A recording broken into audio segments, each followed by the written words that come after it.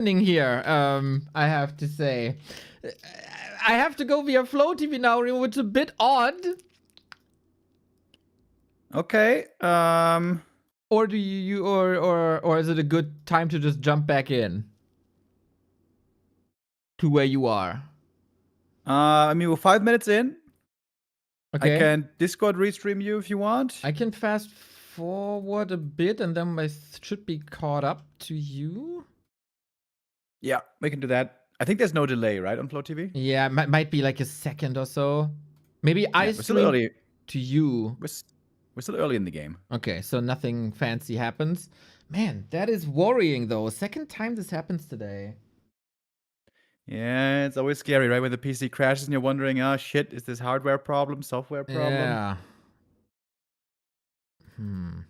At least it's not like Good thing your PC isn't so important for your everyday life, huh? I mean, it is my everyday life, Remo. What the fuck? Yeah, I know. All right, we're fast forwarding. I think I streamed to you. So, yep. Is that the right one? No. In-game scene. Okay. Man, it was supposed to be the bestest Friday, and now we start like this. We need to have fun now. And support. Thank you, Half-Wasted and Whoopi. So what I see right now is a Demon Hunter harassing. To be expected, I would say. 2.6 Demon Hunter. Not level 3 just yet. Keeps the Archmage in check as well. But Infi is getting his expansion up. Tech at the 5-minute 20 mark. That is rather fast. Tinker second by Moon. Oh, I love this, man. He's mixing this in every once in a while now. And it seems super efficient to me most of the time. I've hardly ever seen this. This is really cool. Man, I saw some Gladiator Cup matches maybe. Feels a bit inspired from these timer mode thingies. Pocket Factory, now we're synced. Pocket Factory harass, because you can't dispel that with wisps, right? It's rather smart. And then later you can go into rockets, especially when the Archmage is retraining to Blizzard. You have the counter right there. Yeah, really neat idea. Normally we see the Naga, always second hero, always works so well with the Demon Hunter to keep tempo early on tier 2. But Tinker maybe the better late game choice. Interesting setup. This could turn into a long game with 2 base versus 2 base.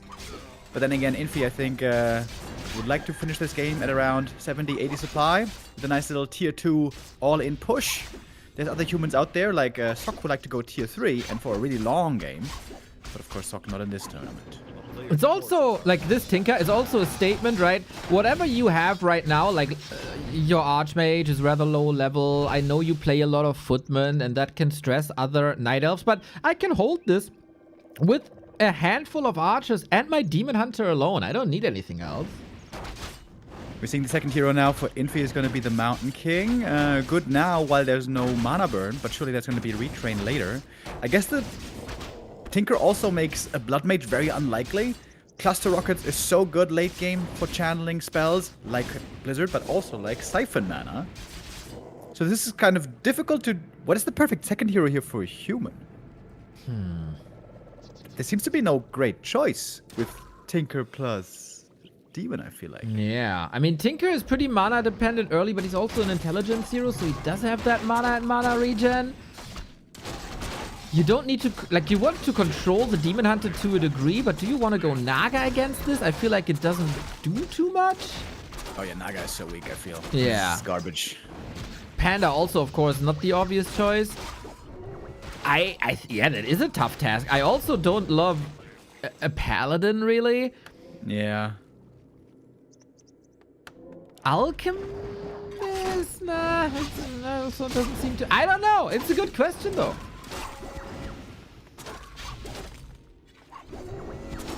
Commander here, level 4. Footy's still healing up, close to the main base. Militia could be called, trying to help out. Pocket Factory deployed. Tinker is now completely out of mana. Gotta take out that Pocket Factory, I feel like. And on level 1, it is pretty low HP, so fairly easy to destroy. Ooh, but Demon is putting in a lot of damage here. Yes, 2 awesome sources of AoE, right? The Mountain King gets blocked by his own footman. Not great. We got the immolation, we got the exploding robots, and Infi is just getting slaughtered. Holy shit. Yeah, that was another brutal beatdown. Man, I feel like in a lot of these human games, we've been seeing quite a bit of pain. Not just by Infi, also by Fortitude. That's not a very convincing showing here on the first map, day 2. Whew, but for Moon, pretty damn nice. Pretty damn nice start into the gauntlet that we might have today. Yesterday, we have to say he didn't play bad. He actually played really good on map number 1, especially versus Happy, a person that he couldn't beat for like 2.5 years. And that's the reason he's in the lower bracket, right? It's not per se that he's in bad shape or anything. And against Human, like, this guy is such a beast at the moment. I would say he's better than Life in this particular matchup. Yeah, if Moon is on, he's looking really, really good. I feel like sometimes he is suffering from that inconsistency, where Life normally holds a pretty good base level. With Moon, we have lots of peaks and valleys from what we've seen over many years. Right now, looking good on the first map. Close it out early as well. It's always a great confidence booster. If you were ready for the late game, you went for the counter expansion, you were willing to go into the late game stages, but then you just go for a little poke, a little bit of a, testing attack in the mid game. That wins you the game right away. You're like, huh. Man, I guess I am the Giga Chad. That's how he's moving into map 2 now. You surely are. Oh, man. Very, very promising start here. Last time these guys met, or the last few times these guys met, it was also a relatively one-sided affair, with Infi getting the hammer. Gladiator Cup 5-0, the one before 3-2, the one before 4-1. Infi just can't crack the code. That is Moon right now, and Moon is just one step away from round 2, where he would meet 1-0, an undead that would give him a few better chances than Happy would, I'm sure. Should be a tougher task, though, I would imagine. 1-0 has also been looking good. Oops, that was my ping by accident.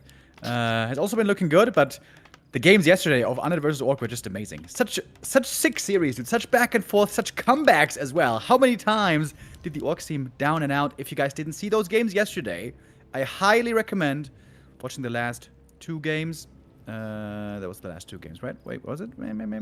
Yes, it was. Happy versus Lin and Focus versus 1-0. Those were absolutely tremendous. And yeah, the Orcs looking good there. Orcs we're not going to see today. Yu Tiao. Maybe he's got a PC crash as well. Oh, goodbye. Well. There's a plague today going around. This time, we will not be seeing a Demon Hunter, Mr. Remo Demo. This is... yeah. a Warden. Which is so rarely seen these days. Like, even on what used to be considered great Warden maps, like Echo Isles, like Twisted Meadows, we basically never see her in standard tournaments on standard maps, but now we see her on this map.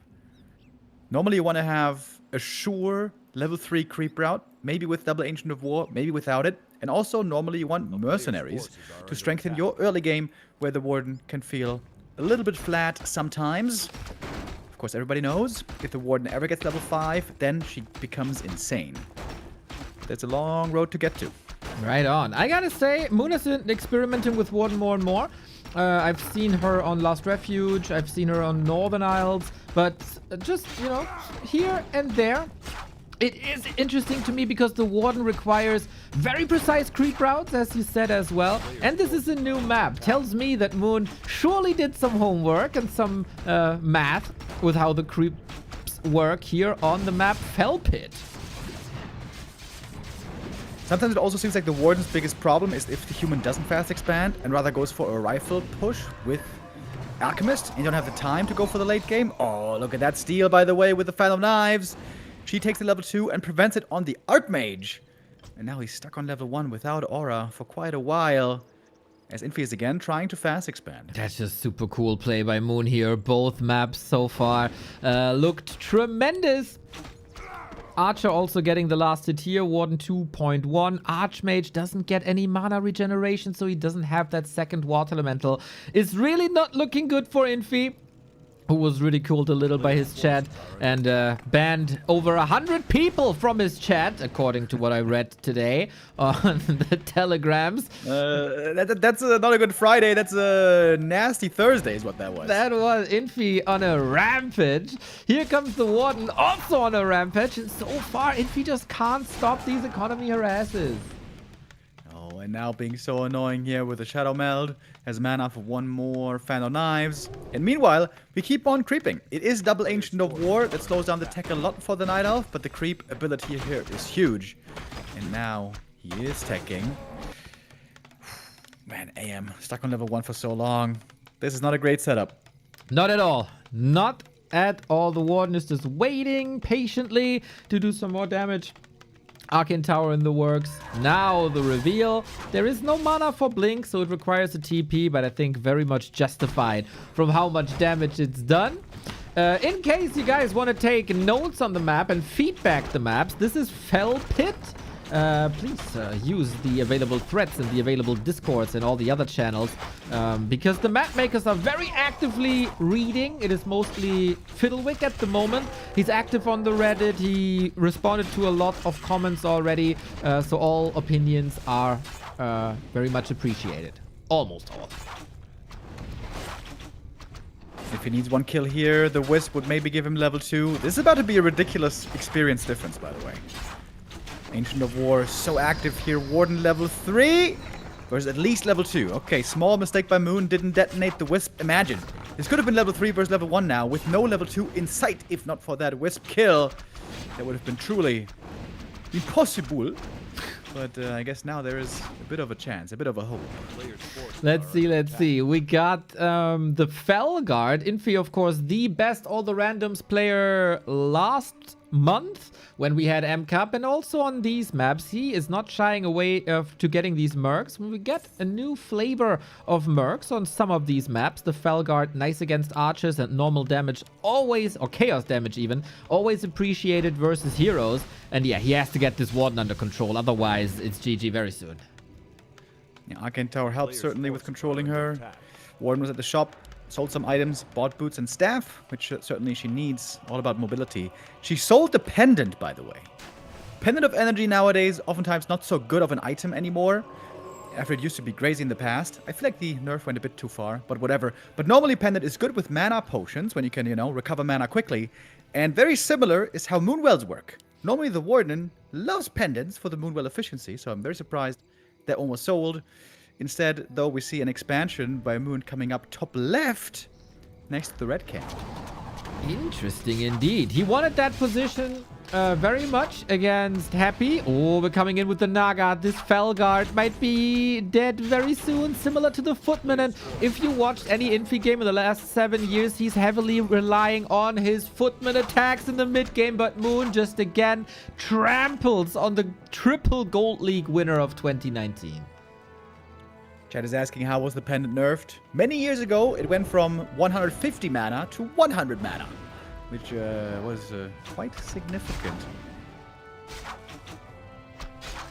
Not so many items on this Archmage. He's only got the boots, nothing permanent really to strengthen him. Thank God he got that Wisp kill, by the way. Imagine if he was still just level 1, man. That could have been an Infi right there. Players' forces are under attack. So, keep moving. How do we drag this horse out of the mud now, Remo? Well, the good thing is, if you have a gigantic army, sometimes you don't need to have the biggest hero levels. And there is a good gold bank over here on Infi. Going for a second hero, Mountain King now. And he has time. There's not the big danger of the Warden getting absolutely out of control with level 5 and level 6, because he knows as a second hero, this will slow down the Warden's progress immensely. Honestly, the way Infi often likes to play it, just a tier 2 all-in with Mass Rifle Caster, you know, 70 supply Death Ball with Heal Scrolls, might just be enough to win. There's no mana burn to fear. The Naga second is not that dangerous. The Warden on only level 3, I would say also manageable. The AM had a terrible time. I do agree with that, absolutely. But that big human army is still respectable. Respectable? I very much agree with that. We are creeping one of the 2 red spots in the upper left-hand corner. This is, of course, very convenient creeping.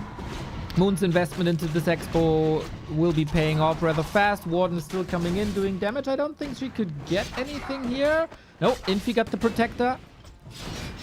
And tech-wise, Moon is catching up, even expanding now on the tier 2 into tier 3. Priest rifles coming. Infi is building that death ball. And I'm not sure if that's going to be enough. Yeah, he hasn't scouted the expansion yet. I wonder if he's suspecting something. Because not seeing the Naga and any units for this long is a little sussy. So he might have a bit of an idea. The Ancient of War that was creeping now, it's going to help fortify the expansion here up in the north. This is a cool play by Moon, man. He really put his thinking cap on for what to play on this map. There we go. And the viewers are putting their supporters caps on. Thank you, Hybrid Minds and Shadowcat and Andra Wheezy for the subs. Also, Whoopi for the gifted sub. Much love to you guys. Not much love from Infi towards this Warden, I can imagine. Gets another rifle. That's a significant drop in DPS at the moment. Breakers in, rifles in, triple production, of course, fast. I do like this Ancient of War position here. It is a bit choky already. So, Infi, when are you hitting us with that timing?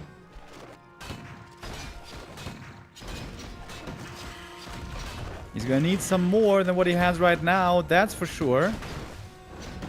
There is, by the way, only one shop on this map. Shop control here also very, very important. Before Infi goes for a real fight, he's going to have to get some heal scrolls. If Moon could steal those, that would be huge. But Moon's bank right now is not yet the most amazing. Not at all, unfortunately.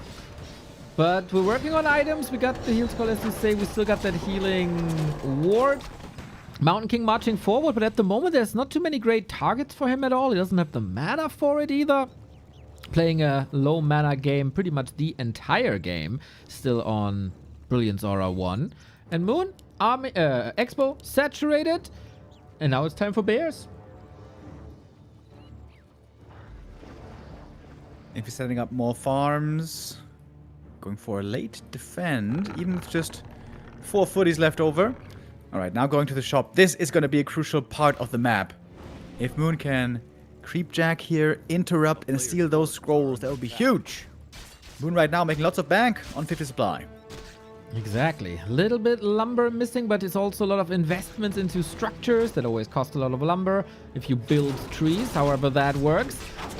Big Wolf leaves everybody alone. You fight your fight. I go chillin'. It's actually... Okay, now we go for the Ancient of War. Yeah, Infi, I don't feel like he has that momentum. Got the first heal scroll now. That is a big piece of the puzzle for sure. Mountain King would love to have an invul potion as well. Mountain King is actually dead! Bit of a nuke comes in, Fog Lightning and the fan, and there goes the second hero. Militia arriving a little bit too late here, but Infi could go for a tavern rest if he wants. So much about the momentum, boys. Mountain King is indeed back, but of course he didn't get any levels. Usually, rifles are supposed to destroy Dryads, but in the hands of Moon, that is a whole different weapon, finds ways to keep them safe. Now the problematic bears are coming in. We had some problematic bears in Germany as well, mamma mia. And at least Infi found the flute, that's super nice. But Moon is catching up in supply really, really fast. Oh, finally we see the Sorceress, or not the Sorceress, the Vile Tormentor silencing something. I talked about it yesterday a lot. So it seems like you need 2 heroes next to each other or something. Maybe Infi was expecting the Night of Expansion over here at this gold mine, but that's not the case. And now the other gold mine is miles and miles away. Maybe it works like the AoE damage spells as well, that the creep thinks, I have an AoE spell, it's not worth it using it on one target. Like you do for Lightning Shield, right? You also need like 2 to 3 targets right next to each other. Maybe it's the same here with Silence. Stupid creeps, right? Need some AI improvements. Somebody call 11 Labs. Anyways, we have the big push now. Pretty much all in, I would say, here for Infi. He's got the inferior tech. And he would be going up against level 5 Warden soon if this game drags out much longer. He's got the double heal scroll. Scroll of the Beast might be useful as well. Here come the boys. Militia on the way. Now we're getting serious. All right, 10 militia coming. That is a lot. It's all in. It's do or die. 2 heal scrolls, scroll of the beast, got it all. On the other side, we have a little bit of an armor advantage by Moon thanks to that devotion aura. And he's going for a backstab. The front is protected by an AP and an Ancient of War. But the rear, what about the rear? Uh-oh, somebody's looking for the back door. And it's going to be painful right away for these rifles. First heal scroll forced out immediately. But the Bear's also having a tough time connecting so far. Well, well, well. Warden a little bit hurt. Doesn't have healing here outside of that heal ward, which is far out. Moon trying to drag Infi into this choke, it seems like. But against the slow bears, that doesn't work that well. Mana potion is necessary for Moon, and Infi's push might be working out. AMS is sniping the heal ward in the back. That was big as well. Stormbolt finding another kill. And now towers are starting to come up here. This push might be working indeed. Moon, is he thinking about a counterattack maybe? Human main base, human expansion could both be exposed here. But right now he's sticking around for the defense. Half a minute for the towers. Still AP, still Ancient of War. Of course, Mortars would be wonderful now. Blizzard would be wonderful now, but we ain't having that. Repositioned by Moon. 69 food. Nice. Still holding on to that heal scroll. Also nice. Then here we go in. Going for the Mountain King, but there is a solution to it. One tower, focus down. Mountain King safe in the near to the priest, so there will be healing. Moon is buying himself some time by canceling the towers. I feel like if he made a macro mistake here, building the towers over shop, I feel like this is old thinking. Back in the day, always used to have those, you know, tower supported pushes. A shop is going to finish guaranteed, and a shop is super valuable for those region scrolls. Imagine now region scrolls and clarities. He still pushes Moon back here, so I guess it works out in the end, you could argue. But having a shop here might be a game winner. Now he TP's out because the MK is hurt. This MK could have been healing, if only for a shop. I think that was a big mistake. Ooh, maybe with a different Naga position, that might also be a kill with Fork Lightning. The Warden is still on the prowl. Gets 1, 2, 3 workers and a breaker. So costly, so expensive, so much free XP for the Warden. A player's forces are under attack. Which makes it to the shop getting both heal scrolls. None are left now for the human. Wouldn't he have won this game if he just builds a shop there, heals up, stabilizes? Isn't that a win? I am a prophet, but I can't see into different alternative realities like Doctor Strange. Not too sure. Not an expert, but he is still fighting. The momentum is once again gone. We go for Kid Towers. This is buildable terrain here in the back, right? Yeah, I think so. So Ancient of War gone. AP still standing. Not too many bears anymore, actually. Only 2 militia called this time. Of course, we don't have too many left over. I don't know, man. It's, you know, in sports, they always talk about read his body language. Now, we can't exactly read his body language, but we can read his movement. And it seems to me like Infi has kind of resigned here. I think he's like, oh, okay. This push again didn't work. Of course it didn't. Yeah, that... I feel like he's lost hope. Yeah, he's kind of look like he's running his head into a wall. There's no tier 3, which, for example, a sock would do. A player's forces To get inner fire, to get maybe even polymorph, or just like a lot of slow against this. Any transition? Yes, we get the Blizzard now. And an Invis Mountain King. So there are still plays doable for Infi, and Blizzard could change anything in the absence of a Tinker. Speaking of Blizzard, by the way, why don't we have Clap? When there's no Demon Hunter, don't you want to have Clap? I think Infi is very much in love with Bash. And maybe it was in the mid-game where there were these fights and he thought, I need this now and I have low mana anyway due to my low-level Brilliance Aura and late Brilliance Aura. It's very hard to say what Infi is thinking always, I think. He's thinking about how many people he has to ban if he loses this game, I think. Oh. Hundreds and hundreds of people blacklisted again. We also have macro mistakes. 6 peasants in the gold mine in the main. 4 at the expo. Thank you, Starbuck, for counting. A player's forces are under attack. And Moon, I like this as well. Just setting up another Tree of Life. Even if this expansion should fall, it always takes the humans so long to bring an expo to its knees. So you can just set up a new one somewhere else, you know? Ain't no thing. Ain't no thing. Not just yet. Still, Moon has to break this. We are not close to 5. We are close-ish to 5. Naga is also not 5. So this is probably the best situation that Infi will have for the rest of the game. Blizzard hits 2 targets. Not that crazy. What the heck is this rifle doing here, I wonder? Dying, I can tell you that much. So extra XP. We still got the heal scrolls. Absolutely essential for these Blizzard plays. And clap would be really nice here. Would be really nice. I feel like some humans forgot the Keeper days when MK Clap was so sick against bears. I think this is straight up a mistake. GG. Goodbye, Infi. He is out of the tournament as the first human player. A lot of people said, should you really pick Infi over Sock in this tournament? It is, of course, very much understandable from a tournament organizer's perspective to go for the player with the bigger reach. And that is for sure Infi. And of course, there might always be Chinese drama, right? If you are not including Infi, who knows what he will say on the stream? So I can definitely understand Yumiko inviting Infi here. But against his 2 opponents, against Lin, who he has a 6-year losing streak, and Moon, who also clobbered him the past couple of times they met, there was simply no chance for him. Yeah, Moon right now, definitely a puzzle that is yet to be solved by the by the humans, I mean. Looking really, really good here. Infi looking a bit flat. This was far from the best Infi. We all know that. Him and other humans have been feeling very frustrated on the new patch. Maybe things can improve. We certainly hope so. But you know, at least he got a map. It could have been worse. It could have been worse, indeed. Well. We might see a whole different matchup of human versus Night Elf right now, as this is also our matchup in the next map. And while Moon and Infi are, of course, absolute heroes from the past and the past 15 years, maybe even 20 years, we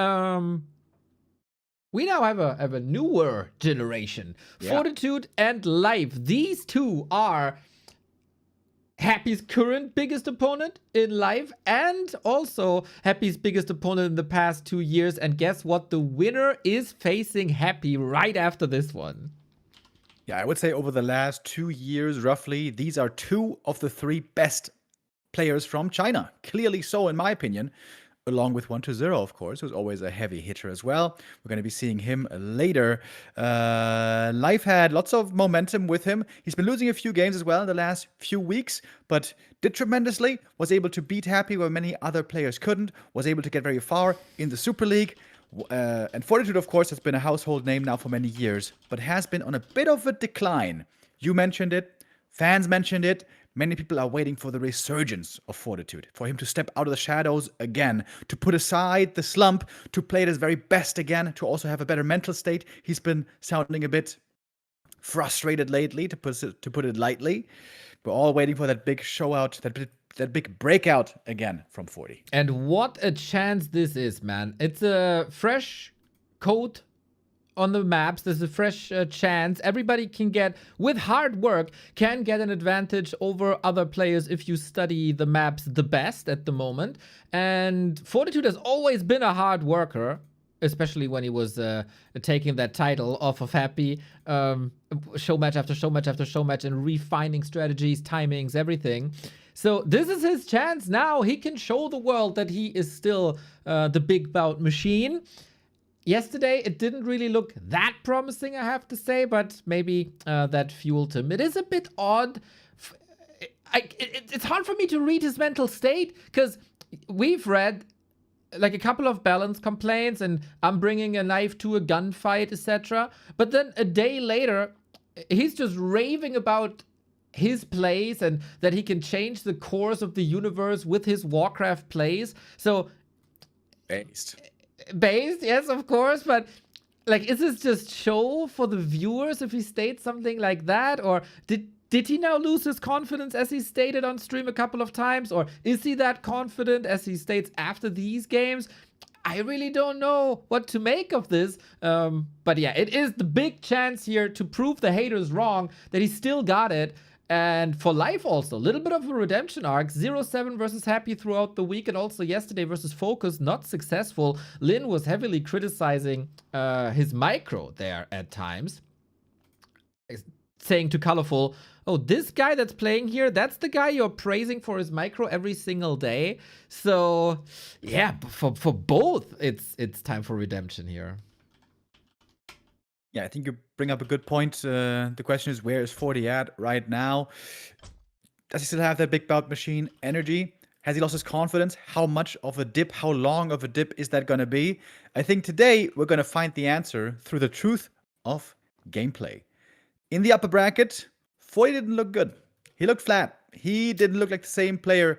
That really pointed towards him being in a bad spot right now in the meta and in the mental.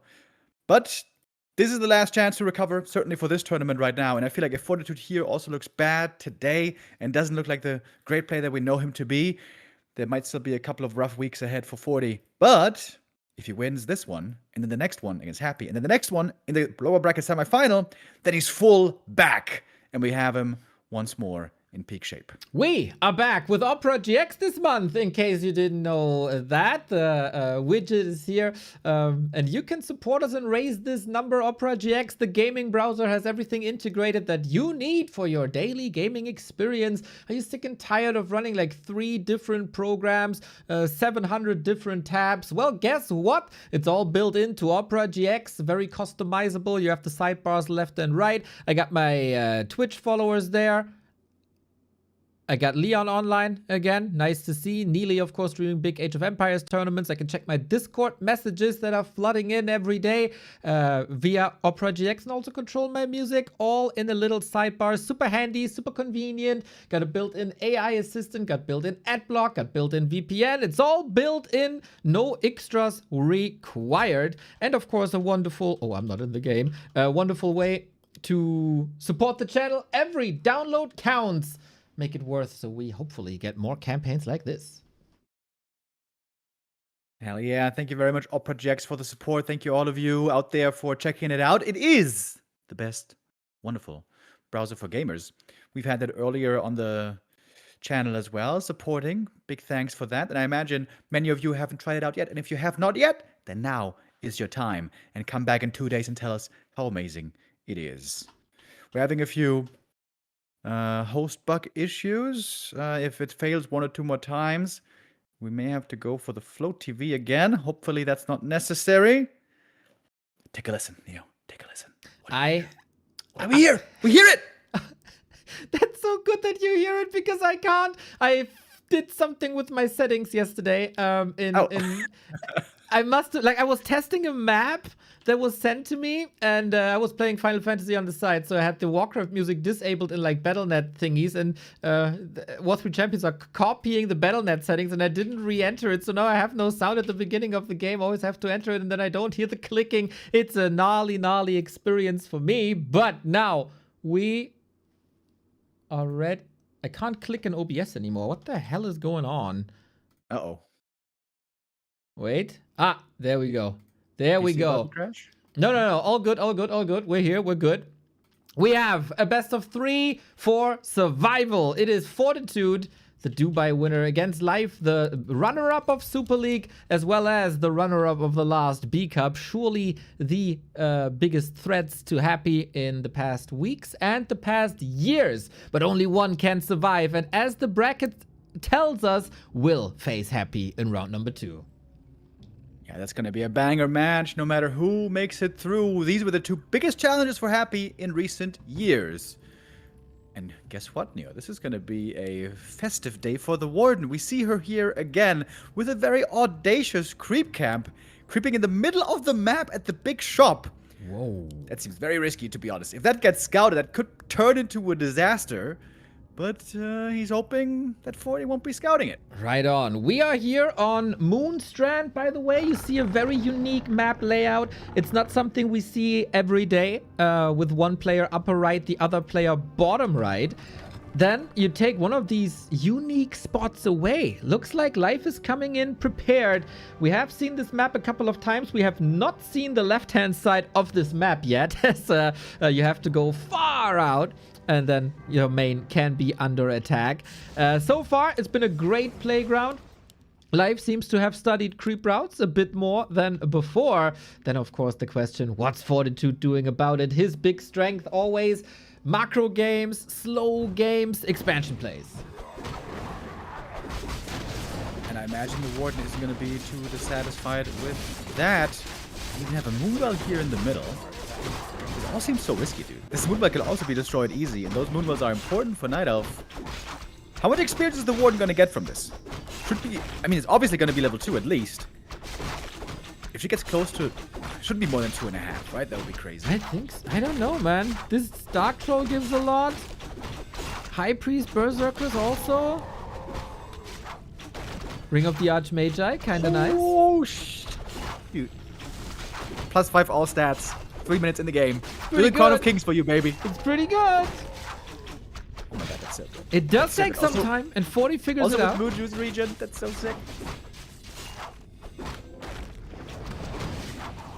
Oh, Warden gets it with another fan of knives. 40 wanted to steal it. Can't have it right now. Now we got Shadow Strike as well. So many mana spenders. The tower coming up first. Waiting on the expansion a little bit. While the Night Elf tech begins. Isn't this Moonwell doomed to fall, though, I wonder? We'll see. Well...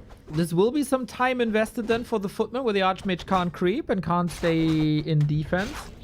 We have the answer now. This camp gives you like 2.3, I get. Yeah, exactly 2.3. Stats are, of course, amazing. Base is a bit exposed.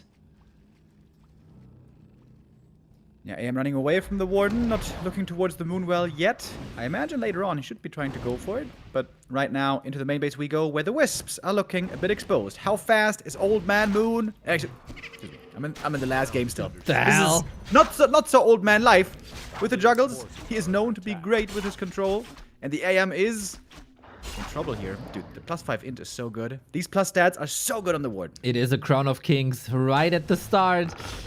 Wisp saved here. Life seems to have cleaned up his game a bit compared to yesterday. Everything looks pretty precise. Everything looks pretty crisp and fast.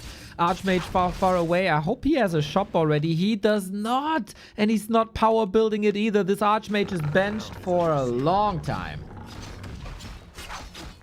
And the Warden get enough kills here to get level 3. Or at least get very close.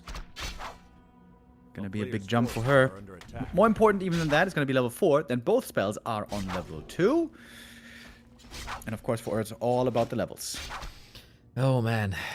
This is not a great start for 40, of course, as level 3 is not close. But the Expo is running, and human success always comes via gold. Gold, lots of gold. To overwhelm the Night Elf then Life also not the craziest expansion player. He's not a Moon style player. He's not a Lawliot that can base up like 5 or 6 times on certain maps. He excels with his brawling, especially before 50 food Forces are under attack. and the 80 foods on one base. So in general, I like what 40 is doing here. Going for some mercs as well. 40 could be thinking about the same, maybe for some healing. But they would take Militia. Right now he needs the Lumber to start the tech finally. There we have it. AM staffing. Ooh. Wait, isn't that super dangerous? It is One very, level very 3? dangerous. He got boots. But yeah, he feels under pressure. He knows he has to do some magic here. And that buys him quite a bit of time, especially with Life on one base. Now that one Moonwell seems to be falling, Footy's putting in the damage. The Warden probably not going to be able to save it. If she catches up to the Archmage, you got to remember that staff is on cooldown right now. AM living a dangerous life here. Life takes the Footman instead, trying to level up that Warden. It is quite a few archers, quite a few ranged units. You also got Mercenaries, Dark Troll Berserker, Shadow Priest. Only healing though, no Dispel. And then we build these lures again with a little bit of delay. Also soon to be supply block. Oh no, he is supply blocked actually. Dude, I'm getting so confused with like which player is left and right on the overlay because of these starting positions, man. I don't know where to look because the base is on the right-hand side. So my brain expects units to be on the right-hand side of the overlay. But since both are on the right-hand side, it's a mess. I'm a mess. Life's tough, bro. What can you do? He is. I am now creeping up the Merc camp. That should be level 3. Oh, Warden. Looking for a bit more fun. Who's going to be the dancing partner? I guess her alone. Can't do too much here. Okay, a little bit too late. Imagine stealing this big mana potion. Ooh, there would have been a lot of Shadow Strike and Fan of Knives. Creeping on the left-hand side at the big Soul 8-man Makura lab. This is where Soul 8-man lives, by the way, like Muten Roshi in Dragon Ball. The turtle master, but Soul is the Makura master. We're gonna staff out here. She got the experience, not quite an eye on the Burzy. Going for the Shredder as well to finish the camp. It's gonna be her level 4, so good levels on this Warden. But the one thing that she doesn't have, and Life doesn't have, is an expansion. And tier 3. So... okay, now tier 3. This felt a little late with the investments into mercs, into items as well. This is a playable situation for 40 who goes mass air with Alchemist. Heat spray early on. Should be used now. And used it is. Just enough dispel here against the water elementals, but the AM still willing to fight more. It is more kills for the Warden. It is more experience. She is on the path towards level 5, which would of course be amazing. Heal spray also amazing against these Fan of Knives, but not really against Shadow Strike. This is where Paladin would excel, but 40 seems to have this under control. Ring +5 also helping out. Chasing for this Dryad, but hop, hop, hop, we run away. Interesting to me that 40 still believes in the mass air. I felt like this was countered a lot, especially by Moon in wonderful, wonderful ways with talents. But that's oftentimes based on a 2-base strategy for the Night Elf as well. So if 40 still has a little bit of momentum and buys time for this mass air, it's really hard to crack at some point. The longer the Night Elf is on one base, I would say the better it is long-term. That's just logic, I suppose, for 40. Yeah. But the Warden can still make up for it. If she gets level 5, she can create a ton of space. Retrain into Blink Fan, mess with the peasants, get more experience, reach level 6, work with the ultimate. But 40 is trying to set up a counter Warden play now with the Zeppelin to protect some of these peasants. Lovely, lovely. Just like your support is lovely. Balu, thank you for the sub, and also Sapur Boy. Warden coming in with Fan of Knives level 2 now. Archmage still creeping. Life killed Misha, by the way. I'll never forgive him for that. How impactful is this push? I'm not too sure. Zeppelin ready to play against the Warden, at least at the expo. Not really at the main. Life might identify this. But yeah, the Dragonhawks are coming, and those are the counter to Dryads. This little green camp right here is indeed worth taking even towards the late game, because it is, finally, level 5. And now the peasants have reasons to fear. Where's the Warden gonna go? Where's she gonna jump? Jump up and get down into the main base. Well, a couple of peasants will get knocked out, I can tell you that much. Warden level 5, of course, extremely dangerous in fights. Here we go. Maybe 40 needed 2 of these Zeppelins. Now it's a little bit too late. Lumber economy without a shredder can also not be easily transferred over. And shot down. More damage done. But 40 is rich. 40 is rich. And the Warden's level 5, but look at the Moon Juice. Not looking great at all right now. Dude, wouldn't it be nice if the elves had like an upgrade that they get more Moon Juice? You know, doesn't have enough lumber. Needs a second shredder before it gets the wellspring. That's what the handicap is. I see. You gotta have the macro in the right order, you know. A second shredder and then moon and then wellspring. Oh, he's going for it now, dude. He's listening in. Hello, live, ni hao. It is going to be nighttime in a moment now, so Moon is going to be regenerating. And the Warden got back to decent health again, but still not too much mana. Of course, though, holding on to the mana potion. And we know, and 40 knows, when the Warden gets level 6, all bets are off.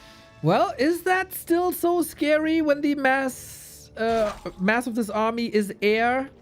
We'll see about that. I mean, for economy harass, it's still wonderful. I have to say, though, like life never struck me as the number one Warden player, and we have Zeppelins now against it. Yeah, great save.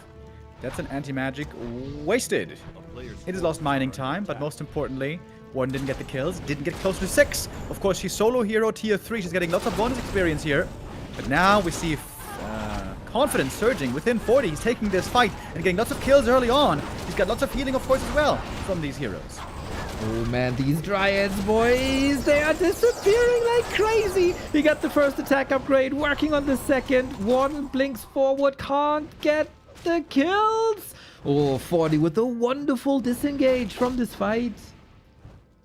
Yeah, very nicely done. The longer the game goes, you could also go for more staffs. Staff of Sanctuary could be used to save some of these units as well. We don't have those yet. How much gold is there on 40?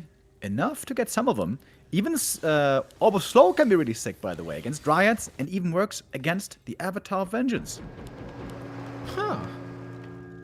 I never questioned this, but yeah, of course, that's really sweet. If you have a surplus of gold, that is, working on upgrades still. And again, we have to say, beautiful playground for our players this map is. Moon Strand, very unique. We don't have a map like this in the map pool at the moment with the layout and all the distance. And we go for the red spot now. Don't even know the drops. Oh, mana shield. My most hated creep ability. But 40 has, of course, no threat for him. Okay, good opening here for the Warden. She knows the Zeppelins in the main base, so jumping into the expansion. You mentioned earlier, why not 2 Zeppelins? Yep. It's kind of expensive. It costs you 2 supply these days as well. But isn't that still worth it? If it saves you like 7 peasant losses like we see right here? I guess it is. Maybe not the presence of mind for that. Maybe stuck in old habits, but I would certainly agree. Life is still at 50, by the way. His army is obviously weak, but power level-wise, this Warden will do a lot. Avatar is here. And Dragonhawks, they are nice and all in a way, but they don't have damage to knock out this Avatar. Can lean into that in a bit. But how long can Life play this economy game with 50 food? 40 to the shop, wants to get a heal scroll. Upgrades, by the way, also very important for the late game. And the Dragonhawks aren't looking that impressive. 2-0 only. Despite a 15-minute game, so much of it on 2 base. Doesn't have the gold for more. Life also stays on Dryads with 0 armor upgrades. I think he would greatly benefit from them, but might be a lumber issue then eventually as well. I guess that's why they've been getting blown up so fast. Yeah. Armor upgrades help a lot. 3-3-1 heroes with the Paladin. Paladin third over Blood Mage. You agree with that? Yeah, I like it. Also benefits a lot from the Brilliance Aura, more healing. Blood Mage always feels a bit unreliable when you don't have the Stormbolt to combine with the Siphon. I think Blood Mage in general is a garbage hero right now. That guy was over-nerfed. Dude, you said like 70% of the heroes are garbage when I tuned into your stream earlier this week. Yeah, that's why we're seeing Demon Hunter every game. For once, we have a different story today, but, you know, it's the truth. Well, I would say that it's more of a case that the Demon Hunter is way too strong in comparison as if the other heroes are too weak, but this was not fightable for Life here. And 40 plays a fine game, I have to say. Yeah, that was well done. Good execution here. The Warden seemed to be getting off to a crazy start. Maybe the creep camp there a bit too ambitious. Warden lost the Moonwell there later on in the middle. But she got the item was great. She got level 2 regardless. That wasn't even that much of a problem, I would say, the middle creep. Just really good active play by 40, never allowing that expansion to come up everywhere. Always had his eyes everywhere where they needed to be. Good reactions. That was a way better showing than what we saw yesterday. Agreed, and I also feel like one base is Maybe not the way to play against these expansions, but yeah, how different two series can look with two very different play styles of the Night Elf. Moon, of course, very macro heavy always. Life really not that much. And then if a Warden level 6 can't save you, then what can? Yeah, it is one of the strongest ults in the game, but cannot beat everything. Normally, a Warden by itself can beat an entire 80 supply human tier 2 army, but tier 3 army, bit of a different story. Now 40 goes up 1-0. We're loading into map 2. Do we hear it? Neo doesn't hear it, but I hear it. It's clicking. We're loading in to Felpit.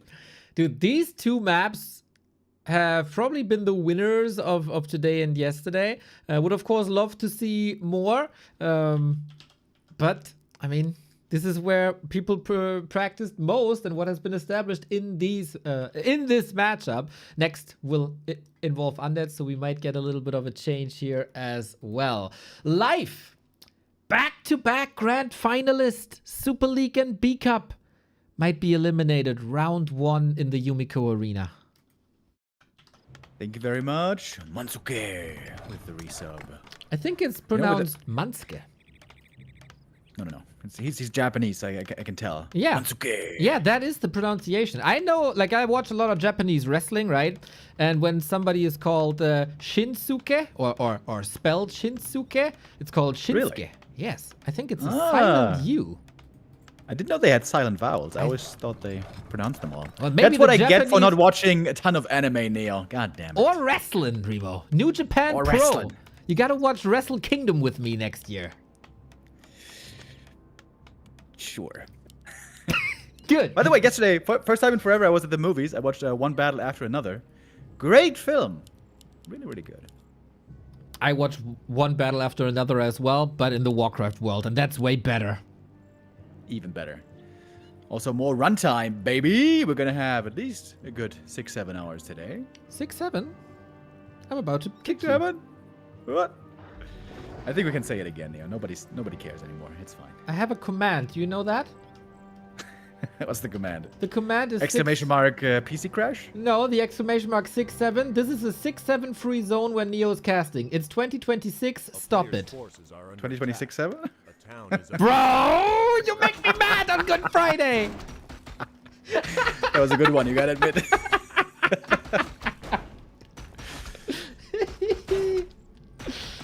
It was.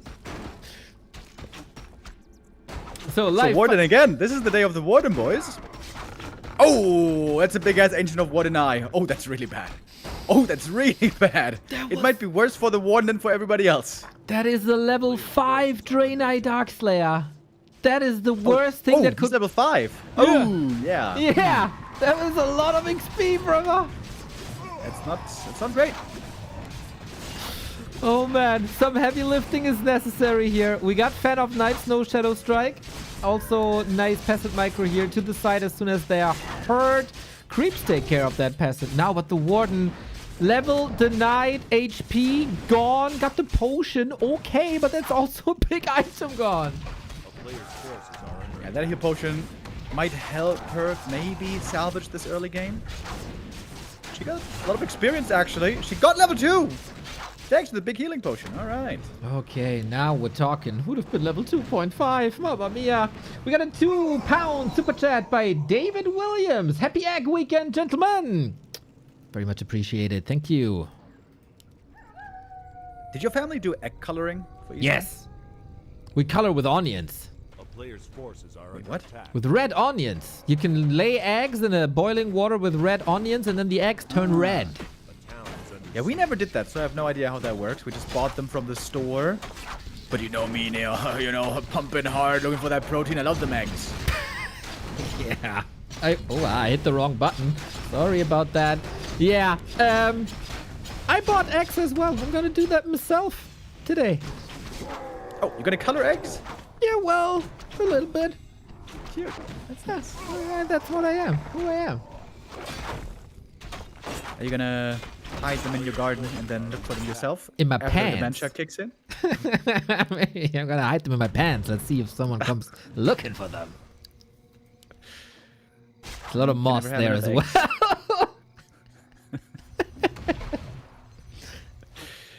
Yeah, we were talking a lot about, you know, fungal growths yesterday. Back at it. We do see the Blood Fiend again. I really like how... I think it's also empowered by all the randoms tournaments that people are more appreciative of mercs these days. Live has the Draenei Disciple, also the Blood Fiend. Helps Night Elves a lot in the early game, I think. Warden. Ooh, Warden at the expansion. That's a really late Arcane Tower, buddy. Oh, Live says K-A? Keine Ahnung in German? No idea. He's missing the lay. Kale is lag. Ah. Oh, yeah. Oh, yeah. That is a solid lag.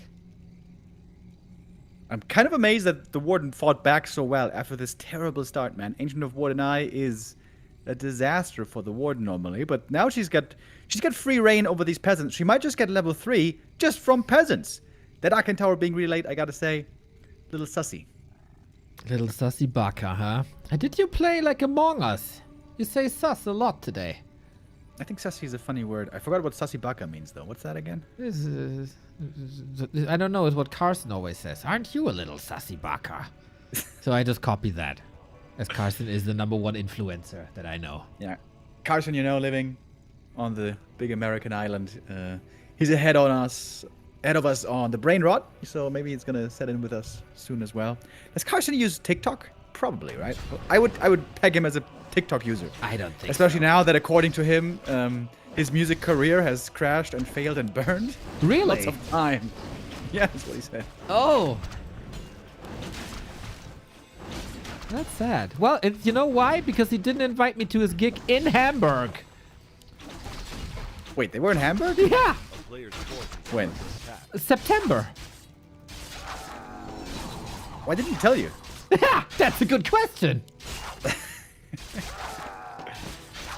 This Warden is owning, by the way. Holy shit, she got level 3. She's owning these peasants. Okay, 40. He really, really under-defended this expansion, I gotta say. This game is looking terrible now. It's terrible. What the heck happened that Life is owning this hard after denying a level 5 creep? Was 40, I don't know, a little too confident?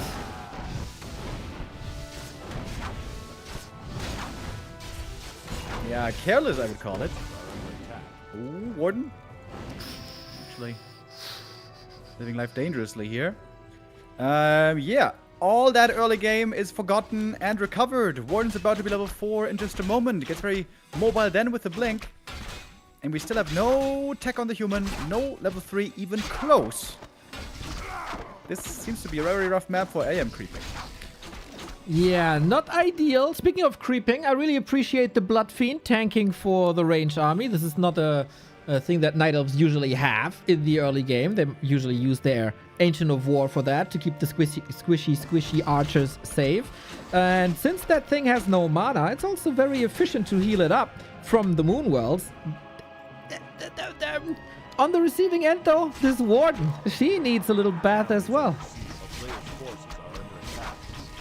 Draenei Disciple. Very, very valuable right now. That healing goes a long way.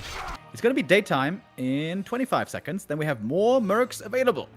40 already positioning himself. Ooh, he's going to bring a heal scroll as well, I think, with his AM. Okay. Has a staff, can get in. He's probably looking for that lore timing again. That would be excellent.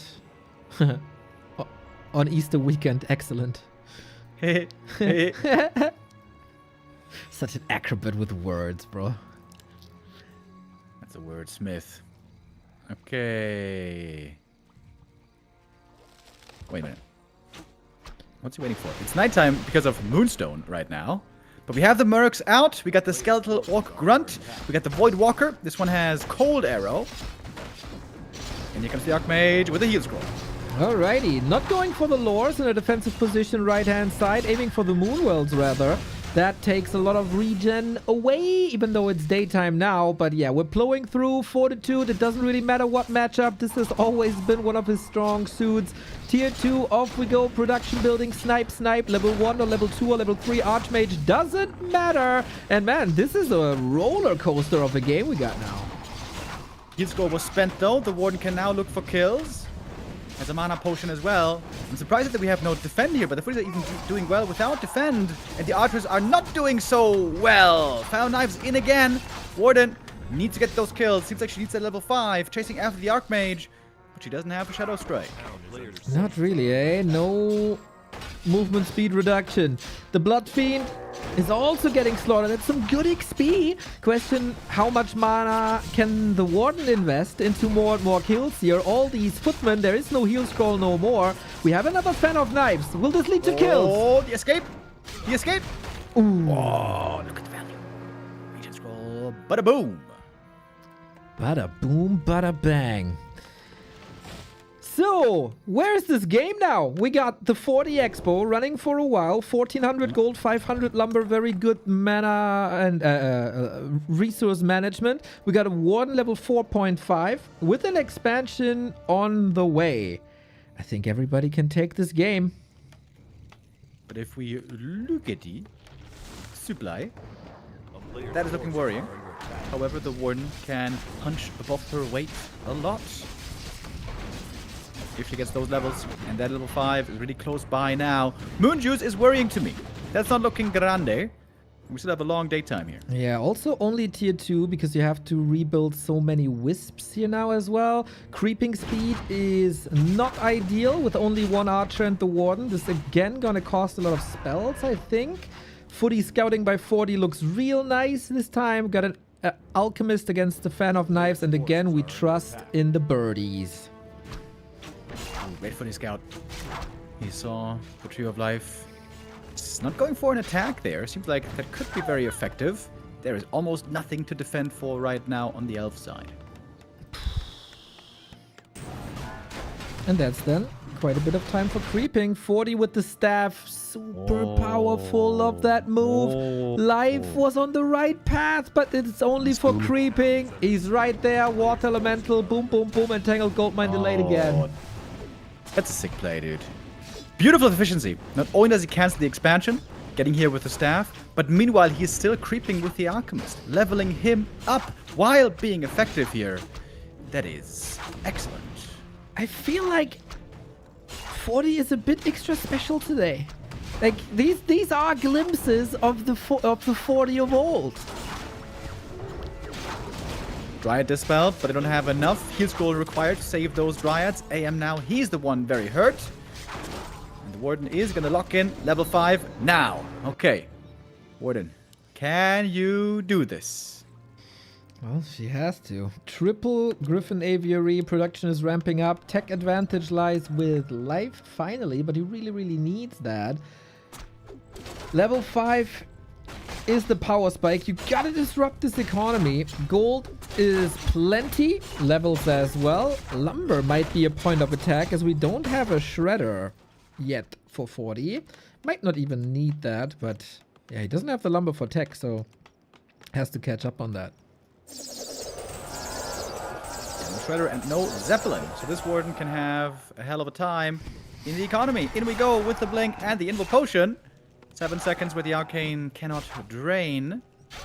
And the Warden making steps towards level 6. Tier 3 is not yet done, not the full bonus experience, but this was a nice little jump right here, about 1/3 to level 6. Pandas coming in. There should be a lot to creep still. Rat spots available, lab available. And Warden is pretty much right back, only with the right clicks, not with the spells, but that was a big round of applause for these peasants here. And tier 3, 30 No seconds mana. off. Warden's got no mana, no moon juice. This is tier 2 all in. We have no tier 3 over here on the human side. This is the make or break. Has to take out the expansion now. Okay, let's see if a Panda level 1 can do something. We have Breath of Fire, no Drunken Haze. I think I would have liked Drunken Haze a lot more, to be fair. 40 with the surround on that Panda. Doesn't really matter what spell he has. If he's dead, life on the verge of being eliminated. Those towers seemingly coming up easy. The Warden used the mana potion already. Without orb, without mana, suddenly she's looking a lot less impressive. Right on. And what are you doing now? You have 3 Dryads that can't attack air. The great tournament streak of life with back-to-back grand finals among the best in the world might end here if he can't create a miracle out of thin air. turn. Just got some decent mana. Again, thanks to mana potions. Level 6, man. It has to be the level 6 to somehow claw this game back. But the Tree of Life is taken out. And now 40 could even just back away. Doesn't have to fight any longer. Could go tier 3 here if he wishes. Really interesting to me that Life picked Warden twice and falls on his face twice.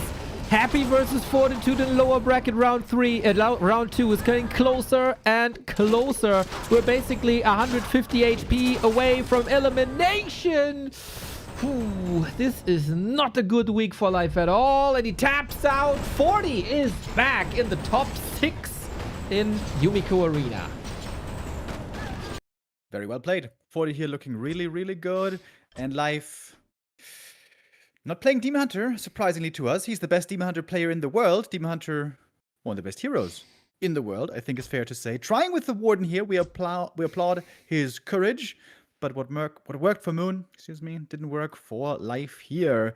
So we have one human still left in the tournament. Fortitude. Is this the beginning of his redemption arc? Or just a little bit of a flash in the pan? That's the question. Man, it will be interesting to see if Life can bounce back in B Cup. We need him as the S-tier Night Elf player in the scene. Hopefully he is. I don't want Medusa the gamer to turn into Medusa the loser. It's a good day for dad jokes, I see, Neil. Very nice. Dad very nice. joke? That was a brilliant one. You do better. Yeah, I'm not saying it's bad. It's just puns. Yeah. Puns are I think puns are straight up dad jokes, pretty much.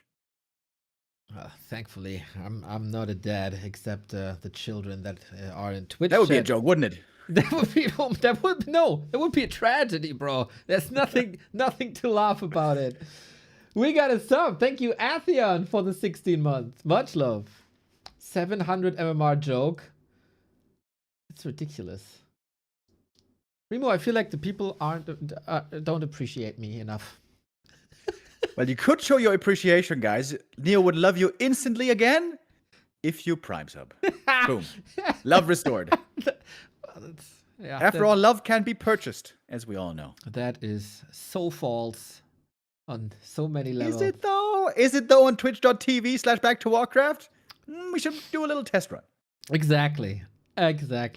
Man, we concluded the lower bracket round 1. We have Life eliminated. We got Infi eliminated. That was not to be foreseen in the beginning of this tournament to have this result, but hey, every streak comes to an end. Same for Life, and that gives us the lower bracket round 2 matches. Quite exciting ones, I have to say. I show that to you in our wonderful Opera GX browser that is sponsoring us this month.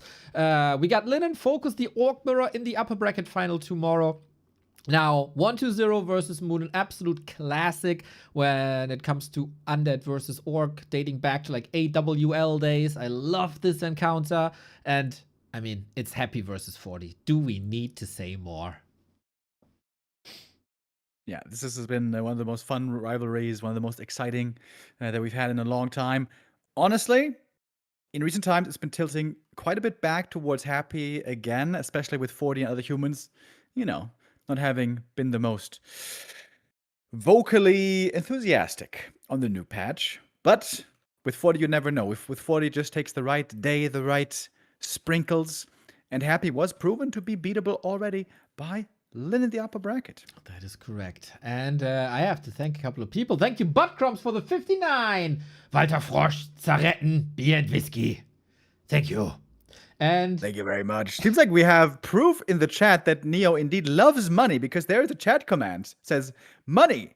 Neo is honestly the world's biggest money fanboy. The way that he cheers for euro dollars even before they are out of the wallet, LOL. Even when euros do something completely trivial, like being exchanged for products in shops, Neo goes crazy. Money. What a god. Yep, that works. Also the same response for exclamation mark profit. This is what Twitch chat is doing to me, Remo. It's like, keep it up, Twitch chat. Always delivering. We love to see it.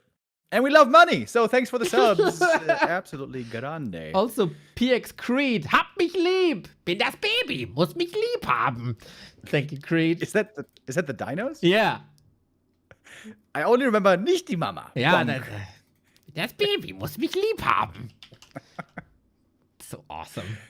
I felt like as a kid that was very dark. I never really liked that much, but I feel like that's a kids' TV show that must have aged very well, unlike most others. It's an amazing show, man. It's an amazing show. Way ahead of its time. Mr. Bo Zipper, thank you for the prime. Thank you, Lajiuk, as well with the 54. Now, we move on from brackets and prime subs and everything. You should still download Opera GX, the gaming browser, for supporting the channel for free if you download and install via our link. We now go into the lower bracket round 2. The fight for survival continues. 2 legends, 2 players in the top 4-5 of the scene right now. I would say it is 1-2-0 versus Moon, but it shows you here the results on this patch. And my God, does it not look good? 10-1 for 1-2-0. The second best undead against the second best night elf, now toe-to-toe. I feel like sometimes these days I have to fight the urge to say Mamma Mia to everything. Because you can just say it to absolutely everything. Yes. Second best undead versus second best night elf. Mamma Mia. I mean, it is a quote from one of the greatest fighting commentators of all time, Mauro Ronaldo. So we just learned Mauro Ronaldo.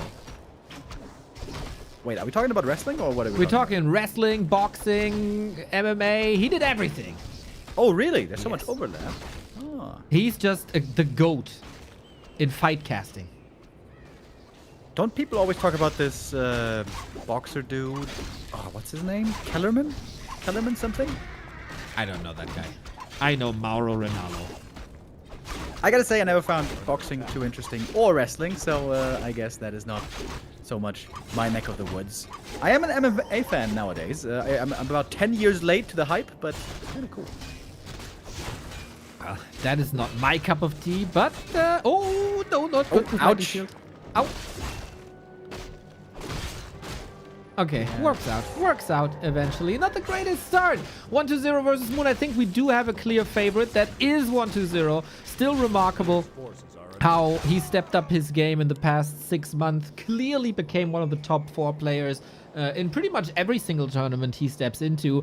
He always had this great potential and the high highs, but he also had these low, I don't give a damn lows. I feel like we don't have that anymore, especially in the show match era. 1-2-0 excels and is getting better and better every day. There are gonna be Gladiator Cup show matches today, right? Yes. Okay, cool. A player's forces are under attack. Yumiko even. Ah, all right. Gonna check that out today after these games. Of course, these are gonna be even more interesting. Leading into the final day tomorrow. Relin and Focus are waiting already. In the upper bracket, as I mentioned earlier, today we're gonna have lots of elimination. These 6 players vying for just 1 spot. Only a single player gonna be left at the end of the day. Can be one of them, but of course Happy is the big favorite in this entire lower bracket. So far, we have the standard established, and maybe we have to talk a bit about the map. This is fading autumn, thematically the opposite of springtime. We go from autumn to winter, and then on springtime, of course, from winter into spring. Apart from that, we have seen this to be a very brawly map, and I think that should favor 1-2-0 a little bit. Right now he's on the hunt, chasing after these archers. Went for early boots. That is normally always a clear sign that we're going to get a Naga later on. Not quite getting that surround here. These archers sometimes difficult to get a grip on. Maybe we're going to grab him somewhere else. Yeah, where would that be? By the bow, of course, Neo. What do you mean? I don't know. Well, so far, the Demon Hunter is running the show now. Archer's joining. Oh, nice little sidestep for a second, but that Archer is getting revenge. New skeletons being chased away. We are very, very close to Naga timing. Demon Hunter's very close to level 3, by the way. Oh, is that Skelly enough? Oh. Would be really big. Having Demon 3 by the time the Naga comes out makes her life very, very hard. And there's a green camp close to the main base. That one could be utilized. I feel like that would be the safer option here. 1-0, falling back, creeping up a bit more. So far, these boots haven't really been too worth it. Are under attack. And now it's too late for a Naga, isn't it? Yeah, that is interesting indeed. I thought he would be going for that against anyone but Life, as 1-0 is a great brawler, but apparently not confident. And now he's facing Moon's Naga, and Demon Hunter runs him down with the boots on the Demon Hunter. I don't know if that's a particularly great mid-game for 1-0 so far. Yeah, it's bad. He lost 3 ghouls, exchanged for two archers.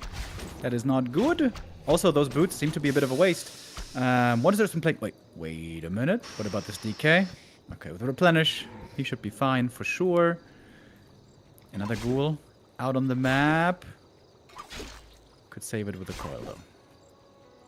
Yep, great potion usage getting cancelled now, but I feel like we're still fine here. I expected a little more for from 1-0, but he has always his very distinct style and the flow charts, as many branches. Lich is coming, is out now. That's a great help, of course. Fiend transition as is the norm. We'll see if he plays his one-base style, maybe with a worm that we haven't seen in a bit. It was pretty interesting. He can go Banshees, he can go Necros, he can go second base late and just go mass. Very, very hard to predict what 1-0 is going to be doing, and Moon has to scout for every eventuality. In recent Gladiator Cup games I saw, I feel like 1-0 was doing very well with the worms. At the same time, I feel like Moon, maybe 2 or 3 weeks ago, did very well against worms. That would be an interesting encounter to see. And I was wondering, in these recent weeks, 1-0, whenever I saw him play Lich second, it was worm every time in the last couple of games. I wonder if he still has the option open of going Naga third or not. True. Usually he plays, if he plays worms, he's playing 2 heroes. So the beginning of tier 3 as he's moving away from the tavern might be an indicator, but what a catch by Moon. That's the Fiend for free. It also gets the Furberg as well. I gotta say, the momentum is a little bit on Moon, and the item is also looking great. Yeah, I guess it wouldn't be fair to say that this is a big lead for Moon, but it is a lead. A clear lead. He got a bunch of ghouls early on. He burned tons of mana. He got a Fiend kill as well. 1-0 is, by the way, not going for Worm. He's trying to expand now on tier 3. Also, timing we're pretty familiar with. This is something that Night Elf always has to be trying to scout for. But there's no wisps close by right now, so this may come as a surprise. Yeah, I was about to say, like, it's sometimes a bit hard to see if wisps are moving because it is, you know, a partially blue map and blue player color. But yeah, he is pretty blind and he's moving to the opposite direction. Yeah, Moon got the wrong read. He's going for Ancient of Wind. He's expecting worms. You know, they're never bad, I guess, against destroyers. And talents make everything better in general. But I feel like I've seen like a wrong read yesterday already against Happy, right? Where he was a bit off against the Banshees in that case. Is Moon getting a little sloppy on the scouting? Yeah, he needs to scout this somehow. Usually scout wisps is how you're going to do it, but there's still no wisps anywhere close by. Moon is creeping a lot. He is going to have quite strong heroes indeed. I'm trying to find the demon. Ah, there he is on the left-hand side. He was at the shop. He's got phenomenal Demon Hunter items, by the way. He's so tanky with these items. In games like that, sometimes Demon doesn't even need an invoke. True. He got more damage than armor. He got more HP, which I always fancy against undead. Takes the belt, that is in this case. So Expo up, only 2 production, or Expo is coming up, only 2 production buildings at the moment. It's not that Moon has to face 80 food in a second. There is more time. Gets the Unholy Aura, which is also phenomenal, especially against the potential disease cloud later. But instead of brawling the entire time on this map, as we've seen before, we leave each other alone, have a little bit of a creep fiesta.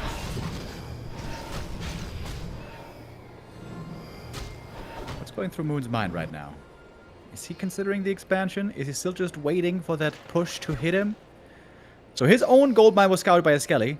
That should be suspicious, wondering, hey, why are you scouting my expansion if not to look for a counter expo? Moon now has Talons on the way. The great thing about Talons is they're also amazing against destroyers. So they do serve a double purpose there. But you're gonna need a counter expansion at some point. Here it is coming up now, but the mining is gonna be 3 minutes later than the undead. Right on. How much time will 1-0 give Moon? Will Moon be a man of many talents? So far, it's only the single. A player's forces Going are for an under Open Venom attack. as well. Moon has to look for fights right now. Very unlikely he's gonna be able to break the expansion. It's just so strong with Blight and Nerub. But he has to fight close to the expansion or outside the expansion, and Moon has to trade well now. He has to win these fights convincingly to create that space for the expansion to pay off later. Yeah, maybe with Fork Lightning, Mana Burn, this Demon Hunter, he can go for trades. There's no immolation anymore. It's just straight up Mana Burn evasion. So it's not like he can destroy these ghouls in just a second. Is he going at the expo where the towers are? Is he going for the main where the Black Citadel is? Got some decision making to be done here. Vision can be great thanks to that crow. It feels like Moon is a bit unsure himself. A player's forces are under attack. Yeah, I think Moon is kicking himself a little bit here for not seeing that expansion for this long. 1-0 went for it really greedy early on tier 3. He had like 38 supply or something when he made that expansion.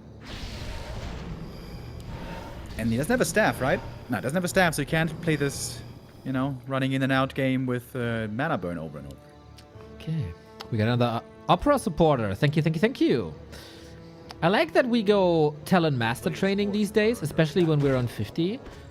Having the opportunity to Cyclone is always phenomenal once destroyers are maybe gone. And you can prevent a coil or prevent a Nova, just reduce the damage.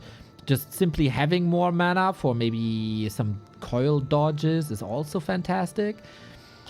So yeah, why not? Goes on the cost of some of the other upgrades though.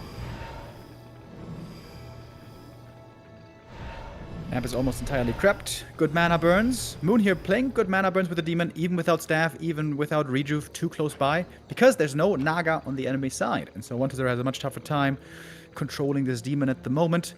But this army is growing big real fast. 70 supply all ready for 1-0.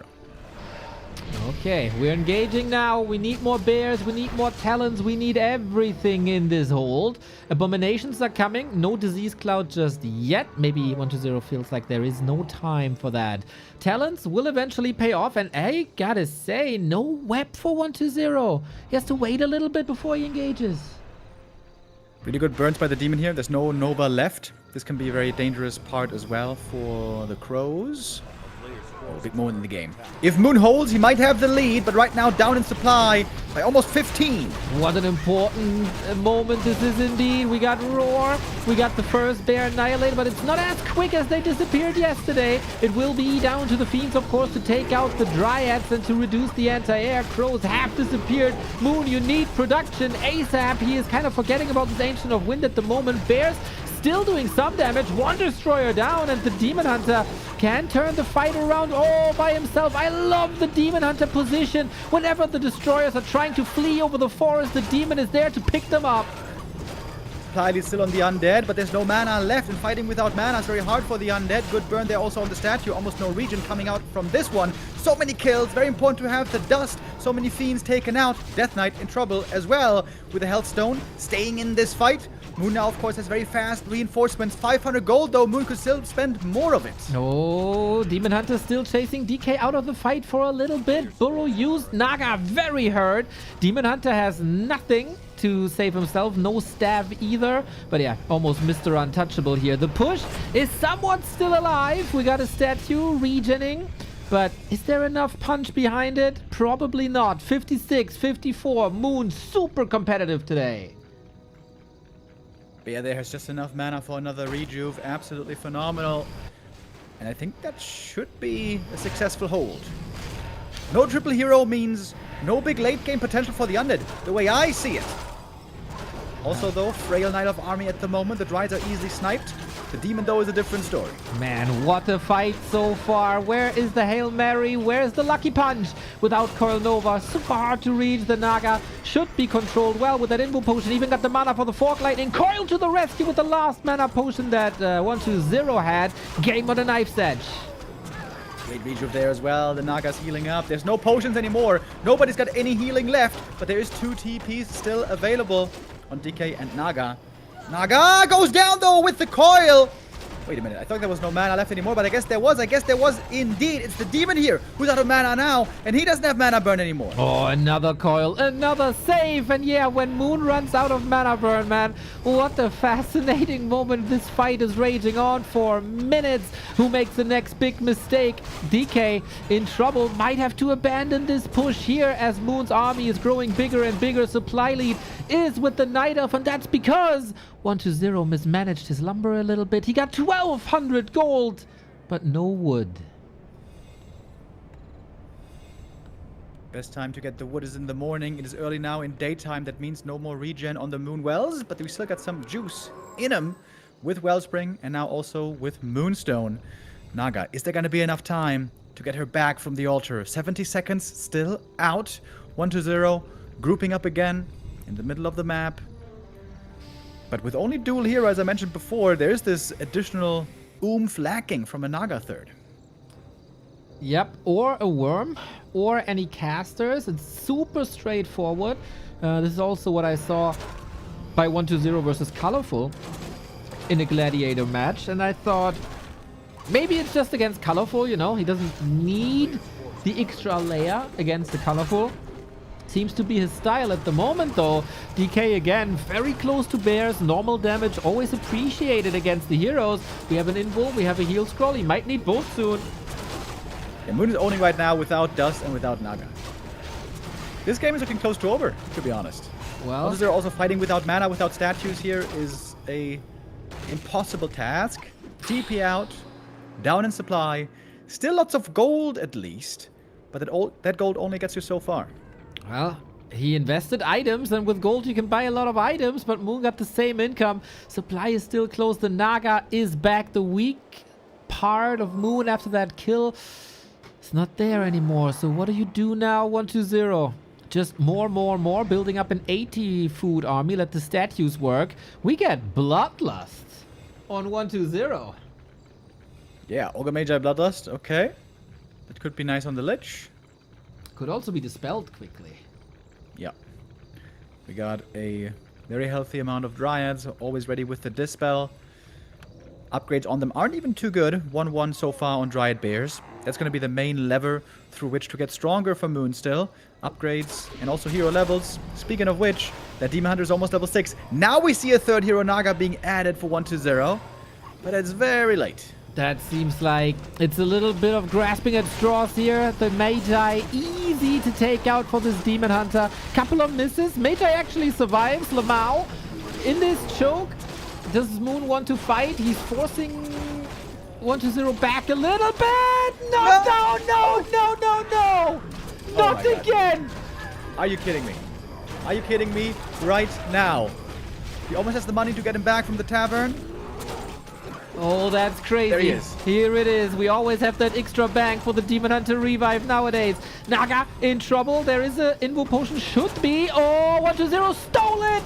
No way. Double kill. 120. Demon Hunter all by himself now. He is getting extremely close to 6. Town Portal is available, and this Naga just got back and is back in the dirt once again.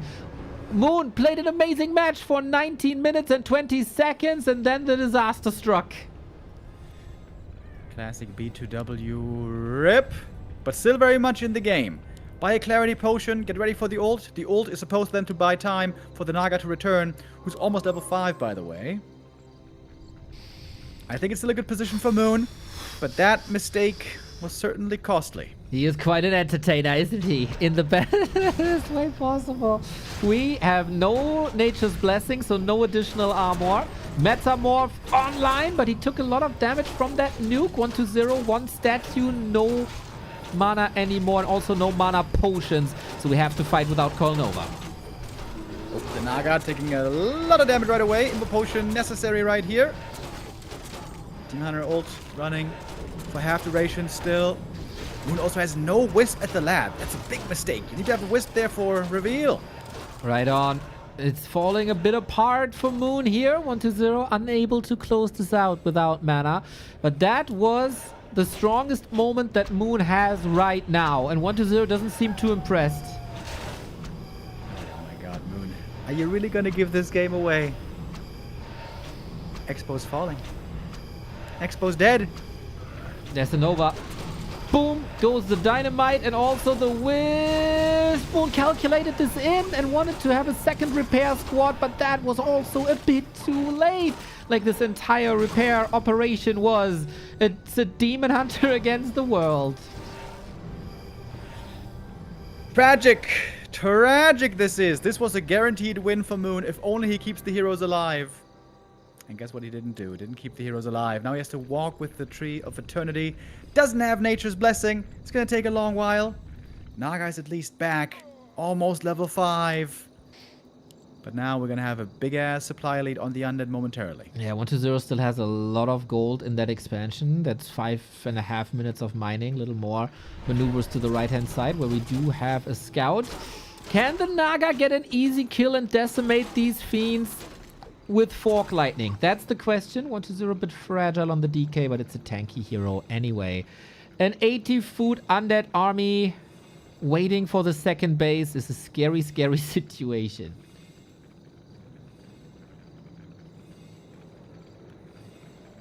Yeah, from an almost unlosable game to a very hard to win game, it seems like now for Moon. He's got an Invo Potion on the Naga. Waiting for that ult to be ready again. It's an easy cancel here, actually. Once they're not in position immediately. A player's forces are under attack. And the mana's building slowly but surely on the Undead heroes. Is there any creep? Oh, next to the main is a creep left for Moon that could be level 5, but I guess you want to stay out on the map. You don't want to give 1-0 map control and all these Invo Potions. We have a staff now, finally. We have Invo Potions as well. But yeah, a 13 food difference. Metamorph ready in 15 seconds. I wonder if Life is watching this game and pulling his hairs out. How imperfect Moon is playing this. Speaking of which... Avada Kedavra! This gotta be it, man. He was up... Throw of the month. Throw of the month? Did you not see Colorful lose with 4,000 gold? I did not. That sounds funny, though. Oh, that was March, actually. That was March. So maybe you're onto something here. It's only the 3rd. Mamma mia. Yeah, it is, as so often, a story as old as time. A Night Elf playing so well and having such great moments and maneuvering himself into such an awesome position. And then there's 2 spells and no Demon Hunter no more without any real need for this to happen. Yeah, huge mistake here by Moon. Obviously, the big one was losing the Demon, and because of that, losing the Naga. That's why the Lich is level 5. That's why then the Undead rolls over him. But this wasn't the only one. Also, no Wisp at the lab cost him like 5 fiends minimum that he couldn't kill. And also, item distribution. The TP has to be on the Naga, not the Demon. The Demon Hunter is going to carry the staff of teleportation. So the Demon gets staffed out. He heals full in the main. He staffs back in. It's pretty rudimentary. Honestly, kind of disappointing here for Moon to make this many mistakes in a game that he should have won. Silver lining, though, 2/3, 3/4 of this game were very, very good for Moon. So he has to build on that. And if the Demon Hunter doesn't fall, he definitely gets that. Maybe a staff would be nice. We are going back to Fell Pit, the map that we should be familiar with. It seems like a map that everybody can agree on. Moon just has to clean up his game a little bit. But also 1-0. That's also one of his strengths. I mean, feel recently he's never giving up early anymore. He had some tap outs similar to Infi relatively early in games. No, he knows if I'm sturdy, if I play the long run, my opponent will make mistakes, and I'm there to punish him for it. So not unforced errors really, but he's forcing these errors. Speaking of mistakes, another one was Moon didn't scout the expansion in time. He still got into a good position after, but if he scouts that right away, he can expand immediately, not build to 50 first and then expand. To be honest, despite Moon being in a good position later on, he made many mistakes that game. Well, time to turn them off then now, I guess. We got Map number 2. Now Moon is fighting for survival. This is all best of 3. There's no fallback net anymore, as the fallback net is this lower bracket. Happy sent Moon into the lower bracket yesterday. But on map 1, Moon was incredibly competitive. It was one of the coolest maps so far that we've seen in this tournament. And this is exactly that map. It is Fell Pit once again. And we got another supporter. WC3L happy on a non-focus day, huh? Still tuning in. Love to see ya. Happy you gotta tune in tomorrow as well, because then Focus is gonna be playing 2 games even. Upper bracket match first against Lin, and then could be even 3 games actually, if he goes the full ultimate path. Focus Pocus in tremendous shape. We trust the Demon Hunter once again. No shenanigans right there. 1-0. Will he play the same style with a later expansion? Is it a faster expansion? Because this was what Happy played, right? Yeah, Happy played Fast Expo here, which honestly, I feel like is not the easiest Expo ever. Invites the Night Elf, I think, to a really good counter Expo play, if you time it well and so on. Normally, Night Elf picks up the item here right away, hopefully not with a deny from the Draenei dude, and then could run over to the Expo pretty quick. There was a funny tidbit yesterday, by the way, from the Chinese stream discussions. Colorful and 1-0 were casting a map. You know, what's the map called with the Khan that revives? Sunhoof Mesa. Sunhoof Mesa. And we talked yesterday in the cast a lot about who did his homework, right? For the maps and who studied the maps the most. 1-0 had no idea about the creeps on that map. He's like, what the hell? A red spot with only 800 HP? That's super easy. And then the people had to educate both of the players that it resurrects. And 1-0 thought that you can farm this creep by just constantly make him resurrect. It was an odd, very odd exchange until the chat told them, you know, it's like a Tauren Chieftain, bro. Yeah, so much about 1-0's homework. Oh, that's interesting. The Tauren Chieftain. Is it a 4-minute cooldown on the resurrect? So if you wait 4 minutes, he's gonna be back? I don't know if creep resurrect is the same as TC resurrect. Interesting. 1-0 creeping up the natural here, but no skull, so no expel. Cost plus 8. Oh, that's a really good item. Demon Hunter here, messing with the creeping though, and we're seeing some good burns. Not a bad start for Moon, I'd say. With immolation, you barely have, and so much fuel in the tank. Claws plus 8 also for a DK. Nice for some last hits, for some chip damage. Yes, it is interesting how different these players think compared to yesterday. Very, very different approach compared to yesterday. Creep Reincarnation also just has a cooldown. Yes, not sure if the cooldown is the same. If you could look that up, Carifian, that'd be dope.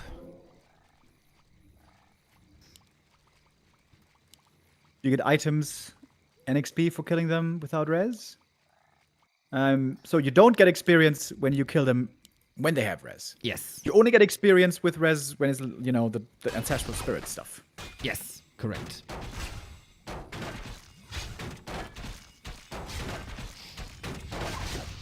Dude, imagine.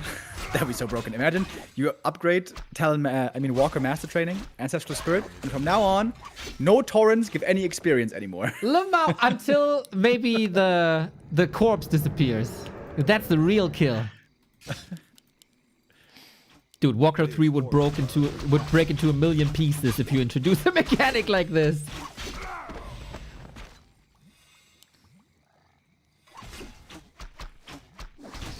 So I feel like Moon again looking not too bad here. Just that last hit again.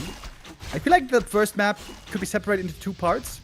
Until 40 supply, Moon played amazing. And from that point on, more and more mistakes were creeping in. So far, it's a decent start. But Demon would love to get some better items. We do have a faster Naga for Moon once again. Not interacting with 1-0, just going for a creep spot. Usually with Naga you try to find brawls immediately. Immolation creeping though, fantastic. Trying to go for level 3 before the first brawl. And 1-0 is surprising me a lot going Lich once again. I thought his shying away from Naga in these brawls is only against life as he doesn't feel comfortable, but he's just applying that universally. I don't think that's necessary. A player's forces I are could under see a attack. Frostworm this game. Don't have really much reason to go off of it. Not much, you know, not many hints, not many clues, but I feel like he's been playing lots of worms lately. I feel like he might be thinking about it here. Looking around the terrain, it's not really an amazing worm map, though. There's quite a bit of open space here. Well, we are creep jacking, but without mana, it's not too promising. Solid body blocks also with archers chasing after ghouls. And yeah, that DK still slowed down.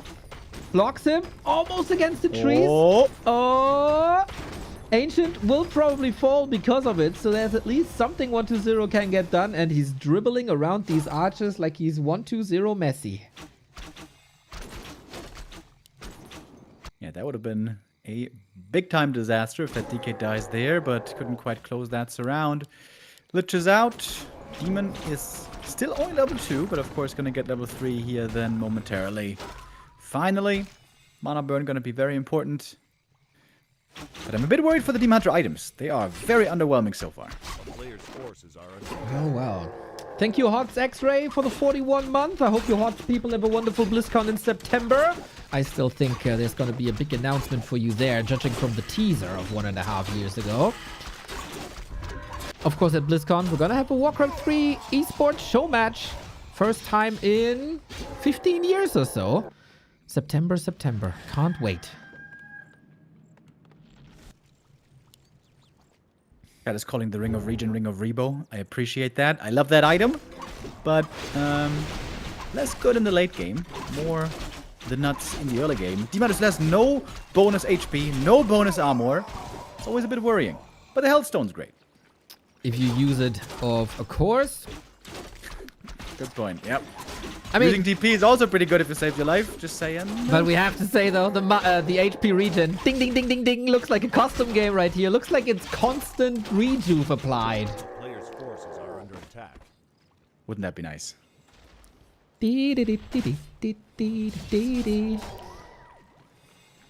I love the Raider skin, by the way. Can we have this as a selection for orcs? It's so badass.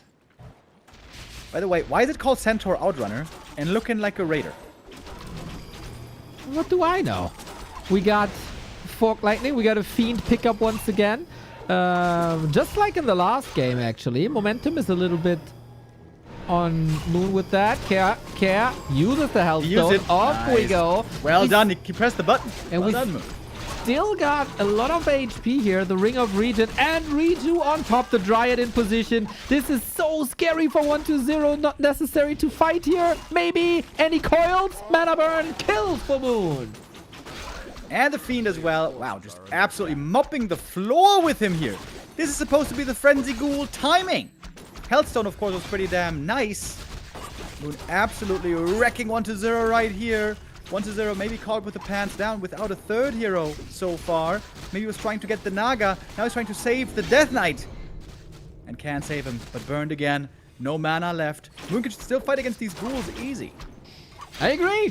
With all the Reju coming in with no Dispel, no Wand of Negation against that Dispel. Of course, if you're on one base and on timer, you don't want to invest too much into items, but it would have been very, very helpful here. It's only a level 1 Lich, of course, I have to mention that. Goes for the coil. And now we got the Frenzy Ghouls and now we got Destroyers, so power levels by 1-0 increase.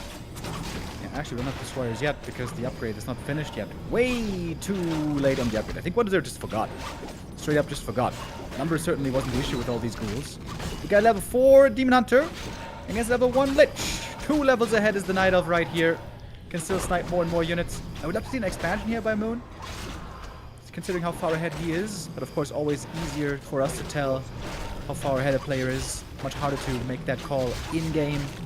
But look at the confidence. Fighting in the undead main base. Well, you call it confidence, I call it potential for disaster. But Naga level 3 now, he's kind of farming 1-0 right now. Would be a Moon play to expand behind that. But currently, no resources for that, as Dryad's also rather lumber heavy. But yeah, with money on 1-0, there can be a Coil or a Nova at all times. Demon Hunter Reju gets dispelled quickly, relying on this ring now. Oh, I was about to say, it's such a moment for a mana pot into Coil. Moon better get out of there. Losing one bear on the exit, but that was a great exchange. 10 supply lead for Moon, way ahead on experience. Selling some items. Demon's inventory is still pathetic. TBH. But that was a wonderful trade. 1-0 will have to fight his way back from behind again, just like last map. This time, the disadvantage is even bigger. 2-level difference. Orb of Venom up, staff up. We had no time to farm and pimp this Demon Hunter because we were brawling all the time, even into undead bases. Outrunner finally cleared. We again have 2 heroes on 1-0. No third Naga. Also no resources for the most part for any Boneyard, and also especially no time going for the Demon. He knows this mistake happened on game 1. Why not on game 2? Probably clicked in the inventory to see if there's a mana potion anywhere. And if he saw that there's none, then he should be feeling fairly secure. Dryad micro. Always something Moon was known for. Pulling him away. Went for Telestaff. There we go. That's what we like to see. Double staff action. If you can support it. We don't have Nature's Blessing just yet, but I'm sure it's going to be coming any time now. Moon cleaning up his game big time compared to the late game on map 1. And now we do have the Boneyard. So this is the classic 1-0 play. This is what he came up with recently. Oh, but we're coming up with the Creep Jack. That Lich in trouble. That DK in trouble. TP right away. And this red spot is now Moon. Oh. The Creeps force an inful. Never underestimate the Eridar with their chaos damage. Yeah, dude. Chaos damage, pretty scary. Oh, both lag at the same time. Are Yumiko and TH in the same room? Little Easter holiday together, little boot camp.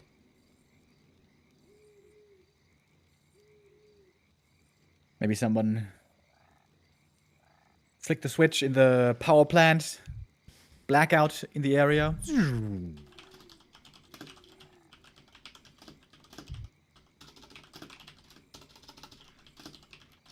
As long as Neo's PC doesn't crash, we're all good. So far, we're good. Chat is getting a bit negative right now. Would appreciate if you enjoy the plays and don't whine that much. Drop, drop. Off we go. Potion of healing up. Very, very helpful, of course. Heal scroll, also inventory looking fine. Consumable-wise, at least. And yeah, Moon, I'm just waiting for the Wisp to move to the left-hand side. This is the position. Yeah, there we go. There it is. This is the expo that he wanted for like 15 minutes against Happy and could never get it up. It sucks, man, when you can't get it up. Painful. What's also painful is to see that there's no Wellspring upgrade, Mr. Moon. It's really mind-blowing. It's 75 gold. 75. Well, apart from that, he's playing a very cool... It's the same cost as a peon. Maybe he doesn't need that here. He got the potions. He's willing to close this out. Another TP force. 1-0 is bleeding resources. Left, right. Everything is super hurt. And we are saving money now for that expo. And then we get further and further ahead.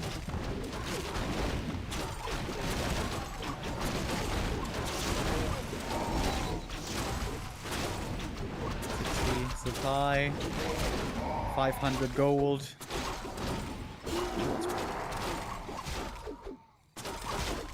Focus on the creep spot now. Doesn't want to make any mistakes against the creeps. We get more defense upgrades instead. Moonwell also queued. And 1-0 was expecting the expansion as much as we did. And is now approaching the big red spot with the Juggernaut.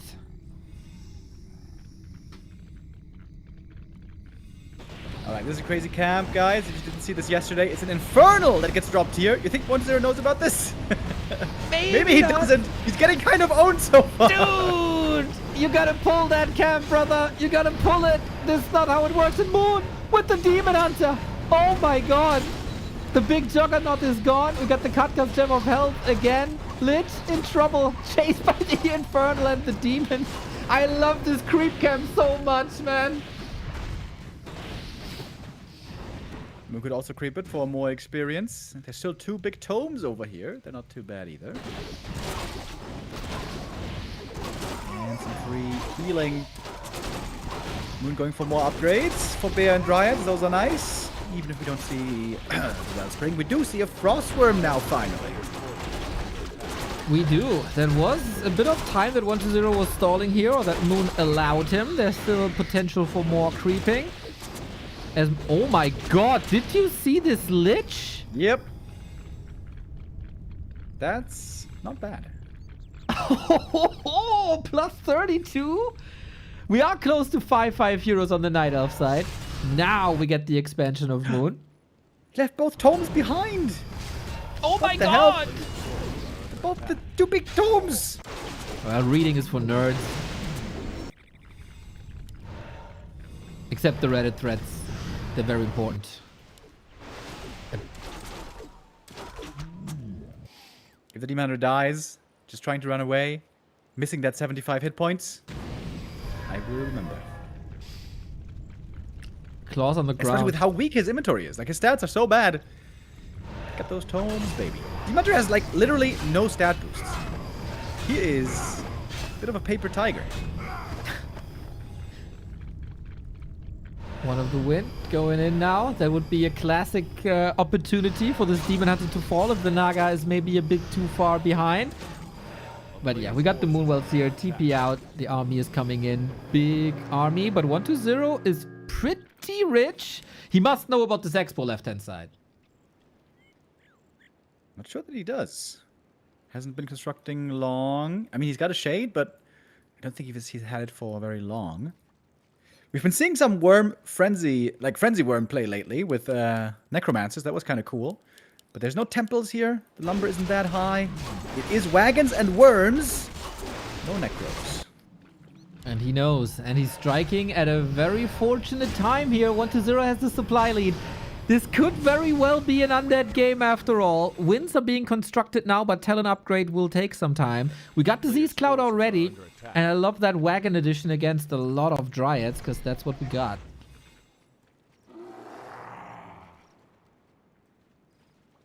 Yeah, I think crows should be pretty strong here. I think they only really suck against necros, because they can do nothing against either necros or the summons. But again, no necros here. Still a good anti-air. However, it's hippogriffs. Yeah, it's a bit of a classic Moon play to open with hippos, to have something immediately against air, and then switch into talents after and use the hippos as a little bit of meat shield, trying to bait Nova onto hippos so the crows are free. But I feel like this has been established for a little bit too long, and he's queuing more and more hippos. Oh, Rigo, I don't like this. Plus 38 on the Lich, by the way. Somehow he found another pair of claws over here at the gold mine. Dude, yeah. He left it behind before when he was pushing into Moon's base the last time. He got double damage. Yep. Even more than that, technically.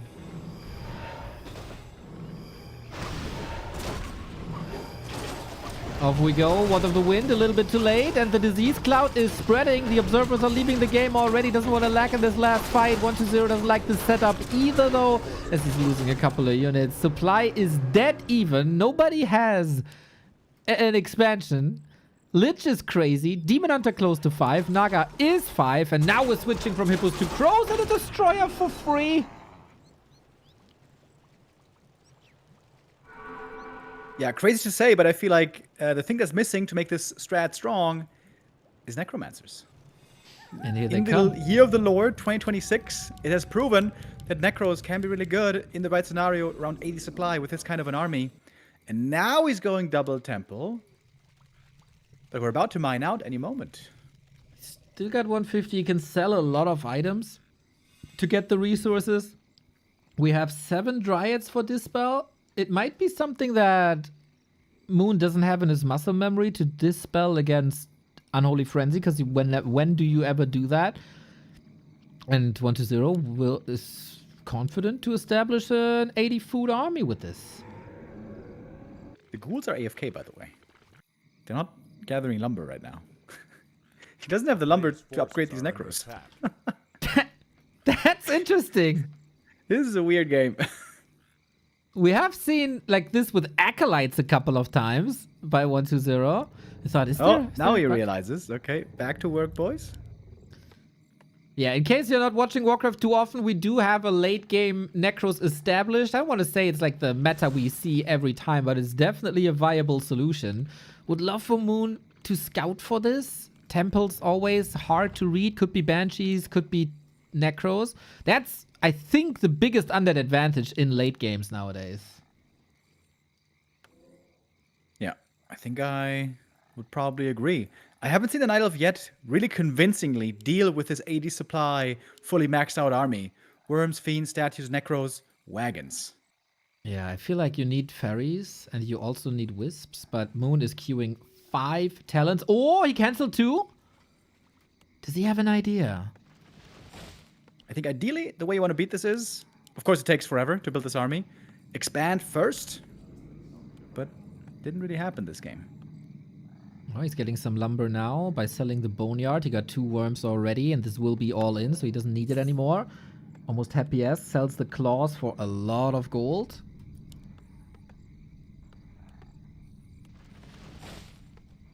Moon, it's nighttime. He has ultra vision. He might see the temples now.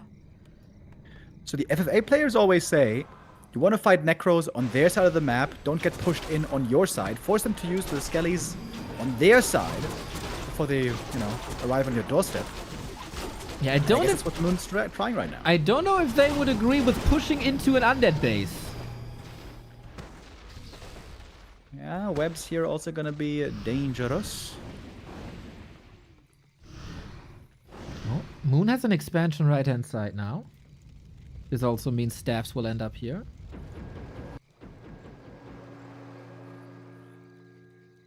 Moon is going Talon Master Training over a Fairy Dragon. Maybe he assesses he has more time.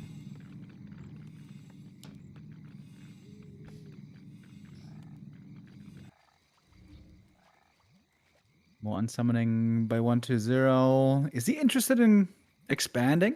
He could do it. Or is it just all in? I'm pretty sure it is all in, otherwise he wouldn't sell pretty much his entire base now. The timing for that. Okay, yeah, that answers the question. Alright, fair enough. And Moon is facing elimination. If this goes through, Moon is out alongside Infi and Life. Will be both Night Elves eliminated.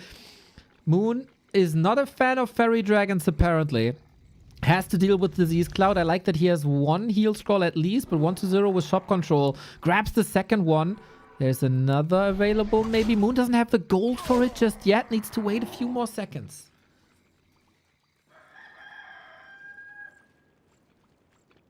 Level 6 demon, of course, would be the dream against this kind of an army. But we're not there either. 2 levels ahead is the Night Elf, but the DK might get level 5 pretty soon. Frenzy Worms, baby. Crazy attack speed increase. Frenzy Lich as well, with that plus 28 Lich. Not to be underestimated at all. Are we having Wisps? Yes, we do, but only 4 of them. Choke position. Wagons in the back can do so much damage. This is the big one. The position seems so bad here for Moon. Is he even fighting uphill? Is this a real uphill? I don't know about that, actually. But so many skellies in the mix and there's no wisps. Oh, no, wait, there was 1 wisp. 1 big wisp detonate. There's another one. There's another one. Blow up, baby! Boom! Okay, big wisp right there, but the bears are absolutely melting, and the worms are still here. Oh, damn. The crows are also still here, though. 120 and all this chaos couldn't deal with the crows. It's 14 supply about to disappear. Lich in trouble. The demon in trouble as well. Worms are down. Level 6 Metaphor! Oh, and damn. you can't run from that. Moon's alive. Damn, he actually wins it. Wow, I thought he was in serious trouble there. But the crows delivering, right? I think the hippogriffs also baited some of the webs early. They were eliminated, but the crows remained. Great damage against the worms in the air. Even level 6 in the end. I was worried there for Moon, but well done, well handled. I did not think the talents would have such an impact. Maybe a bit of an oversight, maybe a bit of a bait. It's similar to how you play gyros and griffins versus undead. Try to bait these webs whenever you can. Also, Nova was somewhere else, as there was quite some hero focus on the Demon Hunter. Felt like 1-0's thinking was, I was able to get your demon last map. I'm just gonna try it again. But this time Moon was sharper. Moon was ready to make the Demon Hunter invulnerable. And then it was tough, man. It was tough. Without the 14 food worm damage, with the 2 essential wisps coming through. Very, very well done, and we get game 3. Series that delivers here. We're going late every game, over 20 minutes, mining out in the main base, game tied up. This is another one of those series here that is delivering. Moon, of course, our last Night Elf alive in the tournament. That's right. 1-0 would probably expect himself to go through here. The past couple of games have always been his in the past few tournaments. He always made a top 3 and then was stopped by either Life or Happy. This time, Life's been eliminated. He was frustrated about his 3rd place. Man, that's the ceiling right now. I can't break through. And then in Huashan Sword Cup, he made it eventually and took that thing. We are going on to Sunhoof Mesa, where 1-0 has now been educated about the Centaur Khan at the red spot. It is a very, very visually pleasing map. Can you tell me, is there a tickin? Is there a clickin? Nope. There is not, okay. So we're going to have a join bug.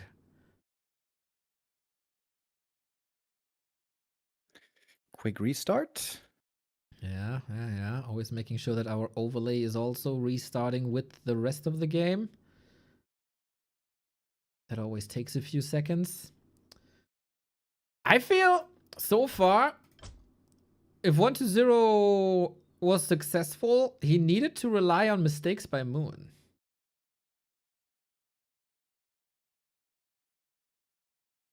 I would say Moon's early games also have been looking really good. 1-0 then clawing his way back significantly. This was the case on the last map, but more so even, of course, on the first.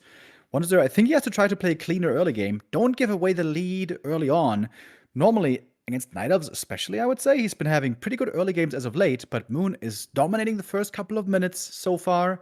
Maybe 1-0 will move away into a different strategy here. Don't contest the map so much. Maybe that doesn't work too well for you. Maybe go back to a fast expo.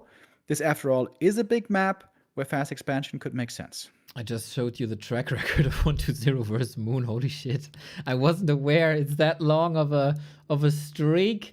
We got 1, 2, 3, 4, 5, 6, 7, 8, 9, 10 series in a row for 1-0. Last map by Moon was in February. Goes to show how much these guys play against each other. You thank you, Neto, for Prez with the 300 bits. Did you read that out or not? No, right? No, in dual cast, I always shut it down. Says, Remo is such a handsome guy. I love you guys. Oh, you, Neto. Oh, thank you. Very, very kind of you to say. Thank you for tuning in. Thank you for the support. We are waiting eagerly for the next map. We haven't been forced to the Flow TV yet today. Might be the first time. If you guys, like, we have some time now, if you guys have an opinion on these maps that you see, I got a Reddit thread open on reddit.com/r/WC3, where I ask about your opinions on this, and I would love to see more of you guys comment on it. It's called Yumiko Arena, how do you like the maps, or something. Of course, we can have an opinion, the players can have an opinion, but the public opinion is necessary as well. Maybe one of these maps will make it into tournament circles. Maybe we rotate out all of these maps and put them onto War 3 champions. We'll see, we'll see, we'll see.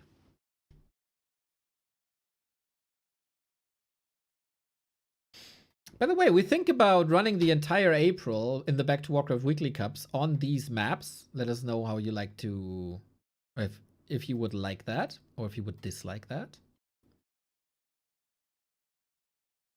Would be cool. Always a place where heavy map rotation has been traditional, has been appreciated.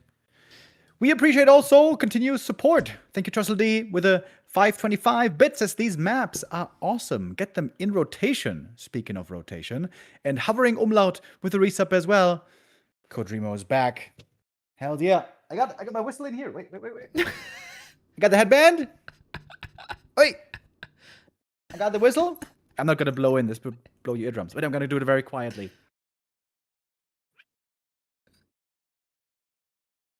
I think the filter filtered that out. But that sounds like a wonderful setup to annoy the heck out of your neighbors to get some revenge.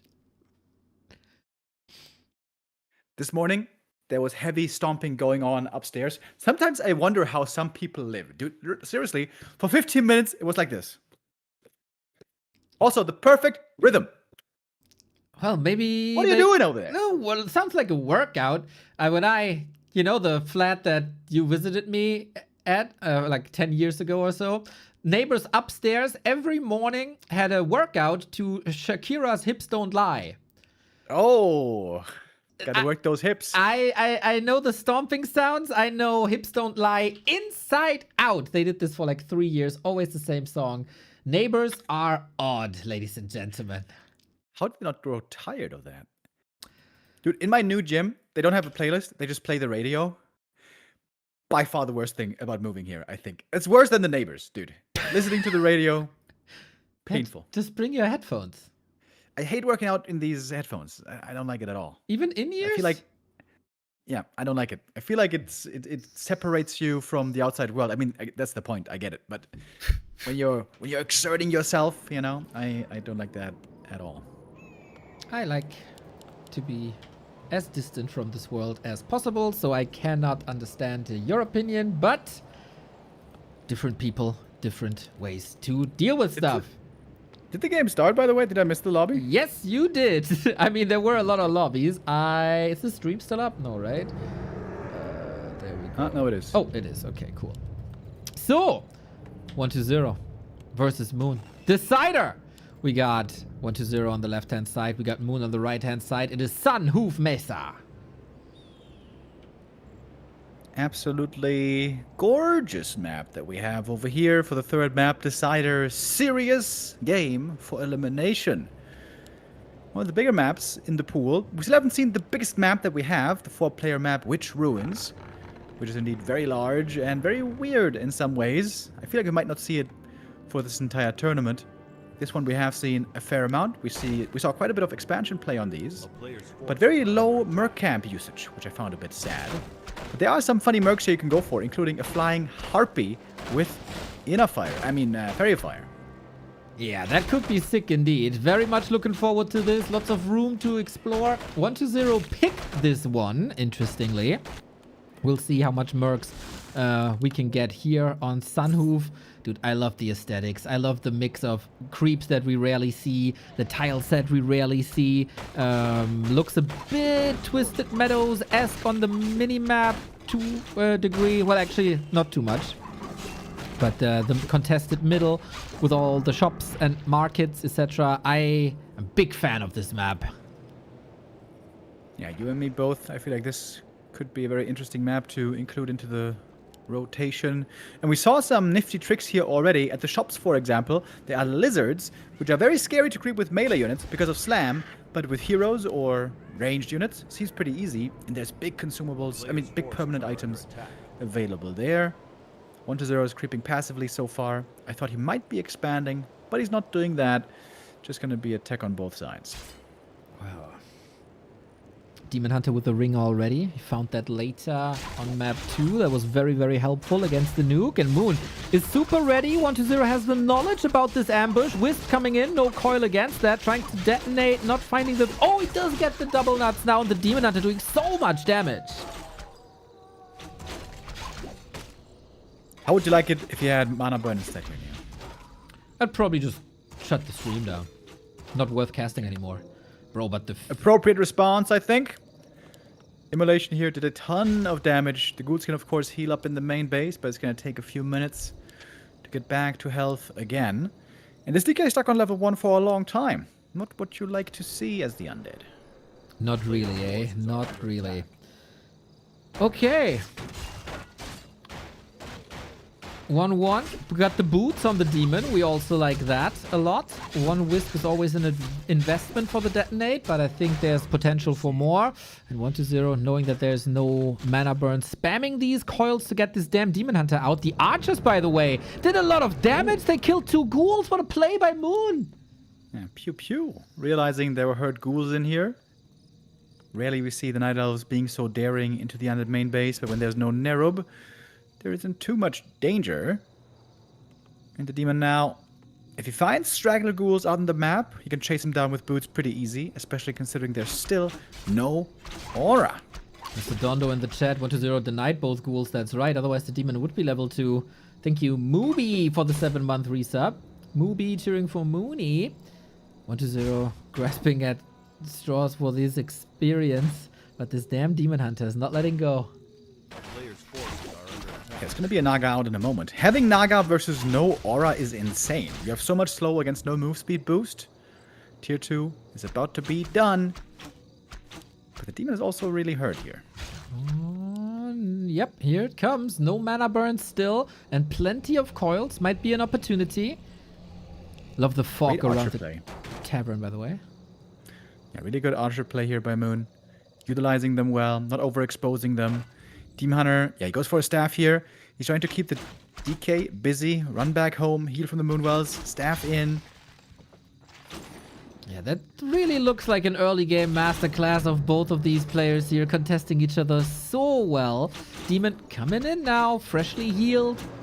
And 1 kill is mana burn, and then 1-0 has a whole different world of trouble. Yeah, I think Moon is again dominating the early game. He's gonna cancel the slaughterhouse right here.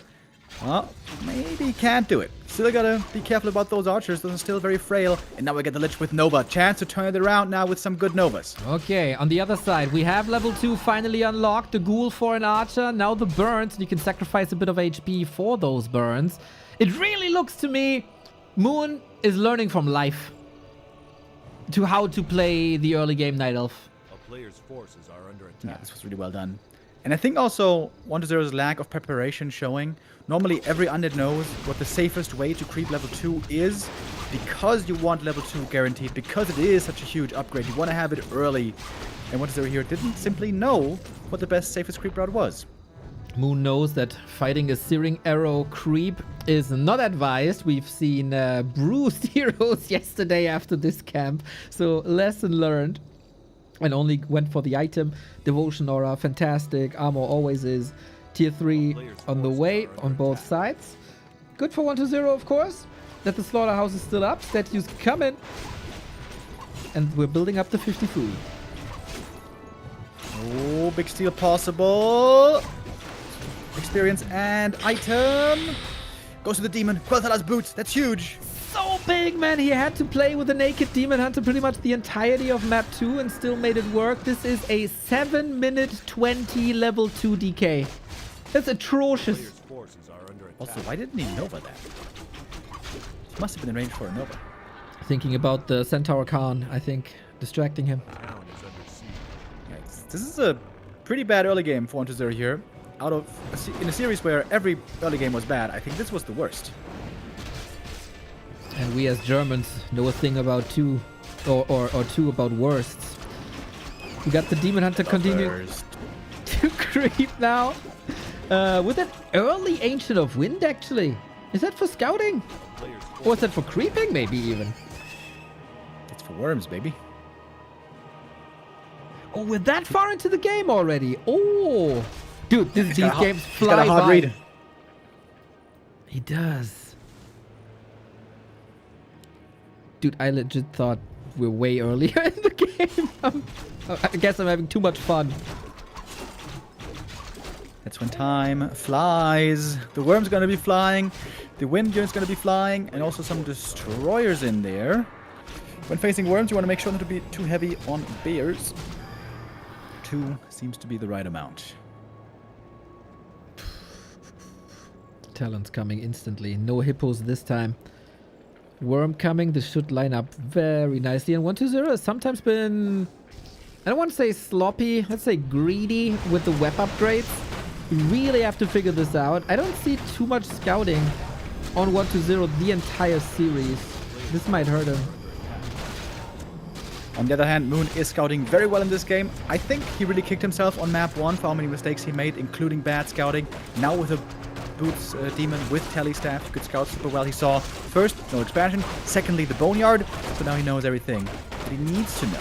I mean, now you focus can... on creeping, getting stronger with heroes. Naga about to be 3. Double Quel'Thalas on this Demon, baby. I mean, you can tell the people that you had a little call with Moon in between game 1 and 2 and you taught him how to play. You know, he always messages me on Discord. I'm like, oh, this guy again. Jesus Christ. And Remo, what is the answer?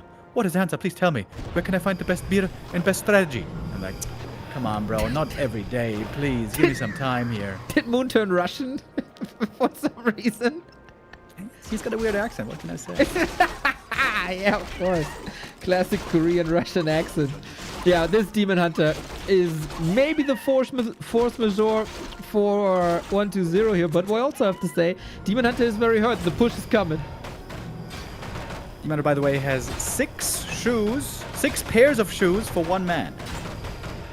He's got a weird fetish thing going on, but hey, I won't be one to judge. How good is the ant here, though? Demon Hunter needs that orb, but he's got the orb already. Never mind. And there is not many crows at all. We got 1 in the air only. That's right. Do we have a backup wind? I don't think so. Would be a nice pocket on the right-hand side, maybe, for next time. 1-0 farming a little bit. We talk about this Demon Hunter with the double boots, but we also have to say again that this Lich is a monster with plus 19 already and 524 mana. More experience than the DK. Weirdly. Wonder how that happened. Despite the great early game, suddenly this game is not looking so easy for Moon anymore. He's waiting for reinforcements. 500 gold not spent. Maybe some items. The staff helps a ton, of course. Coil Nova in the backline, attacking archers, attacking the crow, instantly noob. Ghouls trying to get to more archers and dryads here. Moonwolves will help with that. Worm annihilates the bears. There's a big mana push on the DK here. It's going to make a huge difference. The Ghoul's finding so many kills, trying to take him out with the Fork Lightning. It's not working out at all, though. Doesn't seem like it's working out at all, is it? Demon is still strong, but the rest of the Night Elf army is looking pathetic here. So many ghouls up for grabs. This supply will plummet very soon. Coil Nova, Fork Lightning, Invo Potion. We do have a coil soon. The Lich seems to be almost forgotten, but had a potion. 2 fiends about to burst. All these ghouls about to burst as well. The coil misses. And with that, there's no offensive potential spell-wise anymore for 1-0. 20 supply lead, though, is pretty crazy. Man, the Frenzy Ghouls and the Worm finding kills so quickly. Maybe the mistake was waiting for the under to hit the main base. Maybe Moon overcrept a little bit. Maybe should have been out on the map, throwing out mana burns, using the staff and all that. Easy to say now, I guess. Hindsight is 20/20. Imagine how much money he invested, how much time he invested to get out 1 crow in the end. Still seems like finding the right timing for crows is tough in this match. Maybe just a building position thing. We went for the Harpy here, which is a bit scary. Got Rejuve. We'll be back in no time. How obnoxious will this Demon Hunter be? This was the last Nova for a while. We have Dark Ritual though. And Moon is out on the map with a hurt demon trying to fight against the fountain with the worm here. A player's forces are under attack. And slowly clawing back towards 50 supply, but of course 1-0 is way above that. And for now, great level up as well for the entire undead army. Everything's been healing, everything seems to be mostly back in the green. Staff on cooldown, cannot protect the demon right now. He's going to TP out, trying to save the rest of the army. And that was a good save. And now Moon is getting more gold than 1-0, not breaking upkeep. 1-0 is Mana Stone, and this could be the red spot for 1-0. But he's shying away from it. I think would be very fast to kill that Centaur now, especially with Worm. And this Lich. Moon wants some free healing on the left-hand side, thinking that 1-0 is busy with the red spot, but he isn't. Yeah, so 1-0 with reverse psychology. Anticipating Moon to go over there, thinking he's going for the red as well. Instead, he's hitting the main base. He knows Moon likely doesn't have a TP. He just used it. It's easy kills on the Moonwells. Demon Hunter is back. No more coils. This time we're whittling away the mana before the fight. Of course, has some uphill fights to do. But the burns are looking real good. Coil Nova taken away. Moonwell's gone, looking for a third. Moon has good army size again, though. He's not far behind the supply any longer. Moon just can still help out a little bit here. And the burns were also decent. If Wonder can back away here with minimal losses, taking out those Moonwells, it would have still been a great trade for him. And Demon is still looking for more healing. And he doesn't have a safety invuln, which is scary. Super awesome position for 1-2-0. I think the Bears have a tough time to engage properly. The Ghouls, of course, a lot easier. They're small, they're squishy, and they can fit through these little needle holes that we got established here. 1-2-0 is using Moon's base against him. Demon still hurt. And Moon is looking dire. That is always healing in the back, giving so much staying power to the undead army. Coil comes in once more. DK, by the way, found a mana potion earlier. Then he found a mana stone. These items are pretty damn good. Double kill from the frozen breath, taking out 2 bears in the same shot. And the DK now used the mana stone, staying out of range of the mana burn, has more coil healing. This looks a lot like the win right now. Moon is completely falling apart here. It is the end of night time. It might also be the end of night elf time in this tournament. Life has been eliminated earlier by Fortitude. Moon might be eliminated here by 1-2-0. Winner faces Happy. Let's not forget about that. Later today is full control 1-2-0 now. He could even expand. He got so many resources floating. Moon just hoping for an undead mistake, but 1-2-0 seems rock solid now. Nuke, and here we go. Again, Moon can't break the undead. He lost to Happy in the upper bracket. He lost to 1-2-0 in the lower bracket, and the losing streak of his goes on. Yeah. Interesting series, man. Seemed like Moon was ahead every time. Here, though, I wonder what went wrong. I wonder what Moon would think he did wrong here, because he seemed to be in a good position, but then that push hit just too hard. That one worm timing, really scary, with the Frenzy Ghouls, with the Fiends. It seemed like the Night Elves found a good answer, but then the answer didn't seem to come here. But the series, I feel like, was really lost on map 1. There it was really easy to see the mistakes, spot them. Moon might be a bit dissatisfied with his performance today, because there was more possible. It was, for sure. Especially like this Demon Hunter loss on game 1, of course, hurts a lot in hindsight. But yeah, it is, again, a classic Moon tournament. He is destroying every single human in his path. In other, like against Night Elf, he's still pretty good as well. Against Orc, he's very good. But he got one strong matchup. That's the human. He got one weak matchup. That is the undeads. Hopefully he can fix that. He's on a great path. It's definitely better than like a year ago, his entire play. But yeah, 1-0, top 4 in the world. Belongs in the top 4 in this tournament as well. With a chance to make top 3 if he wins the last game of the day as well, and he's going to make the final day tomorrow, where Lin and Focus are, of course, already guaranteed. Next match is super exciting. Happy versus 40. Chad said it earlier as well, and I think I agree, saying, man, we haven't seen Happy and 40 play too much recently. There was a time when they played show match after show match again and again, honing their skills, improving each other, you know, steel sharpens steel kind of a thing. But we haven't seen it too much as of late. These two are always the trailblazers. These two always seem to set what the meta is going to be. And these two always deliver. And we are wasting no time here, I guess. Spread the word, everybody. The big match of 40 and Happy for the first time in forever, it feels like. It was the last time really Super League. 40 said, Happy is dodging my challenges. Really? Yeah.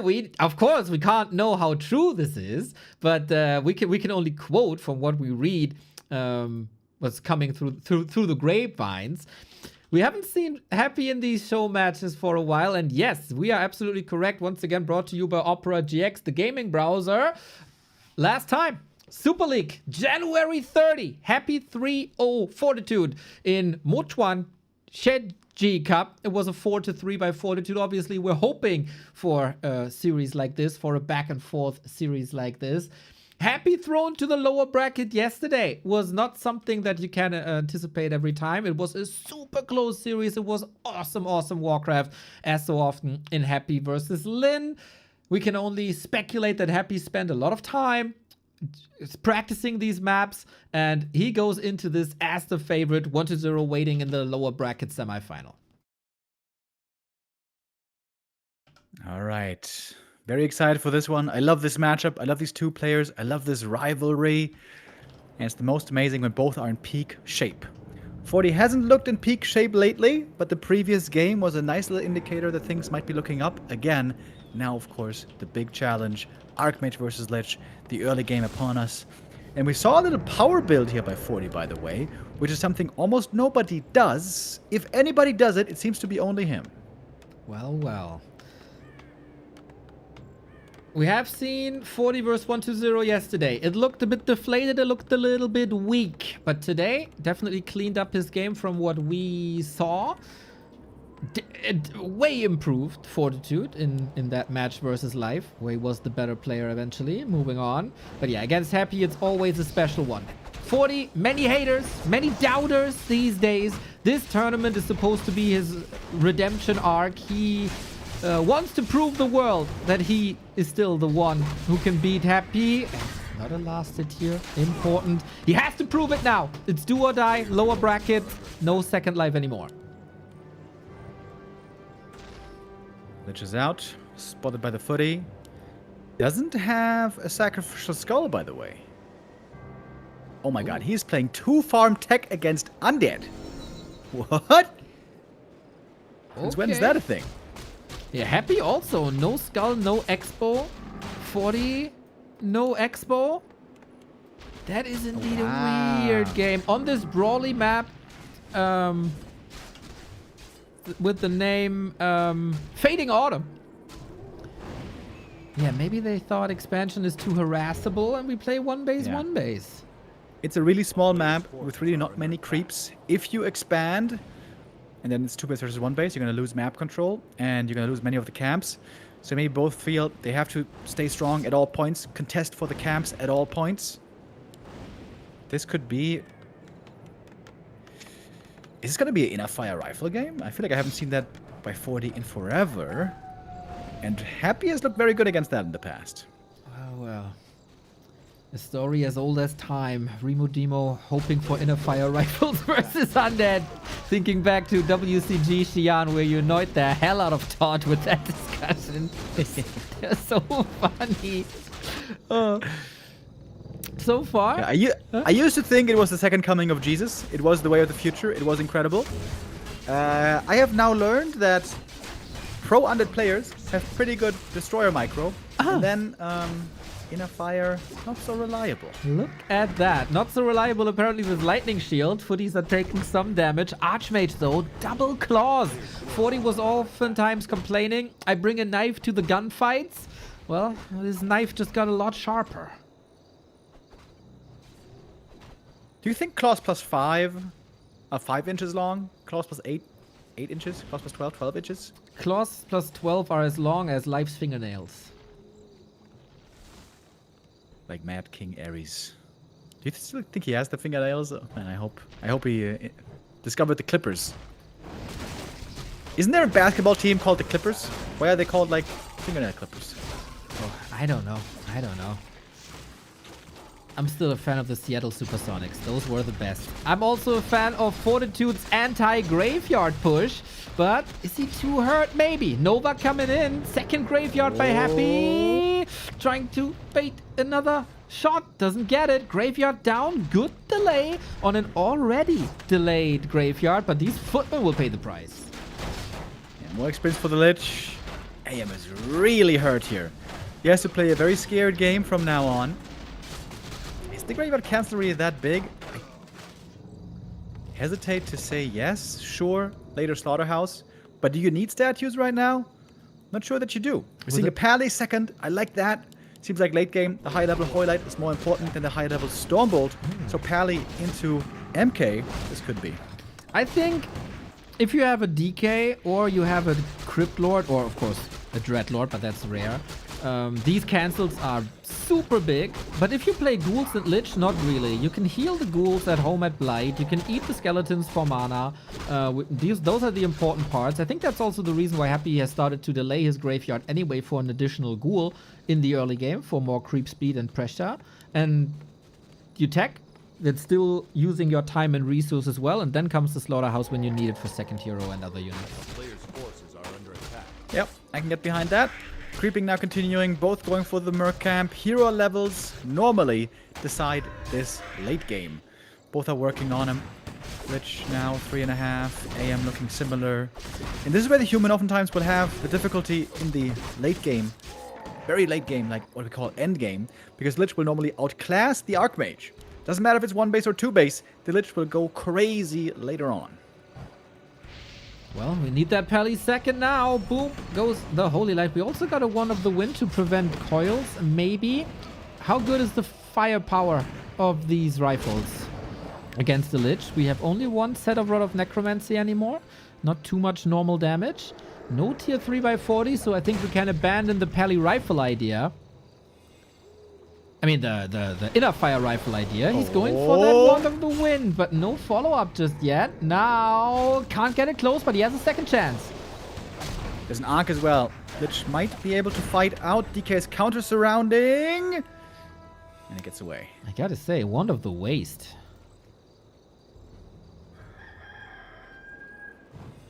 No? Always scary when you're getting surrounded and don't have a TP any longer. Worth a try for 40. He's got a supply lead, by the way. Oh, wait. Oh, he's going all in. Yeah. Oh, he's going tier 3. Yeah. Here we go. Coil Nova Artillery. Good for Happy that he has that tier 3 so early. Bad for Happy that he doesn't have statues against this yet. It's a great base build, though. Shop and Slaughterhouse protected in the back. These are the two most important buildings right now. Here come the towers. That's vintage 40. He was very successful with that. Like 1.5 years ago, bringing back old strategies when the tier 3 isn't reliable anymore. Statue number 1 out. Paladin still looking fine. We got the Arcane Tower coming up at 40 seconds build time. Now we got the Orb, another strong tool for the Lich. Tier 3 done. Black Citadel now slowing the targets. Easy cancel on the tower. 1 ghoul kill is going to be level 2 for the Pally at least. 2 ghoul kills. Make it 3 ghoul kills. With a coil missed. Statue mispositioned. That's not going down. That would have been a huge mistake. Nasty Nova. I feel like the rifles aren't split perfectly here. One after the next. We need more production. 40 is floating quite some resources here. Maybe focused on the micro in these fights. Of course, super important. Happy also pushing out with the ghouls without Frenzy. When it's finished in a couple of seconds, he wanted to save that crypt maybe so Frenzy can finish. It's still very close here. Happy right now with very low income. He's going for a Crypt Lord third though. That's going to be a strong reinforcement. And Destroyer form about to be ready. Happy's just trying to buy as much time as he can right now. Statue again moving forward. Maybe a little bit of bait.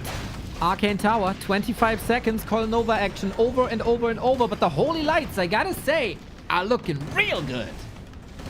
And now the Lich is separated from the base. It's really awkward at the moment.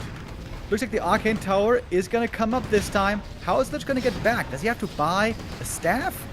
Run all the way to the shop? That would be weird. Holy Light can also function as a nuke. Don't forget about that. We got one up. Arcane Tower finished. And I love that early shop for potions. Crypt gone. Arc sold. Crypt Lord makes it out. Okay, new tool now. Impale against rifles and casters. Amazing. Lich going all the way around. It is daytime. He might be able to see that. Crypt Lord should be able to free the way. The Lich is out of danger. Alta, a rather meaningless kill. But of course, you gotta make progress and open up the way to the Black Citadel. I'm not sure about this A-bomb. Wouldn't more destroyers be better here? Well, I always like that A-bomb, especially with Disease Club, but we don't have that yet. We also don't have Dark Ritual level 2, which make the A-bomb even better with mana sustain. Paladin level 2.4, got a potion as well. Pretty conservative push by 40, I gotta say. He's very careful of not overstepping his boundaries here. If Happy goes in here with Nova Impale, He's bound to get some kills. Probably at least like 2 or 3, maybe 4 kills. But the question is, when the mana runs out, can he still keep fighting? Can he dislodge this attack? Break this siege? He's also taking his time. He could go for a destroyer morph pretty heavily quite soon. No additional towers, no mortar teams to increase the pressure. We have a sorceress coming in to control Lich as well as abominations. Very, very careful play here. Both players are waiting for the right moment. 60 supply versus 46 right now. Happy has some more gold, could buy some more items. Mana potion seems to make sense. I think mana potion on Crypt Lord here could be really good. Agree. Impale can make differences. He can't flood with ghouls anymore. He lost the crypt. He lost everything. 3 ghouls available, but you also need lumber. 50 of 1 food. Now, Happy's pushing out. Threatening it. Showing patience. More destroyers. And now with 2 destroyers, you can easily dispel these water elementals for the most part. Happy cannot lose the Black Citadel. That would mean no potions anymore. He relies on them. No A-bombs anymore either. It's starting to be quite a dangerous undead army. The ghouls can of course be brought when he finally moves out. Next statue is going to be on the field, and another A-bomb queued behind it. Wow. Happy has the time to build a big army. This is starting to look very scary for 40. The patience on Happy, man. Never ever sending any units to die, never feeling the pressure, and here we go. This Arcane Tower won't live long. Can the rifles do a lot of damage? They're almost untouched here. Workers can't repair when they're impaled. Nice engage. No losses for Happy, just HP. Taking out the Arcane Tower is great. Now the heroes can always move in and out without fear of getting burned. And of course without fear of getting Storm Bolted. That's the big downside of Pally. You don't have that control from the Storm Bolt. This game is looking better and better for Happy right here. We have a heal scroll for Fortitude against these Impale Nova combos. Wonderful. Archmage still dashing out a lot of damage. A little bit of artillery. We're splitting these rifles. Impale is good, mostly on the casters. 3 A-bombs, lots of HP, and the rifles can't move away at the moment. Gotta micro them single-handedly to keep the damage up of the other ones. And now no Arcane Tower. DK and Crypt Lord in the front line, not getting their mana drained, though their mana is still pretty low over here. Lich close level 4 as well, by the way. We know what that means. He's gonna get more mana from that. But 40, pretty impressively, holding his ground against a tier 3 undead army, doing this really well. Exactly. Wonderful control on both sides, of course. We get that tower back up, which puts pressure onto Happy. The casters are a bit separate from the rest of the army. Crypt Lord has another Impale in a second. Aim. Oh, that Nova. Jeez Louise. What huge impact. DK far forward, blocks himself a little bit. Holy Light perfectly on that Rifleman. Sorg repositioned to apply some slows, but this, of course, feeding destroyers as well. Cannibalize would be so sick here for these A-bombs, and of course the Crypt is gone. Can't go for it any longer. No more ghouls. If 40 wins this game, I'm going to be very impressed. Keeping this push going so long against Happy, very, very good. We have no more ghouls. We have no more lumber income. Oh. So the repair that Happy's doing, this is last lumber. That could be neck-breaking, actually. Yeah. A single ghoul survived. Not a single ghoul survived, man. Wow. 40. Is he really going to pull this off? 1 base rifle all in on tier 2. Nobody can do this normally against Happy. Impale doesn't hit that much, I have to say. No. Okay, we got level 4 now. Maybe that's the game changer with level 2 Dark Ritual and the +4 intelligence. A-bombs, though, they're meant to be the fodder for that Lich. They're falling now. So hurt. Cannibalize would mean the world. But yeah, as you said, no Crypt no more. 40 looking 10 feet tall right now, but the supply gap is shrinking. Let's see if we pull this off. This is so sick. DK very hurt as well, but the Holy Light might be going down. 40 going deep to get this DK, but he can't get it. Oh. It's AM in the front line. He's looking like a linebacker right now. What are you doing there, buddy? Also a couple of rifles going down. This trade was not great for 40. AM super hurt. AM super hurt. Needs the Holy Light, but there is no mana. But there's also... Oh, Nova. He's just begging for a Nova. Need to retreat. You got the shop. You got the resources. Crypt Lord level 2. He wanted that DK at all costs, and he overshot a little bit. Level 4 and level 3 now, thanks to the Destroyer kill. With neck and neck fights. Oh, the Pally, though, might be going down. He's got a heal potion. Uses it. The Nova is still ready. The Pally still in trouble and dies. Coil Nova brings him down. Arcane Tower now burning. AM being slowed. AM in trouble. Falling back to the heal potion. And he might be fine. But there's no Holy Light at the moment. 40 has to hold on a little bit longer. Happy is out of lumber. Has to sell that Spirit Tower. This must be a sign for 40 that Happy is running out of resources. What you see is what you get. Arcane gonna be taken out as well. Man, what a nail-biter game here. Happy remakes a crypt late game. He realizes he needs those ghouls, at least 1 or 2. And much of the human army here has fallen. 40, I think he went a bit too ham there when he pushed all the way into the back. Still every chance to take this home. Paladin is back. Clarity, Brilliance Aura, all coming together. Would love to see Blizzard, of course, but no way to get to a shop. We re-established that tower. At least we try. But yeah, this Black Citadel's still up. We got mana potions on the DK. Can he kill that crypt? Level 2 Dark Ritual here is so sick. The cost efficiency, mana gathering wise from Auto Necromancy. Super good. Takes out the crypt. Oh, huge no cancel! move. No cancel! They can't remake a crypt. He's too low on lumber to make one. We got Holy Light soon. Coil versus Holy Light. The nuke! Oh. Remo! Archmage! Potion! Needed! Archmage down! The Holy Light is split second too late! He has DK no down. mana. Oh my god! The Paladin is on his own. Dude, this game is sick. He has gold. He has lumber. He might be able to bring that Archmage back. It's a little bit more gold. Meanwhile, though, the structure's being taken out. No more tower, no more shop, but no more DK at the moment. Happy unsummons the Nerub? He needs the lumber, man. He needs the lumber. He's giving up Wait. his ziggurat for the lumber. Is it just to get the crypt? Just oh to get my the crypt. goodness. To get the crypt. Dude, if he had just saved 1 ghoul, this game would already be over. Yeah, 100%. 100%. Archmage is back, creeping now, going to the shop. Maybe another heal scroll here, but gold is short. By the way, we are approaching the 20-minute mark. 3 minutes of mining left for both. Crazy, bro. No invoke potions, no heal potions.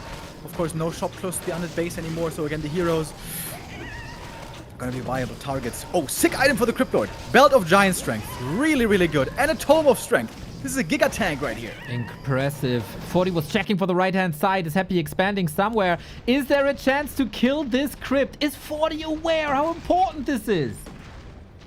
Crypt is almost finished. 7 seconds. Can he get it? Does he have enough damage? Oh, you gotta commit. Happy. Impale! Impale! Oh, there's no mass repair! No mass repair! Now Aklat's coming out! Oh my god, this is so big. Oh, But he holds it. He holds it. Holy Is that Light it? On the Archmage, he's kind of surrounded here. The Lich is shooting away. Level 4 on the Pally. Impale! He can't heal again! Oh! The stun is not long enough. We bring everything. Militia, Crypt Lord in problems. Sorcerer's No. blocks. He gets Oh. him. GG! God. 40 does it. Holy shit, dude. No way. What a crazy game. What a crazy game. Wins with a tier 2 push against Happy. Nobody else ever pulls this off. Incredible. Incredible. And that must feel so incredible for 40 as well. Oh man, I hope he's not celebrating too much yet. This is still a best of 3. You still have to pull this off one more time. But map 1 looks like the big bout machine is back. Crazy. Amazing game. When I saw him going for the tier 2 all in, I'm like, oh, dude, could that work? Does that work against a player like Happy? Normally, he always defends those. What a sick game. Super fun. Of course, one big mistake in here. Like we mentioned, if Happy just saves 1 ghoul here, he wins that game pretty easy. But hey, even he makes mistakes sometimes. I'm on Fortitude stream. Oh my god, he's going mental. And Bixing, okay, I think we're just a second too late, but that was an eruption of emotion. There we go, there we go. He's celebrating as if he has the series already. I'm afraid it's too early.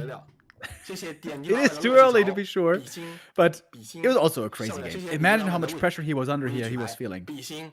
Yeah, 4 months people have been mocking him. You're only good because Human was strong the last patch. You don't really have it. It was just Human carrying you. So far, he's back. So far, he's back. Classic 40. Absolutely sick. Chad also going wild over here. Loving the end of that game. What a game that was, seriously. Really rare to see a game look like this in this matchup. Normally, it's always the Human expanding, but here 40 pulls it off one base. Crazy. Made sense on a small map like that. Fell Pit is going to be our second map. Certainly bigger in size, but not that big either. Have to say, Mr. Remo Demo, since it's an ongoing discussion on this channel, what a beautiful one base game this was. I was thinking it as well. Yeah, that was a great one. That was a great one-base game. That was a great one-base game. I agree. But most of the time, two-base games are better. It was just poking fun, right? I mean, this was just a nice serve here. Ooh, 40 still looking through the replay, looking at what to improve. Dude, this game was decided by a ghoul. Basically, so sick. Also, shout out to the composure of 40 at one point throughout this entire tug of war. It's so easy to get lost in the micro. Never slipping on macro. Of course, there were reinforcements the entire time, but also the guts to send the pally away to get the heal scroll when the Crypt Lord was out. So often forgotten. Not this time. Beautiful. Normally, these games are won by the Human pushing into the Undead. Undead is getting scared, panicking a bit, losing patience, and then running in when they have like one destroyer, one statue, one A-bomb, and they feel like, oh, I have to go in now. My Crypt Lord is here, I have to go in now. But Happy was being perfectly patient the whole time, and the Undead army is building. Here's another statue, here's another A-bomb, here's more items, here's Lich level 4. He was getting stronger and stronger. At some point, Happy had, what was it? 3 A-bombs, 3 destroyers, and a statue. Yeah. And 3 heroes. By that point, the game is supposed to be lost. Normally, it's done. You're dead. It didn't work in time. But he made it work, dude. That was sick, dude. That was actually sick. Well, no, we have a reality, Remo, where Happy is one map away from being eliminated in the round of 6. When the hell did that ever happen? We have to go back to, like, I don't know, NGL 1 days or something. Let's see. That would be 6 to 7, right? 6-7? Oh, no, 5 to 6. MM Cup against Colorful. True, that was the group stage loss. But Colorful beat him twice in 1 day. That will never, ever, ever, ever happen again. Otherwise, I see a lot of W's here. WAL Kukiang Cup. That what was that? All the randoms? Yeah, that was all the randoms. Do we have a lobby, by the way? Yes. We do have a lobby. 40 is in. Happy rejoining, I think. Okay. Thank you very much for your support, everybody. Thank you, Rauke, for the 5 months. Thank you, Varian Vrin. Been a busy and difficult month, but glad to be back watching you guys. My man, hope you fight through this. Ixac, thank you, and Bear as well. If you like what we do, we're here every single day for over 2 years. And if you want us to continue that journey, feel free to support back to warcraft.com/support. We take all the Prime subs you guys have lying around. We love if you support the community and take the ads away by gifting some subs. We love the donos. We love if you join our Patreon and buy our merch. And of course, we love if you support us by downloading Opera GX this month, as they are the sponsors of this month. A simple download and install with our code changes a lot, might allow us to get some more campaigns like this in the future. It's a very, very cool product with many amazing features that might help you in your day-to-day life. And with that being said, ladies and gentlemen, we are here for round 2. It is Happy down, facing elimination against Fortitude. 2 match points for the Big Bout machine. That was an incredibly impressive showing. That looked like the Fortitude god with incredible confidence again, like we used to seem, like we seemingly didn't for a while. Can he keep this up? Does he now believe in the one base play? Or is it time for some expansions again?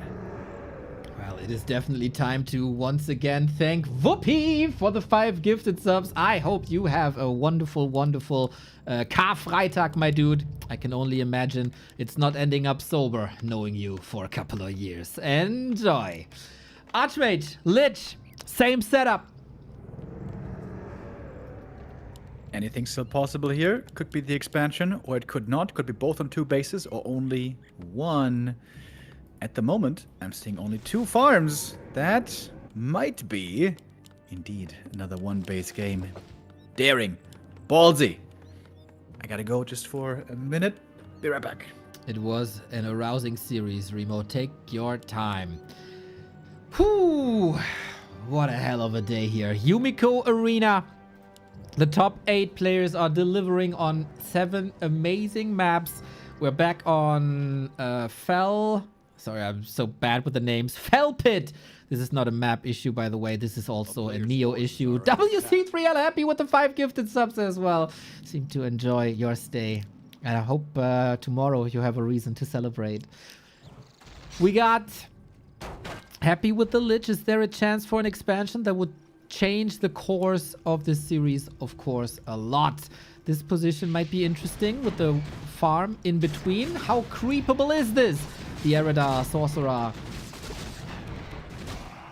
Looking good so far. Oh, Archmage is going to the right-hand side. Sends the footies back, right? Yeah, the peasants. It is 3 farms this time, though. As if he keeps his option open to still expand on 3 farms, which is rare, but not that we've never seen it. Usually, it's a creeping Archmage, putting some pressure on. Level 2, Circlet available as well. And now the dance begins again. It is a tech. This time a 3-farm tech. Happy. Preparing an expansion. This has to be scouted by Fortitude, of course. Eyes not everywhere. Now he sends the footman. Maybe the water elemental could have done this. Happy has his eyes at the expo as well. Expecting an expansion, maybe. These ghouls might be missing in the defense, bottom right. But so far, just poking a little bit. Expo, not the play anymore. Happy built the Ziggurat. That will be the point of attack. But he is teching in the main. No expansions, no more. 1 base, eh? One Is base, that eh? the way of the meta moving forward? Perhaps it is. I guess also very map dependent. Maybe so far 40 on these maps. It doesn't feel like Expo is that grand of a strategy overall. It's always these 2 maps, for real. Yep. This is what everybody can agree on.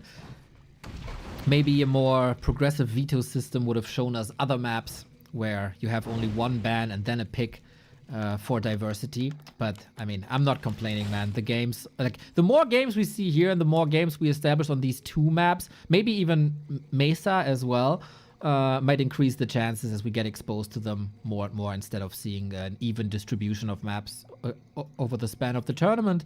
And tomorrow also, best of 5, so more chance for more maps. I'm still hoping for Gloomstalker. Haven't seen that one so far. It's gonna be another graveyard cancel, by the way. Not that annoying, perhaps, but losing the Ultra would be really bad. Want to get that DK out as soon as possible. I feel like he built this very early, so he has the chance of rebuilding it as well. There might be an Acolyte right-hand side, but it really looks like a key to 40's strategy is to delay these statues. It's not essential. He won't prevent Slaughterhouse, of course, but it is a delay for sure. And we've seen with this rifle push, having the statues as early as possible makes a difference. Players' forces are under attack. And this time, by the way, the shop is absolutely not in a very well protected position. Happy supply blocked. He can't go for DK. Yep. That's a 30-second delay. Pally, of course, on the way already. Happy needs to rush tier 3 here. I think you even want to go tier 3 over Death Knight regardless. Yeah. Would it nice to have both? Oh, that's right! Hop! Wee. Oh, that Paladin is a heaven sent, man. We don't have a shop, and 40 is walled in. No, there's an opening. Nope, getting out. All good. Literally getting some good solo experience. Level 3 around the corner. Doesn't have any good items so far. Archmage double circlet. Let him survive this here. Man, that is a lonely, lonely base here for Happy. 40, gotta play this passively as well. Any given time a Lich could come around. But yeah, that Paladin, man. You need him for the Holy Light. Good scouting by 40 as well. Sacrificing a footman for knowledge. I feel like Happy should try to make room behind the graveyard to make a building there if he has to. Seems very likely he's going to be getting pushed again. Whether it's a crypt or a shop or whatever you need, it's really valuable to have some room back there. Here we go. Archmage level 2.5. Paladin trailing a bit behind. Good creep check again. DK arrives at the perfect time, just as the Paladin before.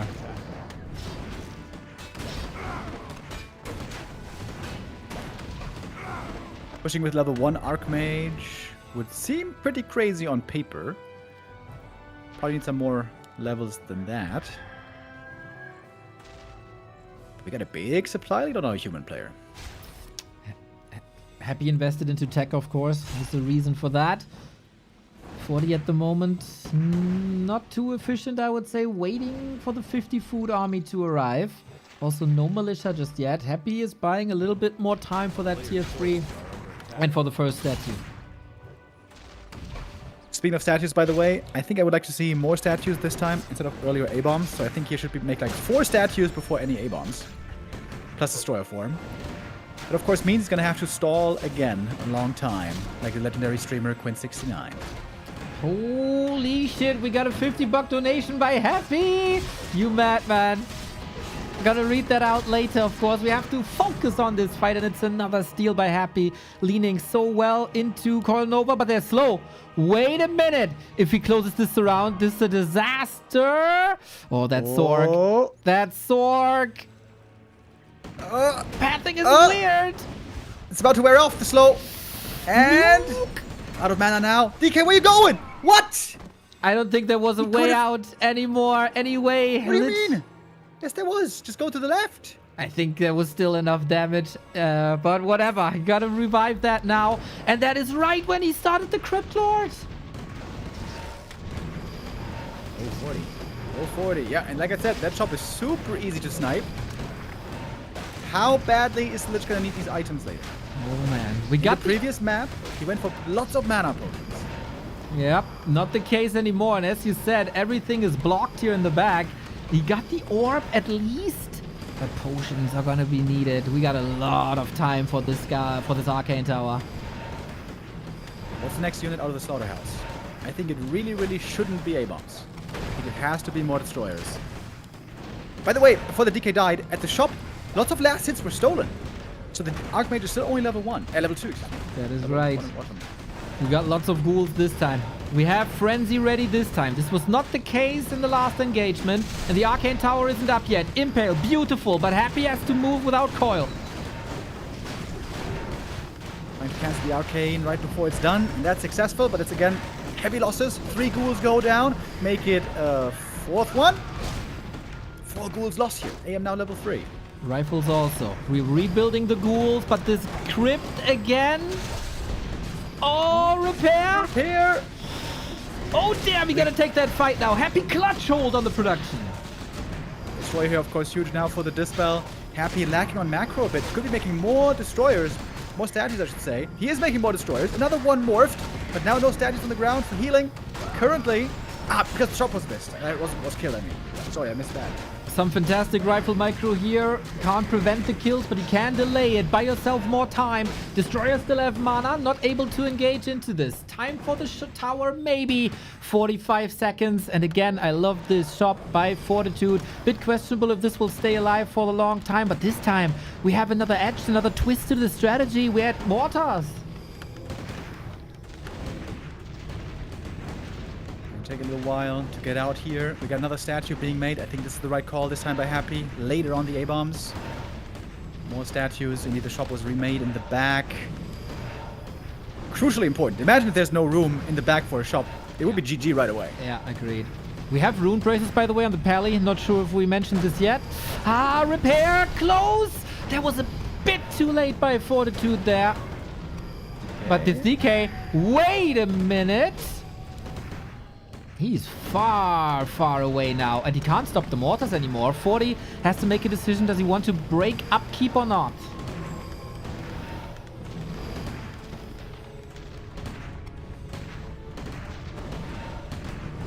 Not the case just yet. Making more statues. That rifle goes down. It's actually a little helpful for 40 that he can build the mortar now. Happy has lots of lumber as well, so you can sacrifice all the ghouls and should be fine with it this game.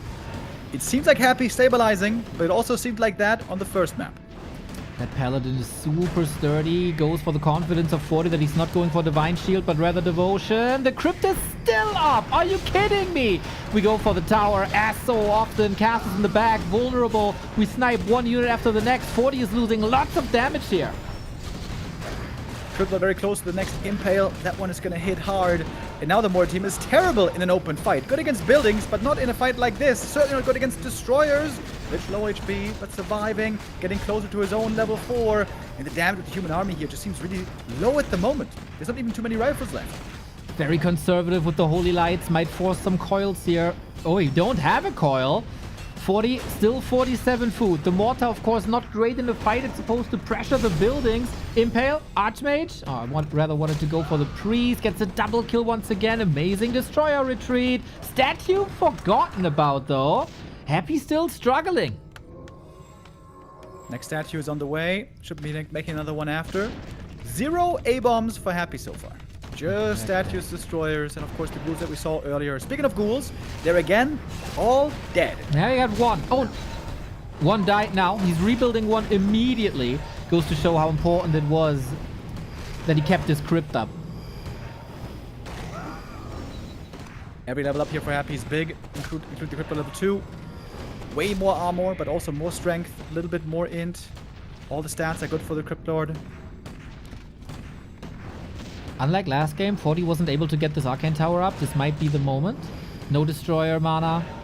If he wants some, he has to dry his statue. Repair needs to be instant. It isn't. It's too much damage. 3 destroyers in the air, plus the heroes attacking. More and more of the human army is falling apart. This game is looking close to hopeless, I think. Would be interesting if he could mix in gyros, but also very heavy in cost. They're extremely expensive. We do have level 2 Holy Light now, though. Maybe we can nuke a hero. Yeah, I think it's the only way to salvage this game. Get a hero kill. Either Lich or DK. I think Crypt Lord wouldn't even be enough. Because the altar is still there. Great position on that. Can easily go for a res.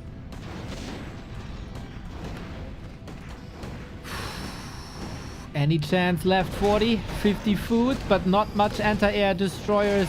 Undead carried by destroyers for a long time in this matchup. Got rifles falling with every single focus fire, pressuring that mortar team, and he's flying across the entire army now. Confidence of Happy that these destroyers will not be taken out. And such a tanky Crypt Lord in the front line. 7 points of armor. Always healing when he's standing on Blight. Now the first A-bomb joins 15 minutes into the game, trying to convince everyone, hey guys, I contributed. I was part of the win. Yeah. Don't fool yourself, A-bomb. This game was over before you arrived. To be fair, he was many parts of that win, just by, you know, his nature. Yeah, I guess that's true. Stitched together is the A-bomb. And this game has been slowly stitched together by Happy as well. Good hold here. Maybe you can't play that twice. That's Happy. There we go. Exactly. Trying to snipe the statues, but that was empty mana anyway. And yeah, the clutch kills on this Arcane. The clutch holds on the Crypt. Very different game here. Abomination falls without being denied. Interesting. Level 4 Archmage.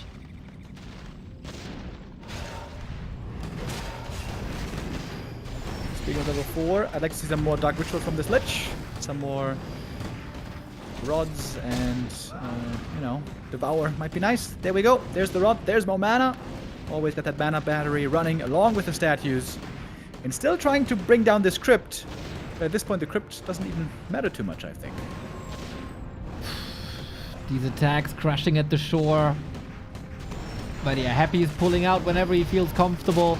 30 seconds on this arcane. Again, the anti-air is just lacking. It's so many destroyers.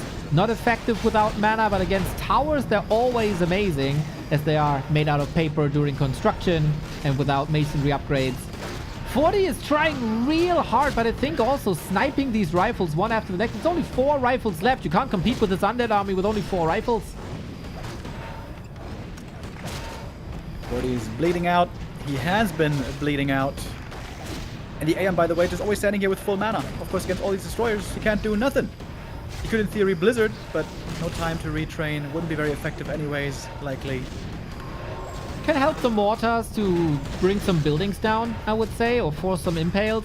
But then the shop is also super far away here. You can't. You need the mana on the casters, so yeah, he has to have the presence here. Definitely understandable, but also level 2 Water Elemental is so crucial for the mid game that you just can't skip on it. 40 hoping for a little miracle here. A Lich kill would maybe open things up. At this point, though, maybe not. Happy seems to be so far ahead here. Push, abandoned. Call it, bro. Call it. It's over. We go Abomination, Disease Cloud. We're building a second slaughterhouse. Happy on Victory Road. We are on the way to 3-3. Can 40 do anything against it with a tier 2 human army? Usually, you know, the human army is better than your army, but not this time. Can he tech behind this? Can he delay the inevitable somehow? No. This game's totally over. Heavy would have to fall asleep at the keyboard here to lose this game. He's got everything he needs. He's gonna get level 3 DK here. He's gonna get level 3 DK and Crypt Lord from this camp. And Lich getting closer to 5. 4 levels for 40. Got some upgrades in between, but yeah, still also no supply lead whatsoever. No big control without a Mountain King. No X Factor, really.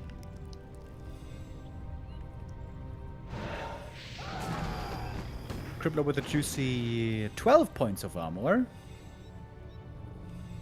Great recipient of that coil healing.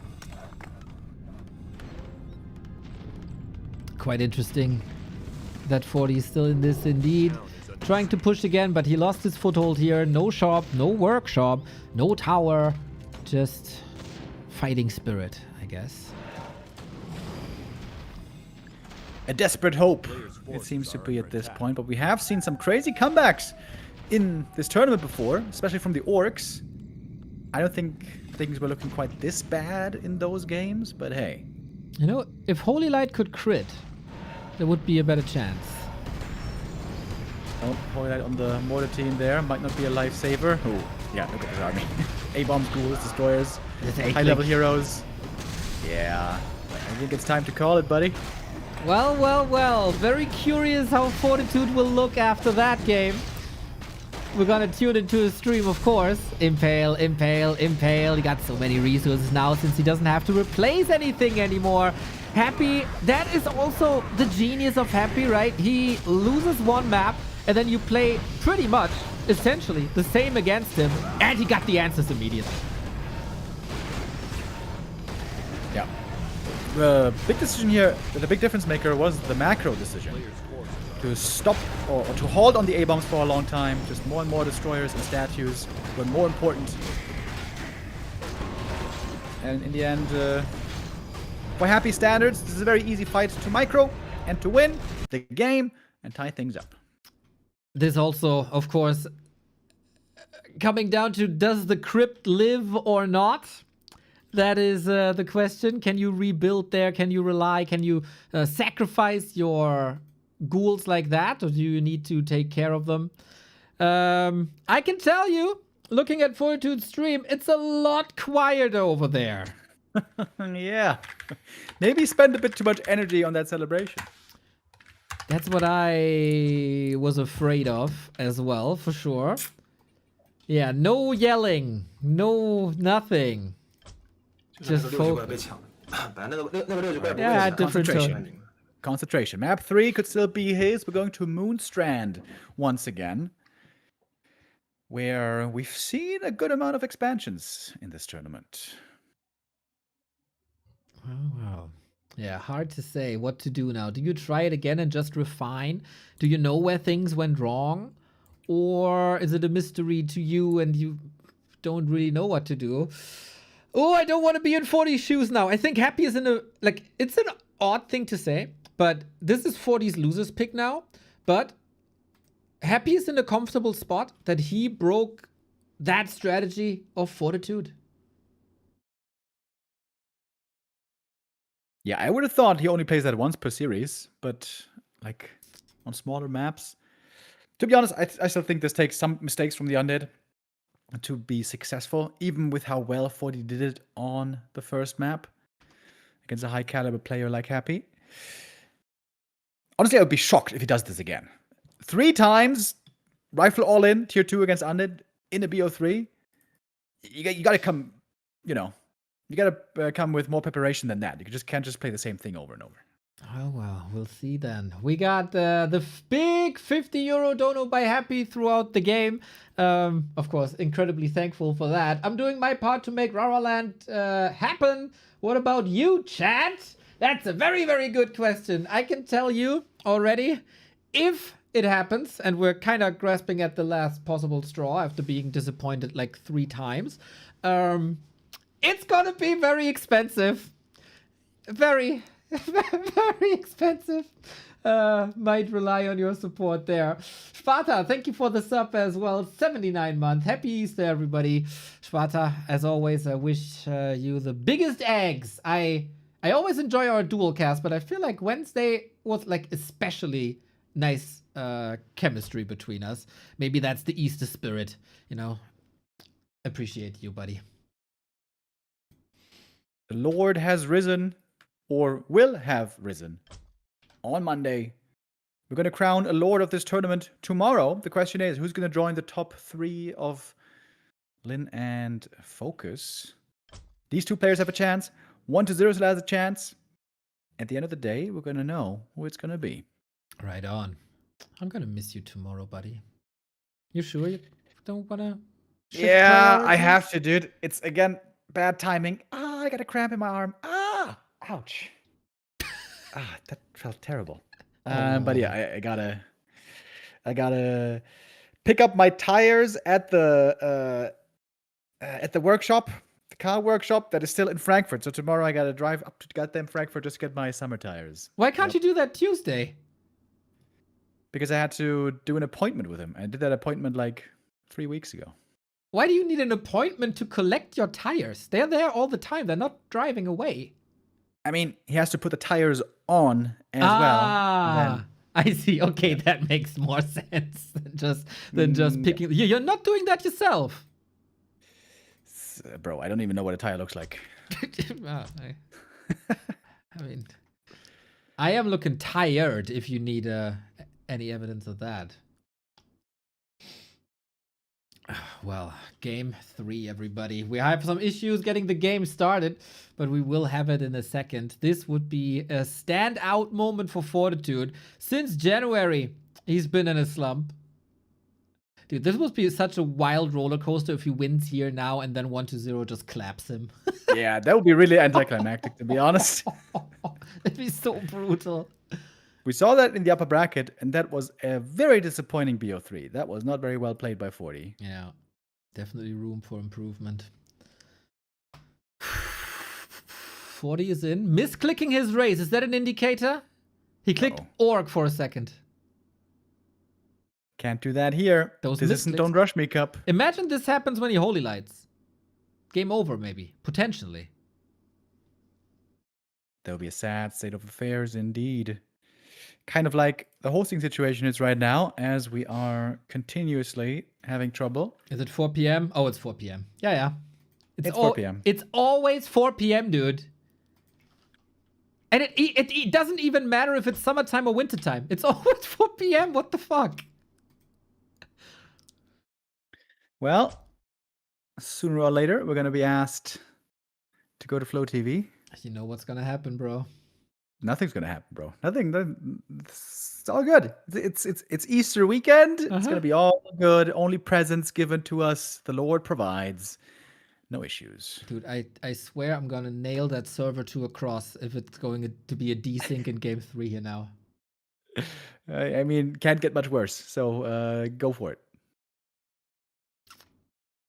It's also obviously 200 observers in this lobby. Everybody wants a piece.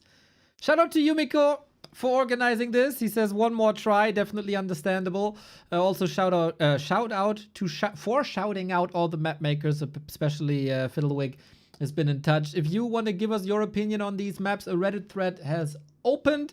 Also, I opened a Reddit thread today. Quotes of Lynn saying Pally Rifle is still viable. Wink, wink, Soul Ape Man. I want your comment on that as well. And of course, on our Discords, our Twitter, our Instagram. Follow us.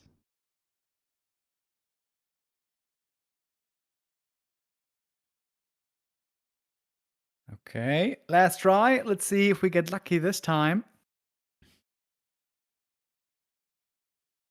Shout out to Yumiko, by the way, who doesn't host and organize tournaments that often, but he's been doing a really good job. Everything's been working really smoothly, really swimmingly, except for the host bugs, of course, but that is out of his power. That is a join bug again, everybody. All right, let's open Yumi's stream already, just for good luck.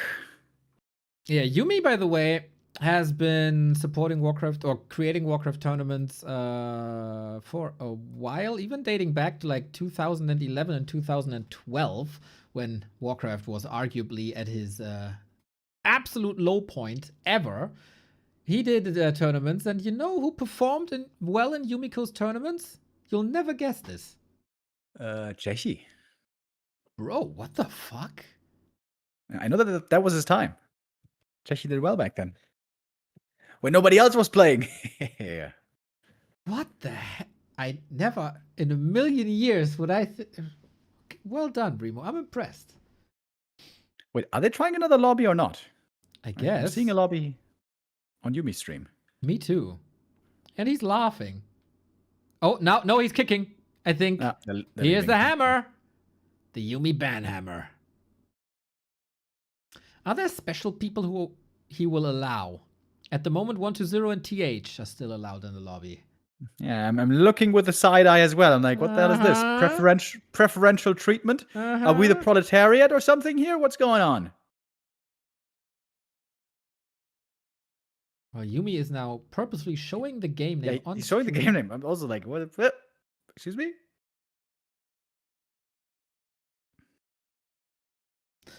Oh, dude, what tournament was that again? Oh, yeah. Do you remember?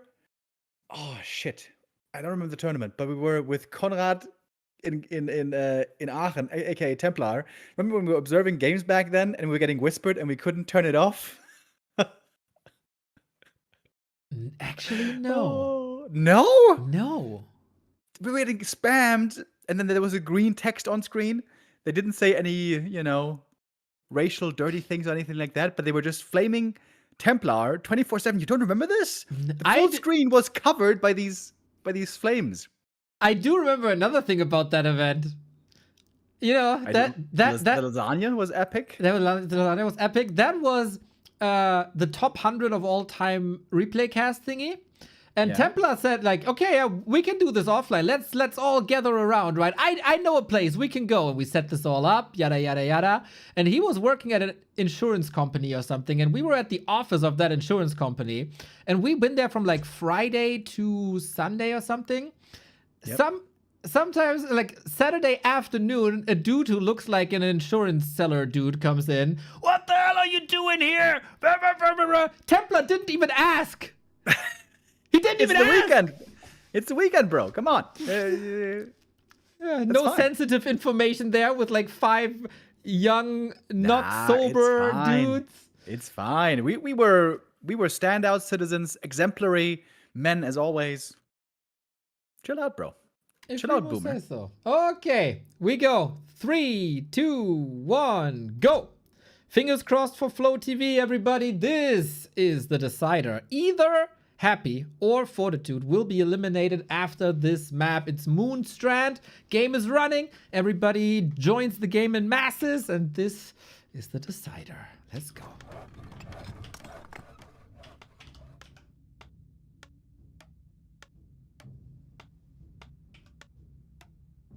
Are we finally gonna see an expansion game? Or is 40 really gonna go tower push 3 maps in a row? That sounds insane. I think the more often you play a strategy against Happy, the better he gets at it, at defending it. But then, do you know the creep routes well enough to get an expansion running here, is the question.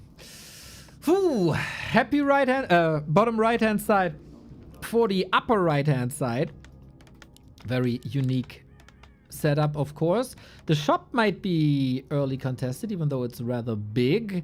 Yeah, 40 has to show us the way. 2 farm, 3 farm, 4 farm. That's gonna be the tell. 2 farms so far.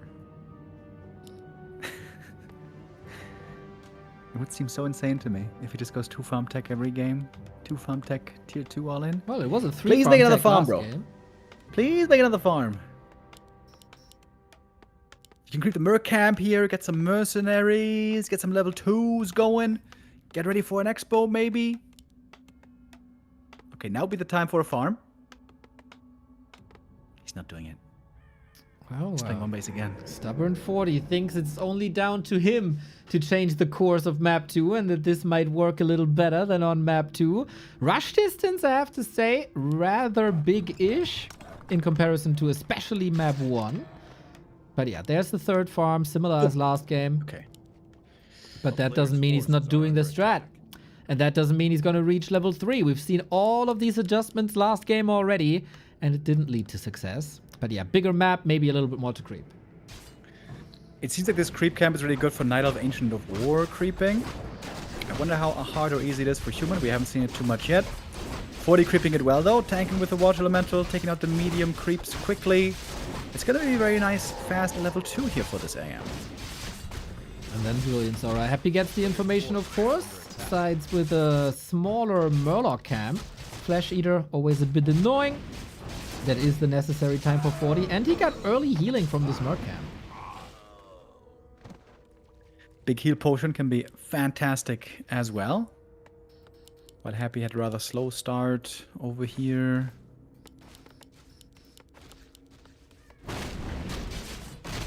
Continuing to scout with the Acolyte. Yeah, no more peasant production. This is going to be tech again. Looks like it. Claw. Nice. Let's not forget, in game 1, 40 had 2 claws. In game 2, he had 0. So damage overall was way lower. Now he got healing and damage. A little more promising. Continues to creep as well. And there is the tech. Right with our 5th Opera GX download. Thank you, thank you, thank you. Also, Samus with the 50 months. It's the big 5. Thank you for sharing the love. 40 is teching and creeping at the same time with Militia. We see there's a good amount. Normally he's trying to get level 3 with that. But this is not enough for level 3. Oh, did he miscalculate this? He was looking at creep routes quite intensively yesterday and today. Maybe it's of the opinion that he can kill a ghoul and that will help him. But there's of course this little nook where he can maneuver around. Archmage also pretty low on mana. Ghouls are coming in. All healthy except one. Another cancel on the graveyard. Again and again he's going for this. Of course, Foot is now easier to kill with the Narrow Tower being here. With Deny in there as well. Footy would love to get those ghoul kills and hit that level up, but of course Happy protecting them well.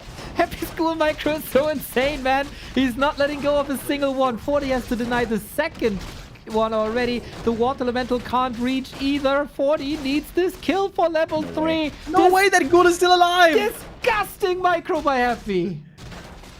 Oh, 40 really wants it. He committed the big heal potion already. That's crazy. That one's denied. He finally got one, but it was denied. That's crazy, crazy, crazy micro. Even for Happy, 40 loses so much he can prevent the graveyard for a long time. Didn't prevent the altar though, which I think wasn't even sold this time. Yep. Oh, 40's in trouble. Yeah, this is the best position so far Happy had after an early game, I would say. Gonna get the level 3 over here. Gonna get a consumable. Only losing one ghoul there is crazy work, dude. That is so sick. Now we get the fanboy commands again, but tell me another player who would maneuver a unit like that, also knowing how close 40 must be to level 3 on this map, and knowing what a difference it makes if he keeps the unit alive or not. No one! Got a Pally second again with a Sanctum coming up. Man, 40's really sold on this being the best strat right now against Happy. I gotta say, man, I really don't see it. We were all blown away with his first map, and sure, it's gonna work once. But the conviction that this would work continuously the best? Questionable to say the least. We got 500 bits by Whoopi. So good! Thank you! 300 APM on point. Exactly. Okay, 40. Time to bring the special strats maybe. It's Pally once again. He's opening up the gate. That always takes some time. Would still love for these gates to be easier destructible, as many map makers as well. But not allowed.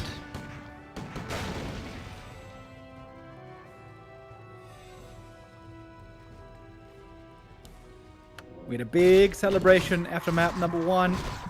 Right now, I think it's looking less and less likely that there's going to be time to celebrate. Okay, I think one thing that 40's going to have going for himself is when he pushes in, the slaughterhouse is going to be quite killable. Very far up front, no easy room yet to rebuild. I think Happy has to try to prioritize again to make room in the back of the base for remaking buildings. He's got a Subi mask and a claw on the ledge. That is phenomenal. Claws +8 as well. Is there maybe a chance for 40 to tier 2 expand behind this? Or is it just about XP and items here on the right hand side? Those peasants are fighters, not workers, apparently. They're joining into the crusade to cleanse the Holy Land once again. That is now covered in blight.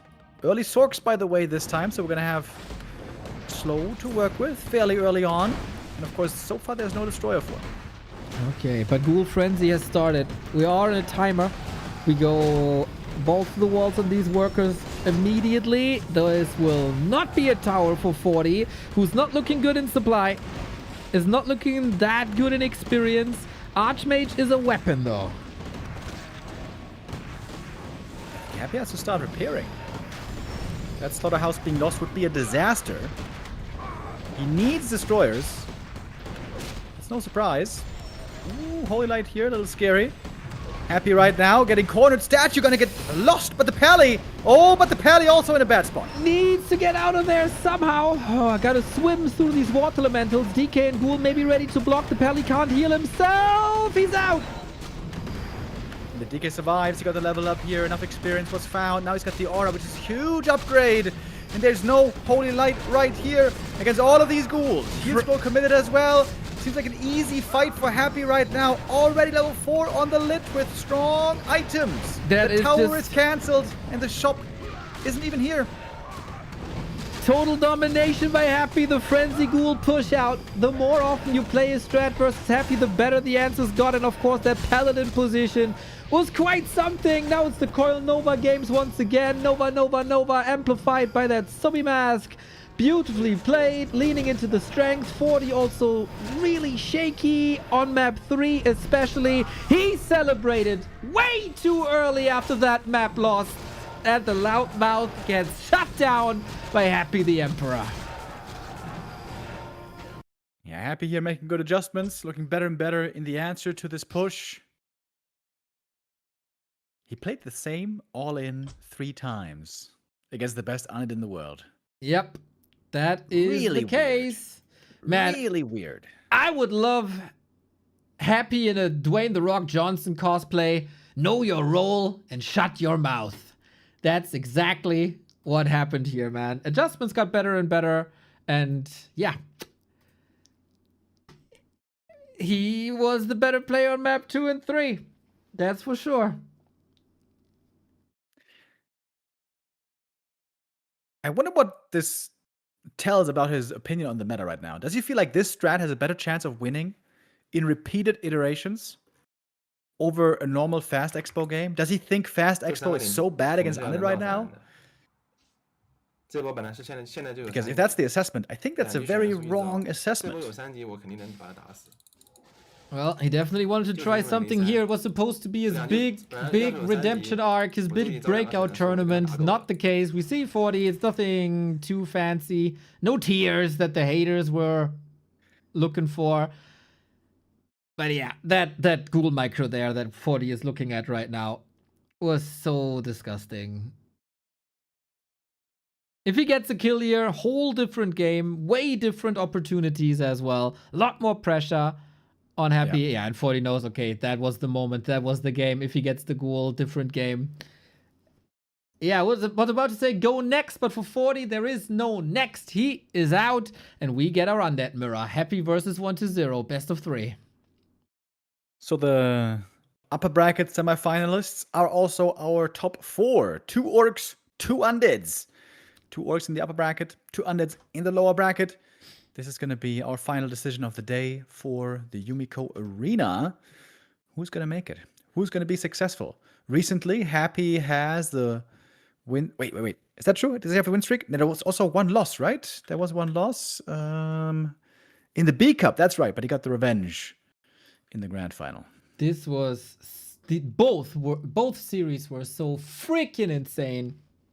Out of their minds, micro on both sides. Also very interesting decision making, especially with late game expansions and if you push it or not.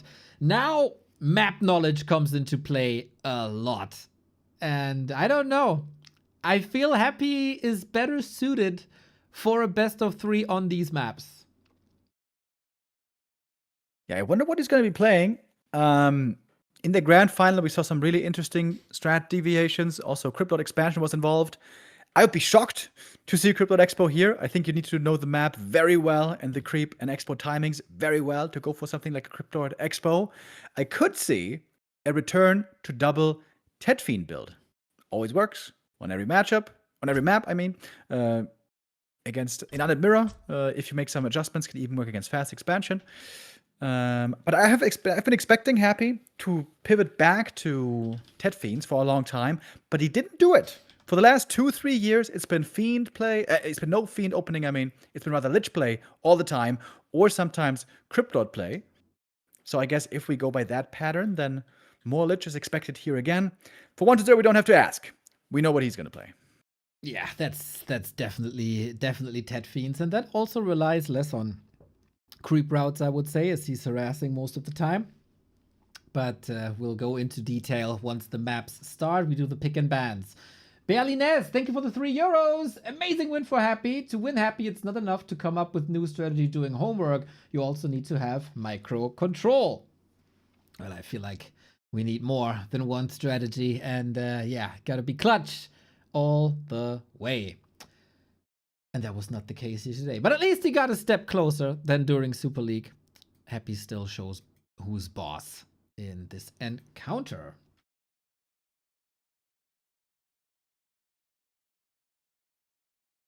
I imagine the Orcs would rather hope that 1-0 is going to make it through. One of the Orcs tomorrow is going to be dropping down and going to be facing one of the Undeads. Dude, if these Orc versus Undead games tomorrow are going to be similar quality as we had yesterday, then we, or you, are going to be in for a treat. I definitely am waiting with a bated breath for this. Happy and 1-0 both in the lobby. Happy says go. I assume the map picks and bans have been done via WeChat. And now, yeah, Remo is getting all excited. Yes! We're going to tell you a lot about the upcoming map, that's for sure. But let's get the map started first to have it on the YouTube video as well. Loading in.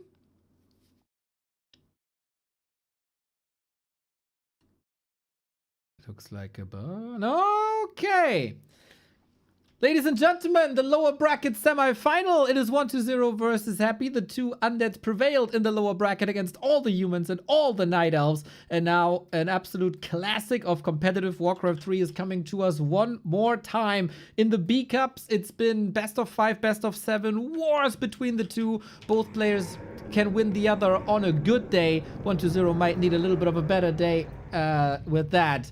We have a best of 3 for elimination for the final day now. Who's the best undead on the new maps in the Yumiko arena? We've seen a lot of cool maps already, but one map we haven't seen, and that map will be showcased right now. Welcome back, Gloomstalker. I was hoping to see this map way more than we did in our little preview that we had of these maps 2 days ago. I think this is the best map we have in this pool. I think this is the highest quality, but it's been getting vetoed a lot.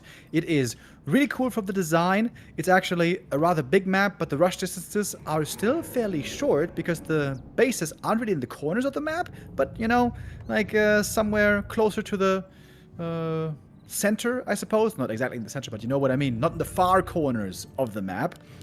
So it's a medium-sized map, but with a ton of gold mines. The middle gold mine isn't protected at all, and the other gold mines are protected by creeps. You can't just build there, you're gonna get attacked, but the creeps aren't exactly next to the gold mine. They're a little bit further away, a couple of yards away, perhaps you might say. And also, speaking of gold mines, we got a lot of them. Looking at the minimap, we have 7 unclaimed gold mines on the map. That is, to put this into perspective, that is more than on Twisted Meadows mainland. If we include the islands, then it's more on Twisted, but on Twisted Meadows mainland, it's 6 gold mines. Here it's 7. So many opportunities for possible expansion play. That being said, though, this matchup not the most likely to see expansions, but yeah, I think this map is really creative in the layout, in the way it's designed to move and to creep and to expand. Very unique. I am big time in love with this map, and I hope the players will grow to love it as well. Yeah, I saw Gloomstalker during development, and yeah, Tenchi once again, absolute masterpiece. Unfortunately, not too appreciated by players thus far, as it was part of War 3 Champions one-on-one pool before. Hopefully this showcase will bring love for Gloomstalker back. I love the mechanic that the creep spot is away from the gold mine. And speaking of creeps, a lot of players have underestimated the creeps on this map. Hopefully this will not happen here today, as they are quite fierce. We got the classic setup of Happy and 1-2-0. It is Lich Ghoul opener versus Head Fiends. No harass, but rather DK creeping. We've seen the past couple of results between them, and if you paid attention to what's on the screen, every series between them went full distance recently, and we're hoping for exactly that. There's also true high grounds on this map, so, you know, ramps with the high ground where you have no vision on the low ground and uphill mischance. Maybe we're gonna get to that later. Right now we have a big push into the undead main base, and 1-0 was greedy. Didn't go for a narrow tower early on, and now he's getting punished a bit. This was displayed by Happy before in one of their B Cup series. It can't be a huge surprise. 1-2-0's Acolyte management seems good. He needs to have A-class S-tier micro, just as Happy displayed against Fortitude. He needs that now. Pressure is rising. If you lose an Acolyte here, it's a disaster. And one could be killed pretty easy with the Nova, but Lich right now chasing after the DK, who's a bit hurt already. Low HP Acolyte. Would love to go for the double Nova here, and he gets that Nova before the coil save. There's a lot of lost gold already. I wonder if that's maybe a short Gloomstalker showcase that we're seeing here. Still so many ghouls, still so many skeletons. 1-2-0 has a lot of issues cleaning this up. No more mana on the Lich, though, otherwise his DK would probably be dead. 35 seconds till tech is finished. Yeah, in retrospect, huge mistake on the Nerf tower. If the Nerf was up earlier, the Lich would have been slowed way earlier. DK wouldn't have lost all this HP. At least he saves the rest of the Acolytes. Hopefully. He should. But this was a ton of lost mining time as well. DK. And the DK! And the DK! Has to TP. Lich hurt. DK hurt. Playing on the edge. Happy looking for that execute. Whoa, the Acolyte is blocking! A little chip shot. DK now with Unholy Aura gets some extra regen in. DK is actually leveling quite nicely thanks to these ghouls. One hit to slow the ghoul down and kill him off eventually. Happy It needs to wait a little more for the mana. Didn't reach level 2. Overall, it's a little gold difference, but 1-0's tech is faster. He can't go into either Slaughterhouse or second hero or tech right away. Yeah, it's a significant gold difference, I'd say. 750 gold plus the Acolyte, so 800 gold from this tech lost. But indeed, also some ghouls went down. And having the aura now, of course, fantastic for healing. Speaking of healing, Lich gonna need some for himself. And on the way to tier 3, we already are on both sides. What's the comeback here? Recently, the success story of 1-0 was always late game expansions, which Happy failed to break. There's, as you said, a lot of potential here to go for these mines. 1-0 creating nice distance against the Nova. Chip-shotting away with the Fiend as well, prioritizing tier 3. But usually, 1-0 has a tech advantage and comes in with a big destroyer push. That is, I think, not the case now. A player's forces are under attack. Rogan Hulk Hogan, thank you for the 37. Thank you very much. Literally active here. Low HP at the moment, but the DK is showing up momentarily to start the healing. Very low experience on both sides right here. High pressure situation. Happy is not letting go. At some point, usually in the dance between the two, he pulls back and we go into a little bit of a creeping game. Absolutely no time for 1-0 right now. He's speculating for a coil, but Happy will never, ever allow this. And these are the claws camps, so can be very, very beneficial for all stages of the game. The Lich now gladly going to take that +5 damage. And Happy now starting to build into Fiends, which is no surprise. Happy always with the Ghoul opening, but we know late game it's going to have to be Fiends. The Ghouls just get kited too easily, sniped too easily by enemy Fiends plus Orb. And most importantly, Nova. Nova is really, really good against Ghouls. Yep. Destroyer attacks as well. That's the shift usually. We fight on even supply, but the ghouls evaporate, and then we have a 10 supply lead, and then 1-0 oftentimes turns it around with amazing Fiend focus fire. So far, both have respected the camps. Tells me homework is done.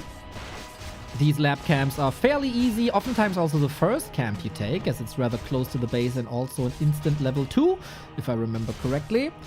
Tier 3, done. It is time for destroyers, and the fight is nigh.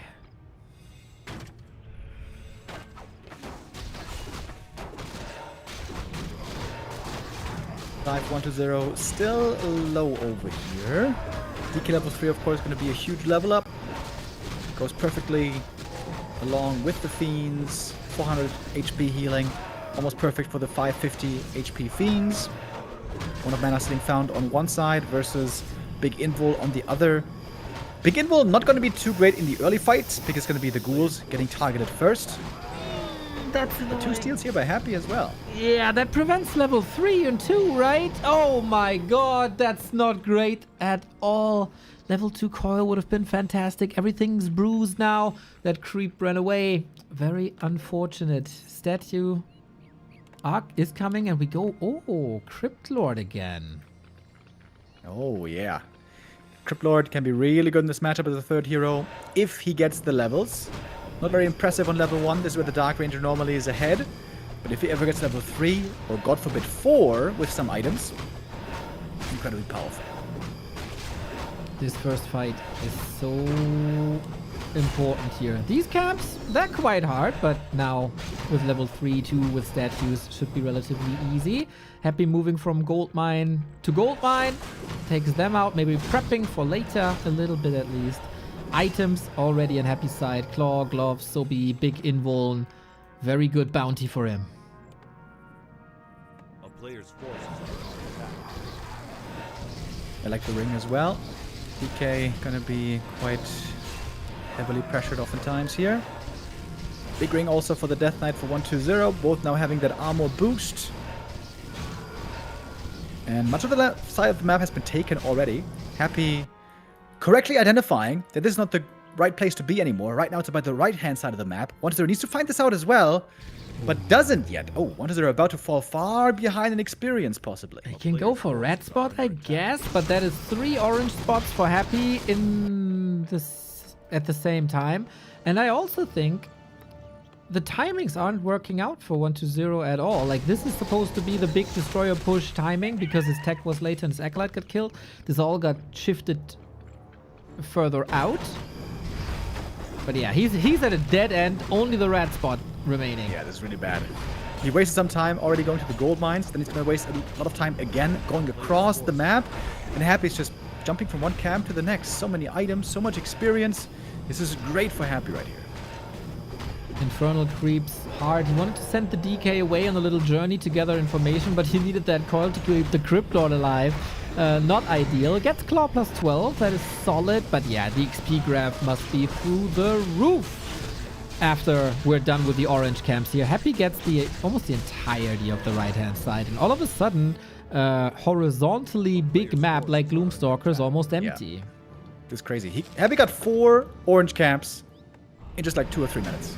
And after that, he can contest the bottom right red camp if 1-0 wants to go there. Which he kind of has to. 1-0 has to get back on the board here. Red spots are real big here, so it's not that Happy is super far ahead. It's 1 entire level on the 3rd hero though. And that is important, of course. Black Arrow. Big items as well. Like the value of this inventory with claws and, well, Vamp Aura doesn't matter, but he actually keeps it. Yeah. It's very surprising to me as well.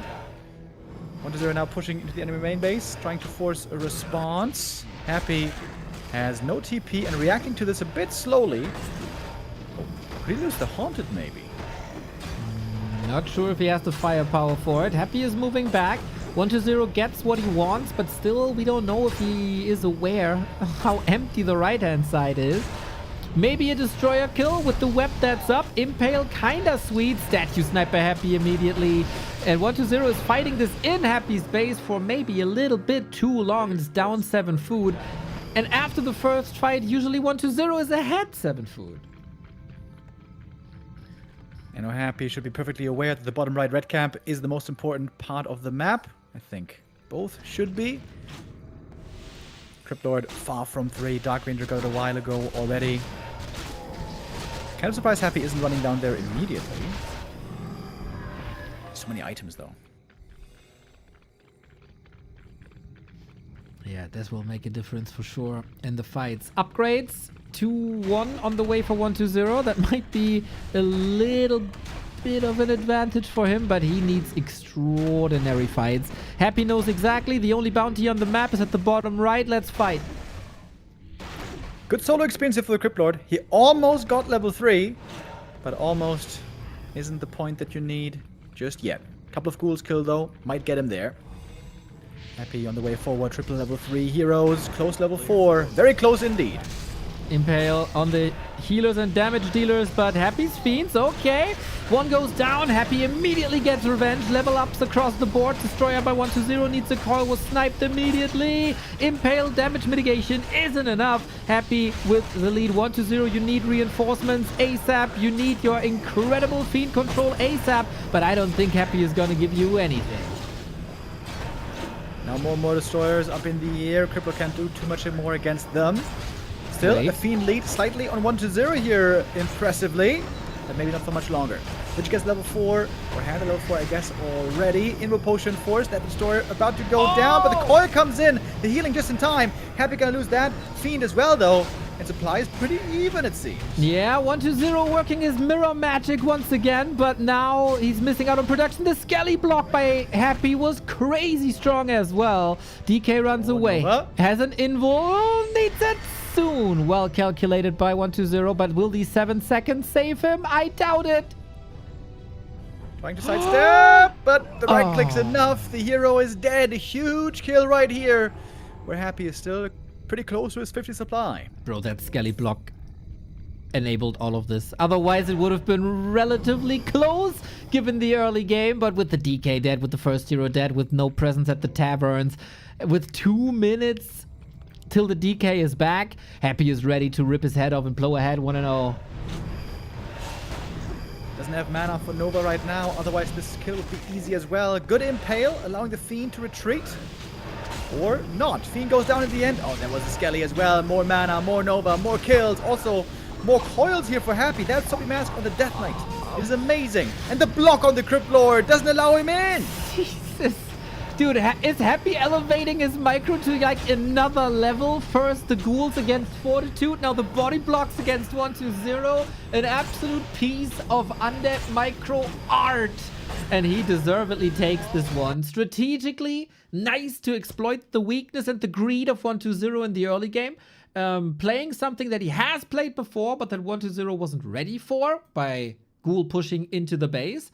And then just knowing the map so well, it seems like, or better, or making the better decision, whatever it was.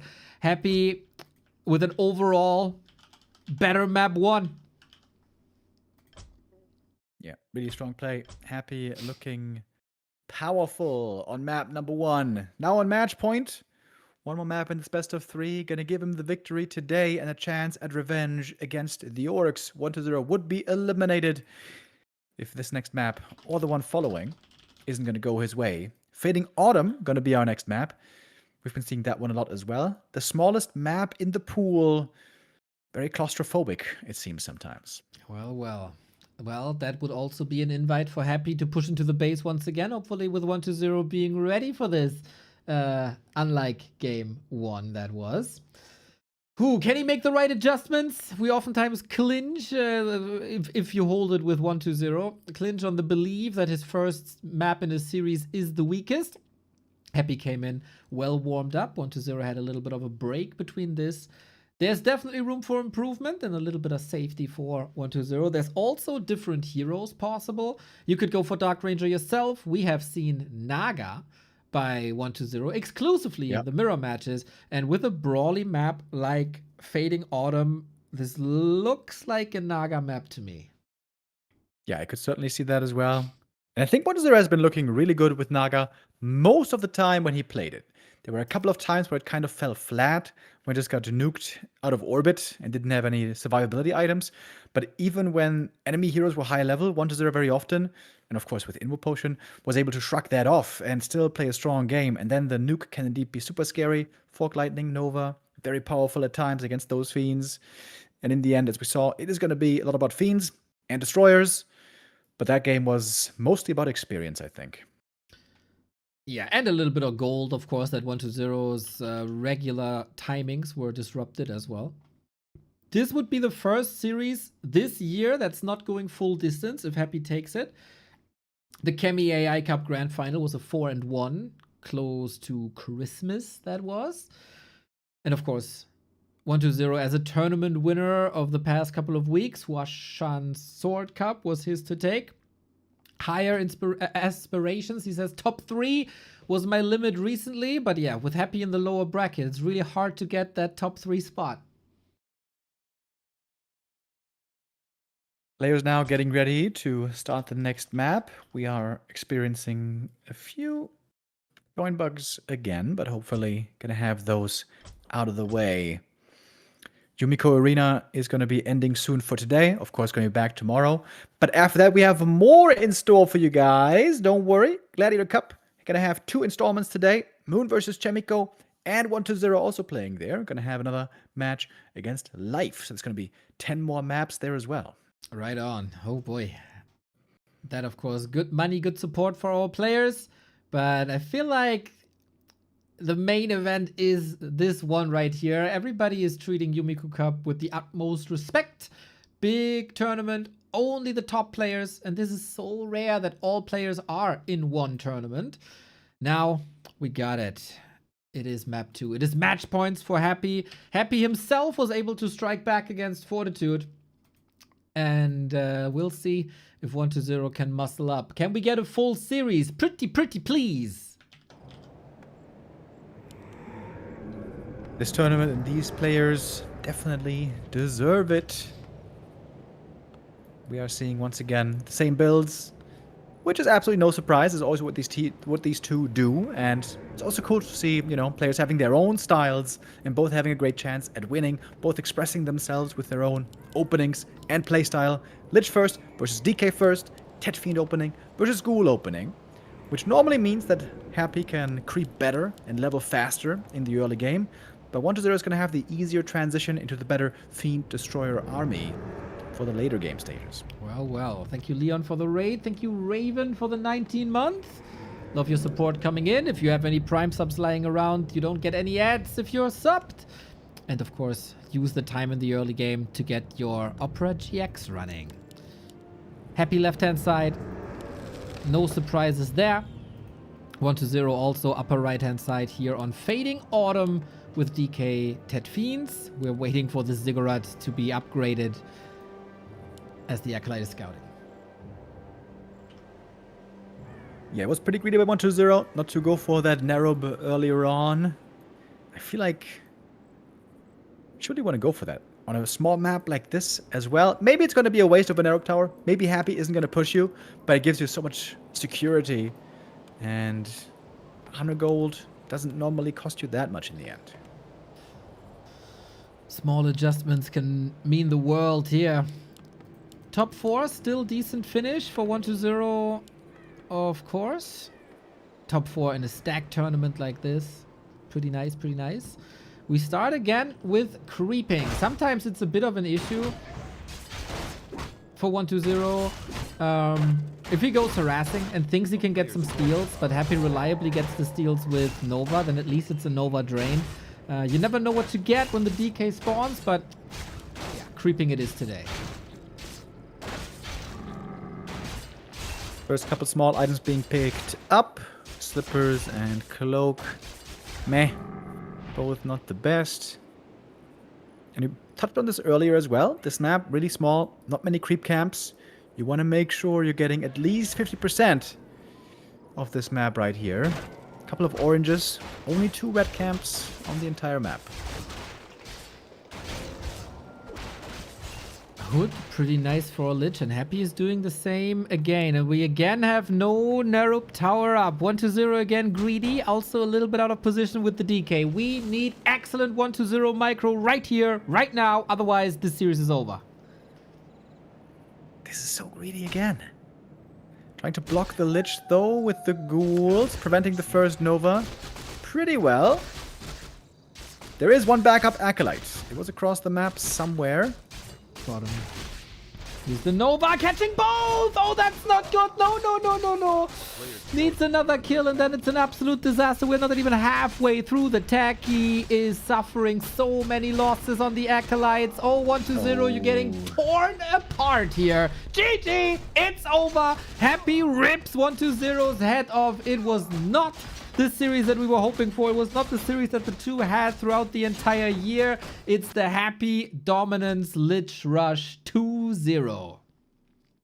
3 minute 45. That is definitely the shortest game of the tournament, and I'm pretty positive it's not going to be beaten in that record. Yeah, just a bit sloppy by 1-0. I mean, just make a Narrow, bro. It's not that hard. Happy can't believe his luck. That was way easier than he thought it was going to be. It's also such a Happy thing to do, right? We're here to test and explore new maps. And this guy starts the game, gets a couple of units, runs across the map, kills his opponent, go next. No exploration, no showcase, nothing whatsoever. Just GG. And yeah, 1-0 meets his master here today. As he did in B Cup, we have to say. Which Happy then eventually took. There is Happy left, coming from the lower bracket. He will be facing an Orc tomorrow, that is for sure. Tomorrow we have a little bit of a different setup because we have best of 5s instead of best of 3s. So you have to prepare a couple of maps more. Lin versus Focus, upper bracket. Winner goes into the grand final immediately. Loser is up against Happy in the lower bracket final. Yeah, 3 matches left going to be for us. And if the games yesterday were anything to go by, you don't want to miss those. The Undead versus Orc games were crazy. The comebacks, the hero plays, the tri-hero action. It was exquisite. And tomorrow, hopefully, going to be delivering as well. Focus with a chance to have a big upset as well. Lin and Happy next to him. The big gods of their races, of the scene. Focus, I hope he's going to be able to keep up his best performance. Unfortunately, there's this meme going around, which is kind of truthful, that he crumbles in the big important moments. Hopefully tomorrow that doesn't continue. Yeah, I think Focus was incredibly well prepared. He also had this entire day. Not sure if he was streaming, commentating. He's also not playing show matches, right? So it's an entire day where you could analyze the maps and look for advantages. Lin was streaming here. He saw the games, of course. Not sure if he's doing any off-stream prep specifically. Happy will do an all-nighter once again, very sure, to prepare for what's to come. But yeah, this is an amazing setup, man. Happy, Lin, Focus. It's going to be a beautiful day tomorrow. Hell yeah. And we're not done for the day yet, guys. As you heard earlier, Gladiator Cup is going to be continuing as well tonight or today with 2 more installments. Moon versus Yumiko going to be starting soon. And after that, 1-0 versus Life. Hell yeah. Especially 1-0 versus Life is like a match of misery, I feel like, after this tournament here. Both starting into this with high ambitions. I forgot the game name. Can you tell me the game name in like DM or something? That'd be nice. Yes, sir. Yeah, maybe, you know, at least they can end the day on a high. One of them, I guess. Oh, we got map pool changes here as well. Oh, really? Yeah. Springtime is out and Terranar Stand is in. Yes! Let's go! I've been missing this map so much. Oh, cute. Wait, where do you see that, though? I just said it in the lobby. Ah, okay. Oh, I hope it's not the new TS. I have a big hate train going on in my heart against the new Terranar Stand. What? Please, map making community, forgive me. You have made every map better so far in your existence, but I think TS got way worse on the new one. Okay, you just say that without any reason behind it? I was about to get into it. I think the reason why Terranar Stand was very interesting was because of its extremeness. It's extremely defensive. It's extremely good for expanding. It's extremely good for turtling. And I think that's good. I think that separates it from other maps. But now they made it less defensive, less easy to, play Expo Macron. Especially the shop was repositioned, which I really don't like. And yeah, I think it was good that it was leaning heavily into being different. And now the new version is just more wishy-washy, more in the direction of other maps. I feel like we've seen amazing games on that new Terranas as well. Was rotated out quickly. Also, the new Terranar Stand has Misha, and the old one does not, which makes the new one automatically better. But you have to kill Misha. Yes, that is rough, but you know, Sedge. You gotta do what you gotta do to get the loot. Oh wait, is this Korea server? It's Korea server. Yep. Well, I think then we gotta go Flow TV. I don't have issue on Korea. Oh, I'm at 10,000 ping, Lamau. You sure about that?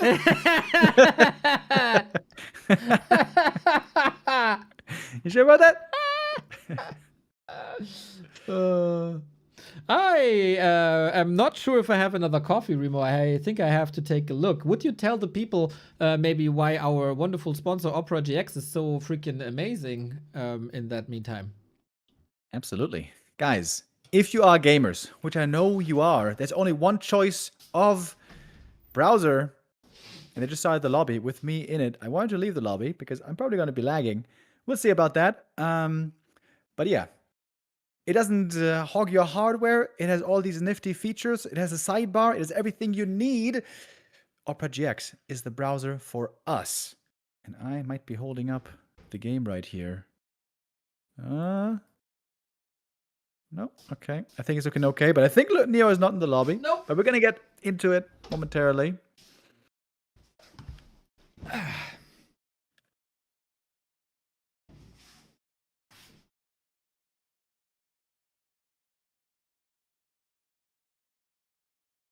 Okay, I think I want to not leave the game here and just watch through Discord in case I'm going to cause a desync. Okay. You never know. That is very reasonable. Okay, I'm gonna go into Flow TV. I'm gonna stream you the game, and I'm gonna eat a slice of bread so you cover the early game. Let's go. I do hope that it's more than just a plain slice of bread and you put something on it. Otherwise, that would be really sad. You know, many families are making a big Easter dinner, and Neo for the Easter dinner, a slice of bread. Huh, what do you mean? It's the holidays. With a bit of salt. I got a slice of bread and a glass of water. It's the classic holiday treat. Nice. They have better food in prison. And I know a thing or two about prison. There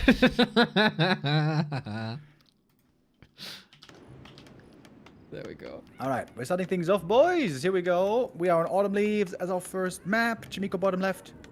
Moon in the top right. This used to be the most popular map for MK Fast Expo. But this matchup has been moving a lot away from expansion play, it seems. A lot more one-base push stuff we're seeing. And also more Archmage again. It seems like the Night Elves have figured out the MK first quite well. First hero is going to be chosen in a moment. Moon being Moon. We might see him also play something other than Demon Hunter. Oh, okay, guess what? It is Demon. And it is indeed Archmage. No MK to grace us with his presence here. Yesterday in the show match, by the way, Moon versus Infi, it was a 5-0 for Moon. I think they're trying to figure out, can any human finally beat Moon? So far, the answer is no. Not even getting a single map, which is insane. And yeah, yesterday in the show match, Moon went 5-0 indeed, and he went Keeper one game. The rest of it was all Demon Hunter.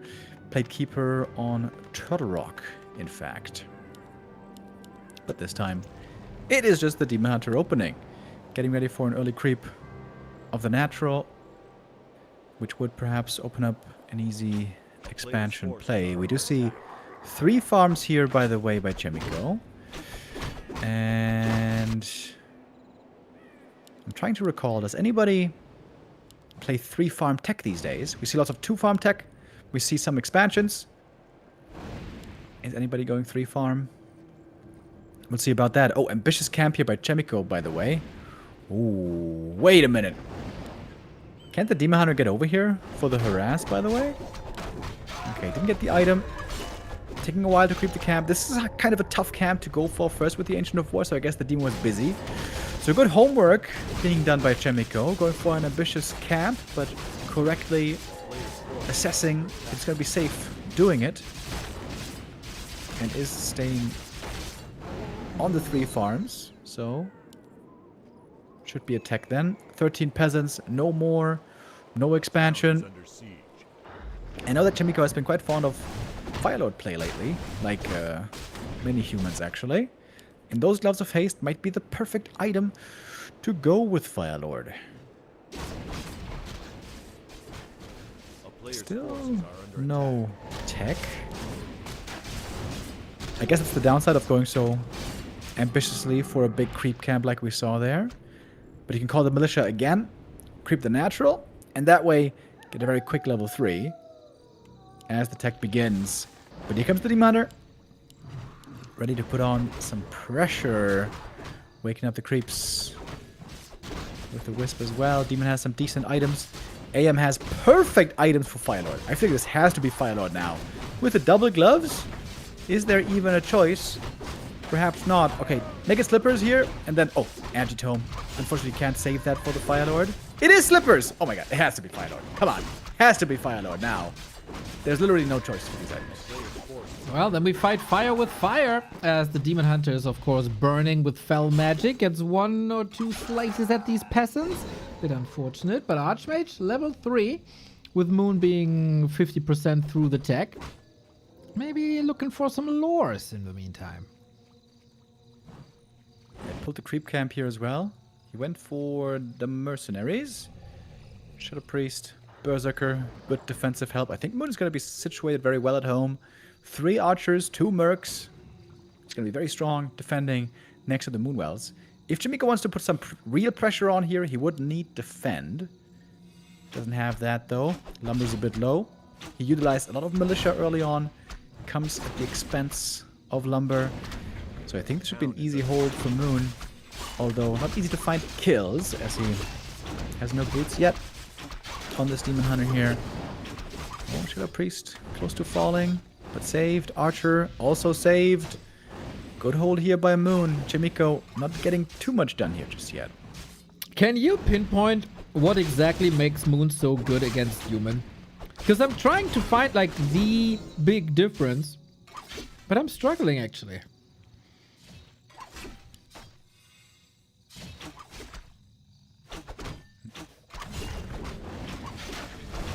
There it is, Mr. I think it's Demon. hard to tell. Also, since the meta right now seems to be up in the air, we see some expansion playstyle, we see some one-base playstyle. I always feel like Moon is better in two-base than he is in one-base. Yeah. Seems like there he's just kind of limited in his creativity and especially map movement. Moon can be a genius when it comes to counterattacks and stuff like that. I feel like with a one-base push, with a strong one, you can still break him. He's going MK! What? He's going MK with perfect file-out items. He even sold the slippers. I guess that was a tell. Well, with Bash, it's also nice Mountain King items, you could say. And of course, a hammer is a good weapon against the Demon Hunter down the road, if you can connect. Rifles shall be coming. I feel like this blacksmith is a little late, though.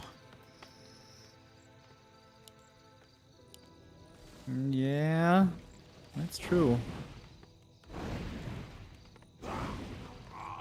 Looks like the guns are going to be hammered out a little bit later today. But the money can still be spent by Yumiko. Sanctum. Wait a minute. Did he make a Sanctum? Surely No. he did, right? No. No? No. Double Blacksmith! A player's LOL. Oh, I didn't even see Lamau. Well, that's the Starbuck Classic. You can go for a lot of upgrades now. That is, of course, a strategic advantage that you have over your opponent that you will not see coming. Did he think he made the the Sanctum and it was a Blacksmith instead? The Sanctum Blacksmith? Well, I'm pretty sure it's not on purpose. Well, that's not very good. Well, it is creative, we can say. And, you know, Yumiko not as active as others. Little slip up here can happen. Was also during a hectic timing, I think, during the fight in Moon's base. But yeah, upgrade your units is my advice. Yeah, we're gonna get one attack upgrade for sure. That one's also nicely cheap. In general, spending your money on something might not be bad. Yumiko now finally doing it. A little bit late on the macro here. a player's force. Well, always been a micro player. Yumiko micro, absolutely legendary. But yeah, so far, he doesn't pose a threat to Moon at all. Hopefully he can shine in the late game.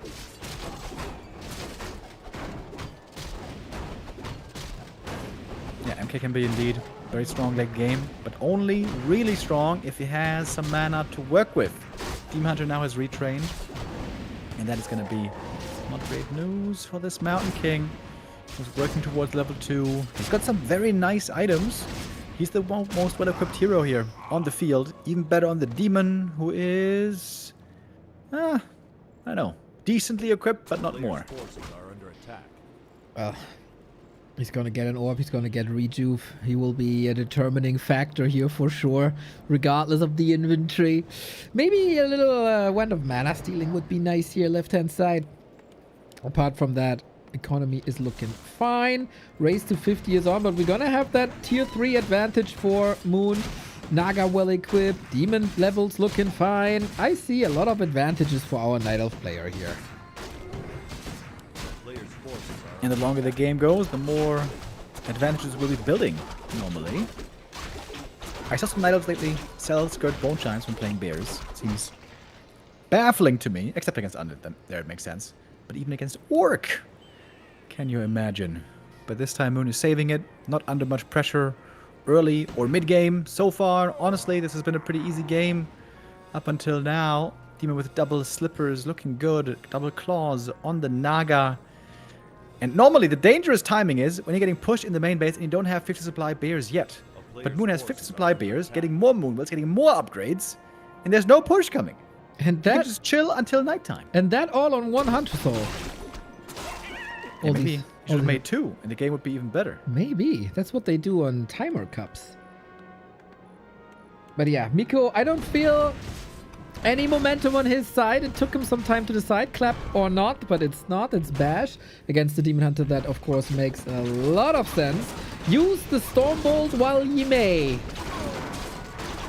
We had one on the Bursey. Not going to be a kill. That's rough. Okay, gets the Bursey in the end. And decent escape, not losing too much. Only a single rifle here goes down. Is the big boy still there, though? Oh, yes, it is. Easy claim for Moon. Yeah, good connection here, for sure. Demon Hunter double slippers, nice edgy in that regard. Next upgrade, never too greedy, but no, that Mountain King has no Stormbolt. Now with the potion he does, but only an archer for the Granite Golem. I know who likes that trade. Claws plus 12. Good on Demon or Naga. But Moon not trying to spread himself too thin. It's going to be more archers going down. So all archers die, but of course, for the late game, they're not the best units anyways. Can be replaced now with stronger ones. And now Moon finally has the Orb of Venom as well. And that Demon Hunter now is looking fierce. Might want an Invo potion as well. Got the staff though. Keep himself safe. And how is Yumiko going to win this game, by the way? What's the plan here? Yeah, Remo, if I could tell you that, I'd be a wise man. You know me for almost 18 years. So it should be obvious that I'm not able to answer that question. Hope, pray, thoughts, Night of, slip up, losing the hero. That's the last one is probably the most likely.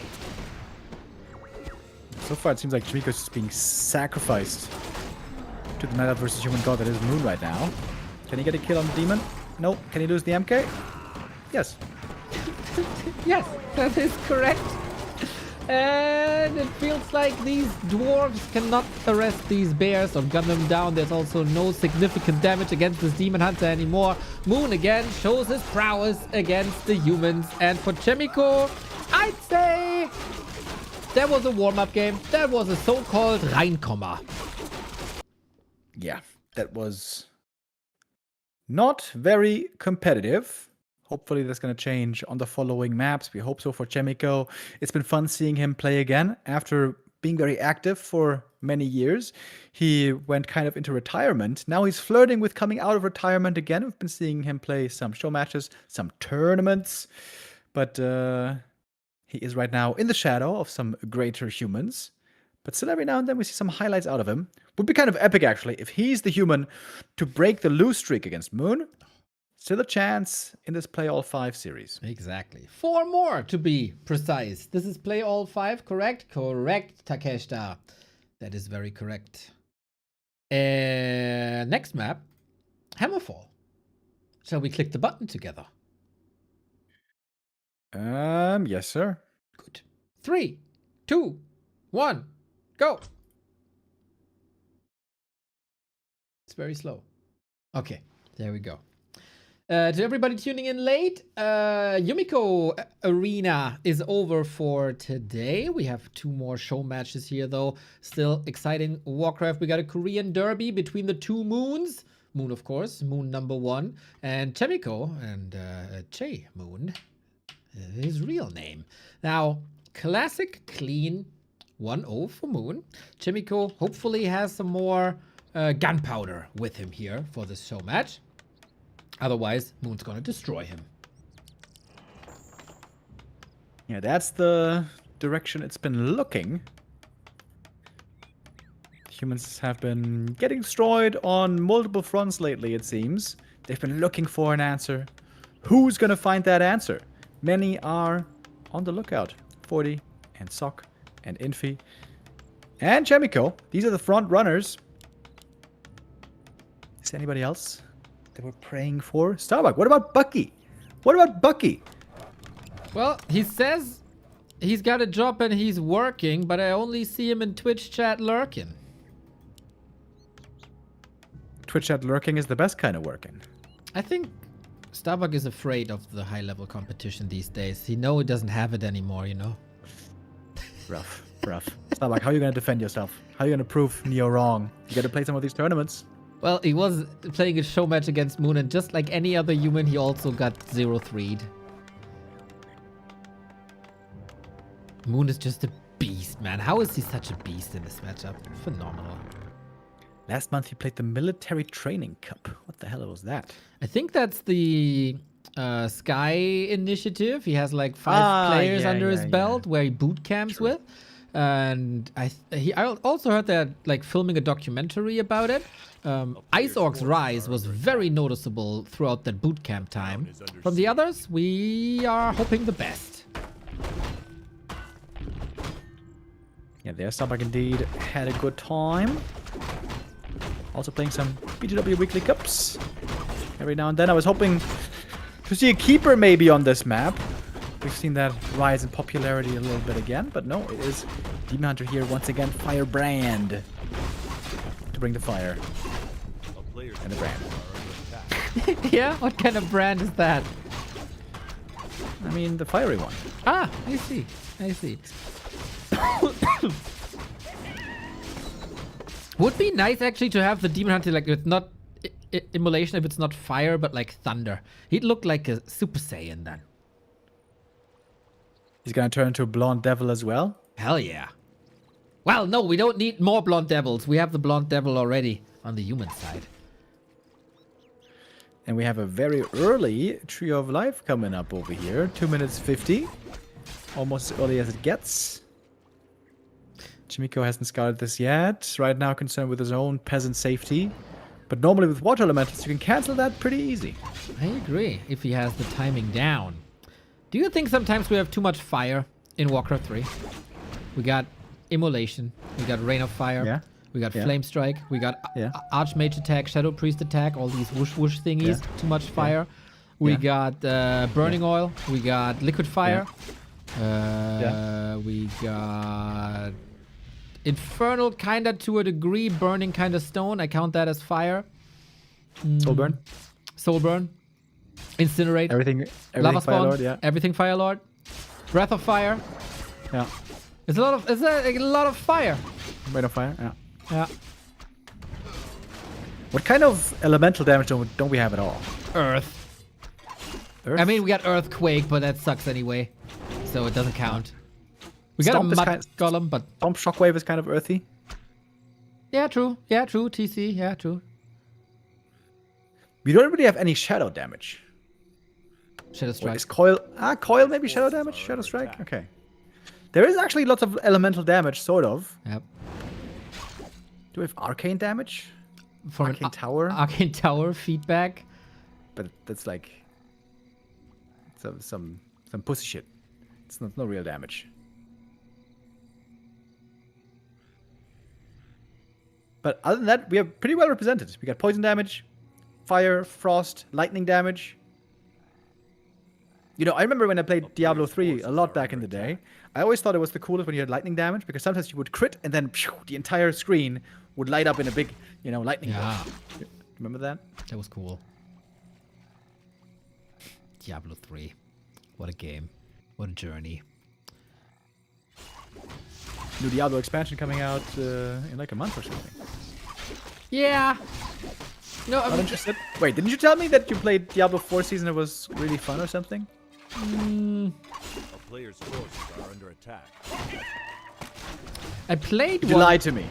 No. Which was it? The 10th, maybe? That has very chaotic elements. That was indeed fun. But overall, I mean, I was very disappointed of the story of the add-on. And I know Diablo story, etc., but it was so disappointing that I couldn't overlook it. And now I'm not that excited for the new expansion. Yeah, I feel like the initial story of Diablo 4, was kind of cool actually. But then what really killed it for me was Neyrelle. I feel like that character is really dumb. She's like, what's her name? In the new Star Wars trilogy. This Asian lady. Asian lady. The one that gets kissed for no reason. Yeah, I don't even remember her name, but you know who I mean. Very similar character.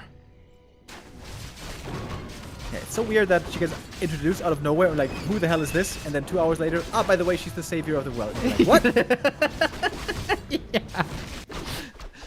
Yeah, but the story can be a little dumb. I don't really care. The cinematics in the original was Diablo 4 was so freaking good. And then there was this follow-up like in the add-on, which didn't have that at all, and it was disappointing. But I will never be disappointed by a Tinker second. Yeah, Tinker really cool. Seems to be a new Moon favorite, apparently. Wait, no Pocket Factory this time. Instant rockets, huh? Cool. So we put a twist to the twist, and you know me, I like a rocket man. Wonderful song by Elton John. Wonderful with the Tinker. Not as impactful, maybe, but it's so cool that you can lop it over the fortified base here by Yumiko. I was already a fan. Kaho played this a lot on Northern Isles. Way back, like 2 years ago, maybe. I thought there's gotta be something there. There's gotta be something there. Exclusively on Northern Isles. I never really understood. But I don't understand many things, so that's fine. Then it phased out, and now Moon brings it back. So cool. Yumiko finally has something going his way. Canceling a lore here. But only one of two. And Moon seems to be set up perfectly for the macro. He's got the Expo running for a while. Tier 3 on the way. He's even got a Shredder. And chasing after this Archmage here. Might be forced into a TP. Gotta remember the rockets, by the way, buddy. Can he reach? He has another set, right? Ah, not in range. Man, rockets are spammable. Maybe not that spammable. Bro, I love rockets so much. Yeah, Tinker, I feel like kind of a golden opportunity missed. If only he was a bit better. He's such a fun hero. So cool. Incredibly bad, by the way, in ATR. Did you notice? Yeah. The rocket at the Pocket Factory, both so bad without the passive. The ult also, that's like nothing without the passive. It's true. It's true. He is incredibly toxic also, by the way, as a solo hero. When I was heavily lettering, there are a couple of individuals who love Tinker solo. If you're not that skilled, that's a pain to play against, man.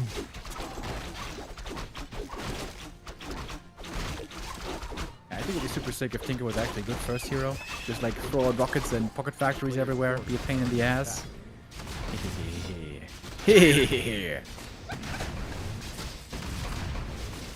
As we saw in the Don't Rush Me Cup, there he's a great first hero. Insanely good with Pocket Factory creeping. Yeah, this is like a little similar to Blade Master Mirror Image. It really takes time, and then you have to retrain the Tinker as well from Pocket Factory to rockets for the late game to be really effective. But yeah, in general, very, very cool. And I think it's a good niche role the way Moon plays it now. Tinker now almost level 3.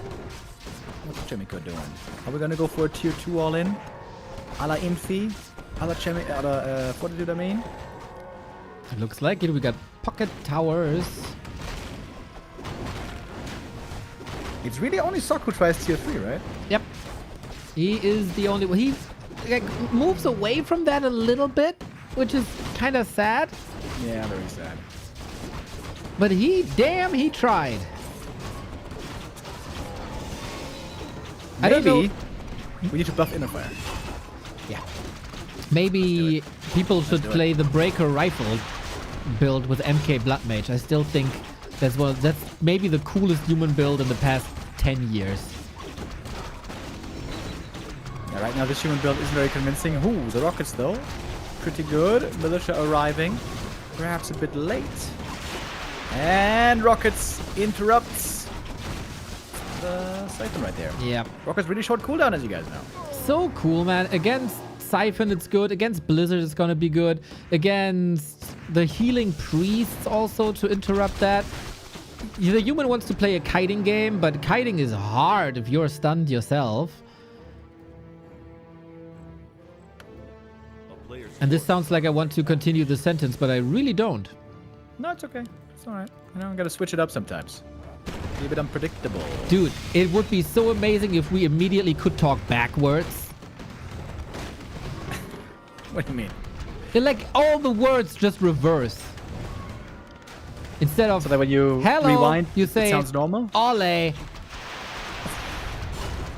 Okay. Coil is Leok.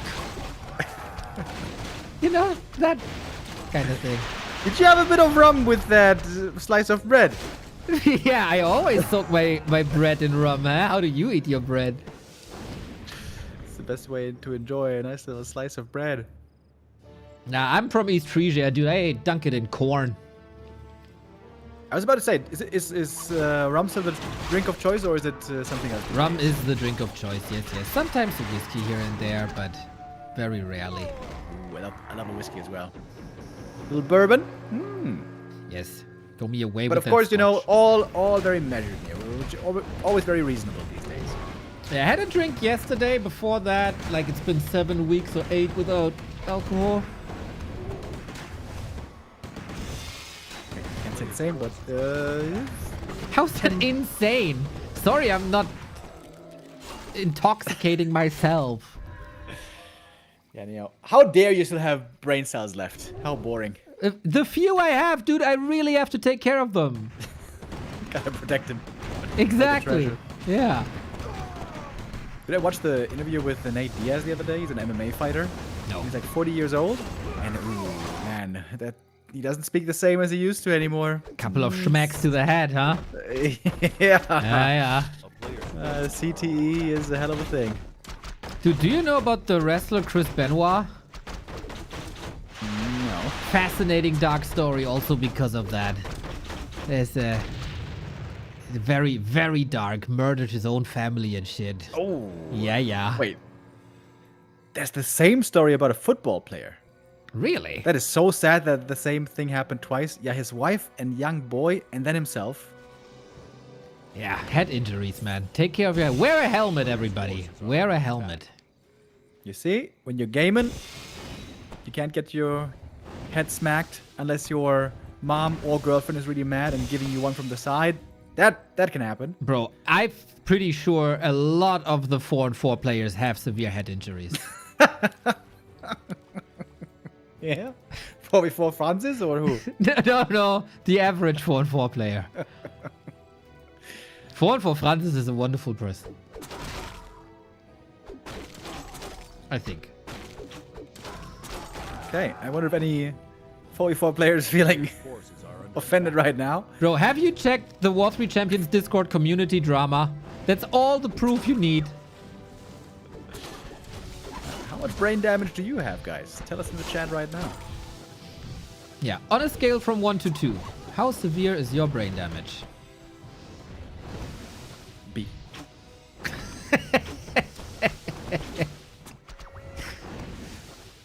Round and round. Masterclass of movement here by Moon. As so often, if this guy ever is close to your main base, threatening a counterattack, you're never gonna have the chance again to hit his main. Yumiko finally trying to get that tier 3 tag rolling. He has a lot of lumber somehow. Despite no shredder, so I guess that's good. We got Yumiko with triple heal scrolls, 70 food, not half bad. Tech to tier 3, we were talking about it, man. Only sock. No. And a workshop as well for fragmentation shards. There might be something possible here.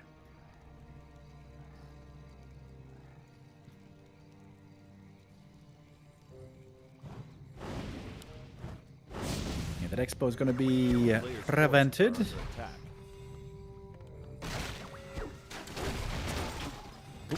The one thing that's kind of annoying about playing Tinker is he really isn't a good orb carrier. Yeah, he's running around like a headless chicken a little bit here. Lucky for Yumiko that this didn't do more. Both stay below 80. Bloodmage with so many rings. Mamma mia. Soon needs a new hand for this. Yumiko portal to his expo though to backstep immediately. I love that move. AM4 also great to have.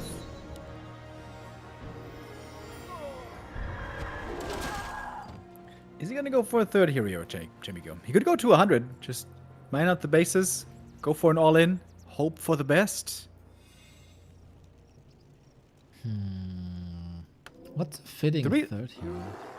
The really annoying thing is that issue Research Interfire, you can't use it on Spellbreakers. So there's no good targets. Mortars. Mortars are good. But yeah, just having the mana is of course nice. Blonde Devil is getting mauled here a bit. Tinker makes it to the back line. Looking fine. Yumiko trying to kite away from this a little bit as the slow trap has been activating and he lures him into the blizzard. Militia called from the main base. Rockets here really working out well. Tinker now though getting arcane drained. Oh, no mana anymore. One of mana steal could make up for it. Good siphon, by the way. Dino was dry there. Great TP out. I think Moon might have lost nothing right there. Yep, he's still at 80. I mean, he's rebuilding 2 bears. I think he lost a little bit. But also recognizing, hey, he has another heal scroll. He got that Blood Mage mana superiority. I might want to get out of here before the damage is getting too severe. And there's an expo growing, but Yumiko seems like he has an idea. And kicking buildings with mortar teams is an easy thing. Getting up to 3 mortar teams right here. Going for another heal scroll. Got 2 of them right now. Not the worst position, actually. I like it as well. It's just the 3rd base, though. If this was the 2nd base, it would be more impactful. Maybe he can just press through. Nah, backing off. Heal scrolls, eh? 15 seconds. Regrouping. Good game by Yumiko, man. Vast improvement compared to game 1. A player's forces are Yep. under attack. Looking good, absolutely. Bear's going to be really well upgraded, though. 3-3 in the works. And Polymorph is coming. You know, some people eat lamb for Easter. It's very fitting thematically. No clue if Yumiko knows about this, but... Yeah, true. I also heard about that, but where I grew up, nobody ever did that. But lamb is so yummy. Whenever I go to a Greek restaurant, I don't always eat lamb, but I'm always tempted to eat lamb. It's so nice. It all pales in comparison to the lamb in Yinchuan, Remo. Oh. It was amazing. Want to go back to Yinchuan? Bro, we were so freaking drunk. Drive through a city where 60% of all buildings are empty. Biggest ghost town I've ever been to.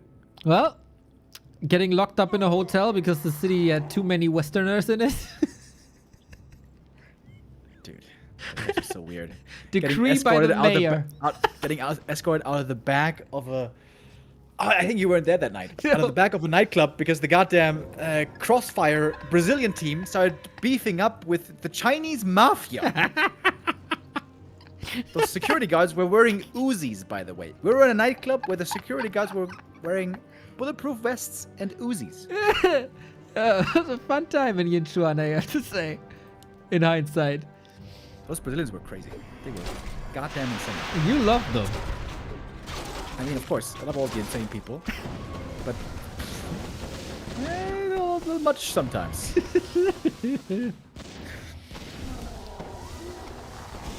player's forces are under attack. Well, Blood Mage 0 mana here. The Tinker again showing his proficiency. If you interrupt. He's using Mass Roar Yep. to give less damage to the feedback. Well, that's a lot of damage in the back, though, as the Roar got stolen. Disables it now on a couple of individual units. Archmage's in trouble. Rockets, Demon Hunter, all the heal scrolls. He is interrupting the Blizzard really, really well. There's no mana for that anymore. Demon out of the fight. Frontline looking a bit scarce at the moment. Oh, Mortar Shells connect. Good against the Dryads. Of course, they're dancing away. And they're so strong. Polymorph! Meh! Polymorph! One time. Again, nicely fought by Yumiko. He just has this tiny little issue of being down a base. You're gonna TP away. Save the rest of the bears. Yumiko is also running out of gold. Right now. Poof. Poof. That is, yeah, that's one hell of an army now. Marching south. Moon has so much gold. Wonder how these fights are gonna look like without this many heal scrolls that we had before. There's only one way for Yumiko. Gather the boys, pull them all, and have a little party in the south.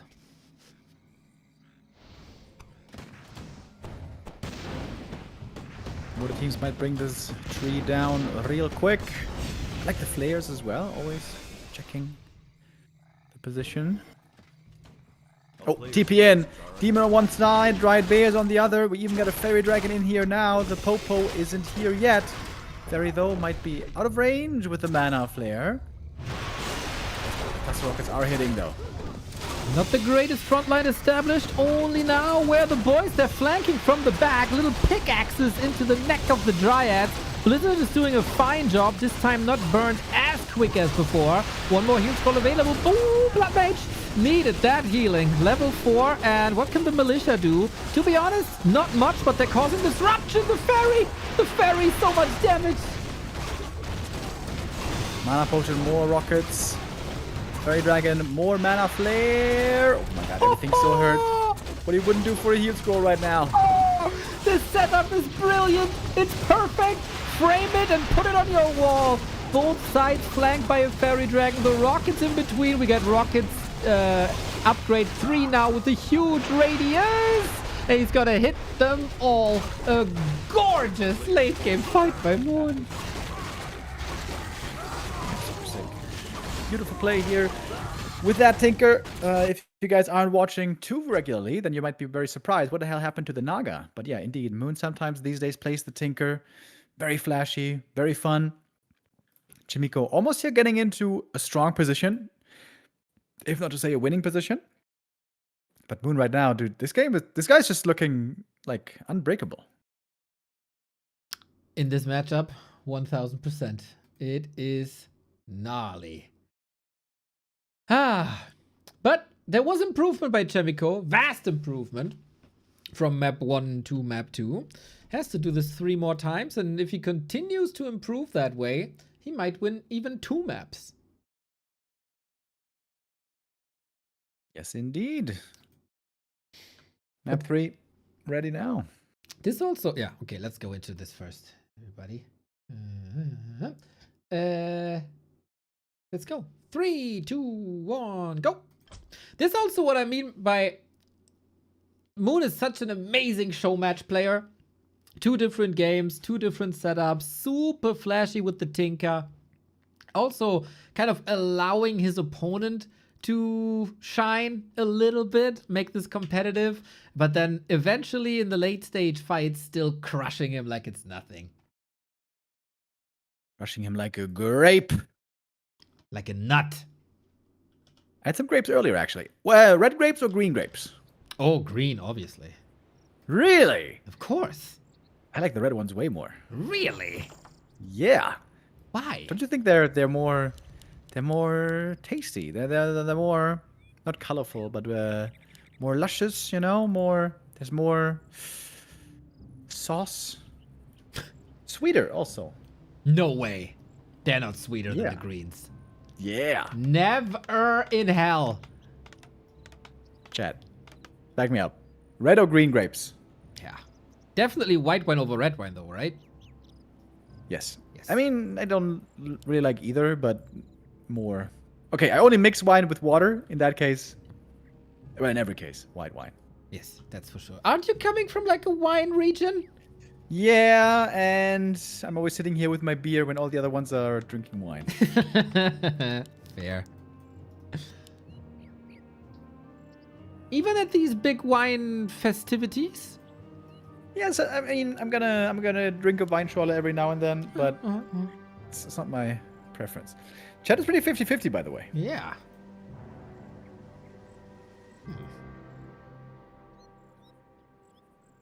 I don't have anything against red, though. I would just prefer green.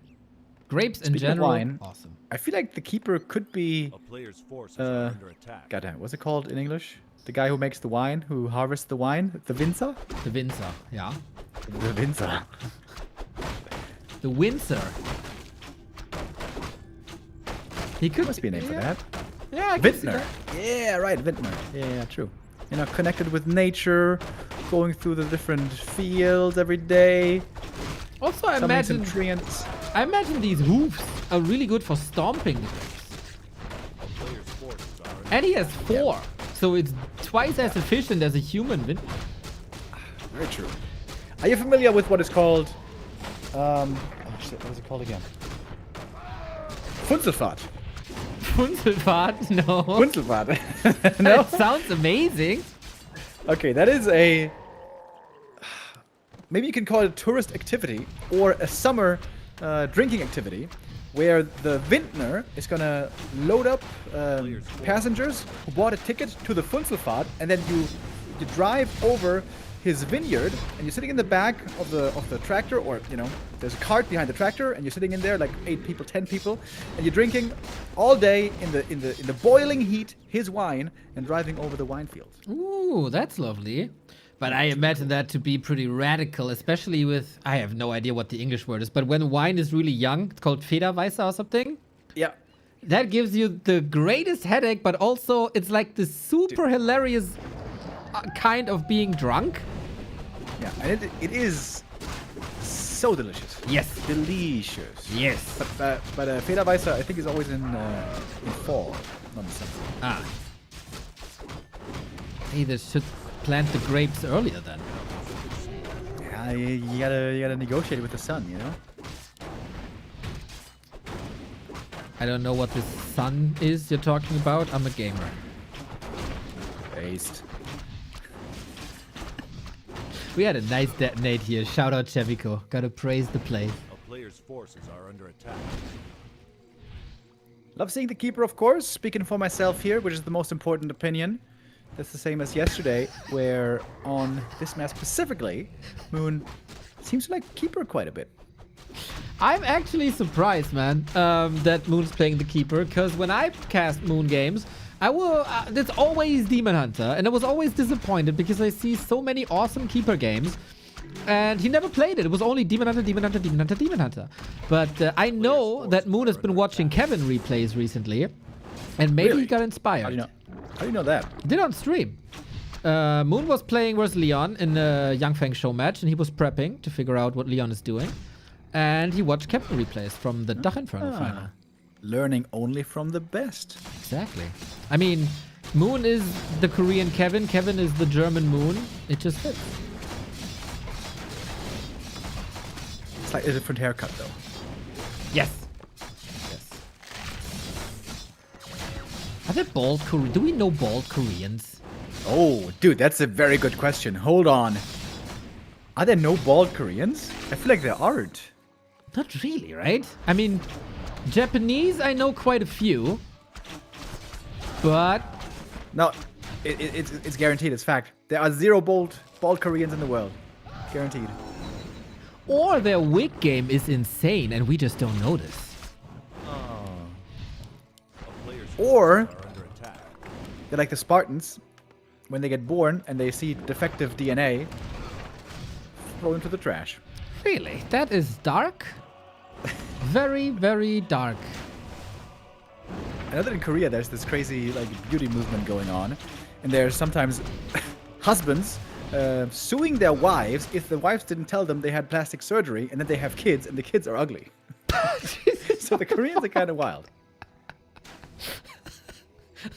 God. The world is mad.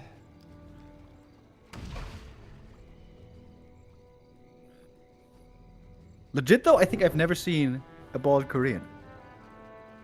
You know that they also have this genetic mutation with the Town is under siege.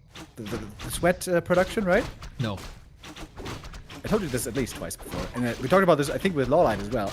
So, most Koreans, maybe not all, but most Koreans, the sweat they produce does not smell the way that the rest of the world, the sweat stinks.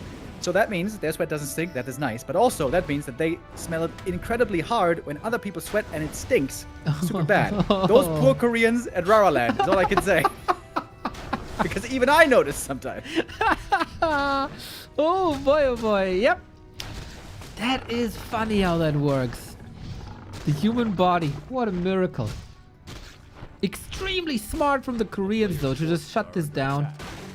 Dude, if they have no sweat smell, and never bald, they have by far the best genetics in the world. Korean hacking. Well, might be some other features that they won't have as developed as others, but I haven't heard anything negative about Koreans. They're also freaking smart. What can we say? Yeah, Korea, supreme. They have like almost no birth rate anymore. It's gonna be kind of weird in a couple of years. You I got to go to so Korea, man. quiet right now, I can barely hear you. Hello, hello? Can you hear me? Barely. Either my hearing is shutting off because I've been spending too much time with you and too much nonsense, but might be a Windows thing again. Okay. Ah, there you go. Do, re, mi, fa, sol, la, ti, do. Oh, beautiful, beautiful. Yeah, I just want to say, we've been to China so many times, you know, for Warcraft tournaments and stuff, and Anaheim and Sweden. We've never been to Korea, man. I would love to go to Korea one day. Lawlight, how about you invite us? Pay us the flights, pay us the trip, pay us the hotel, just for fun. Mr. Remo Demo, I had good to me. this exact discussion with Lawlight last week, actually. Funny coincidence. You know, the Chinese, they invited us many, many times.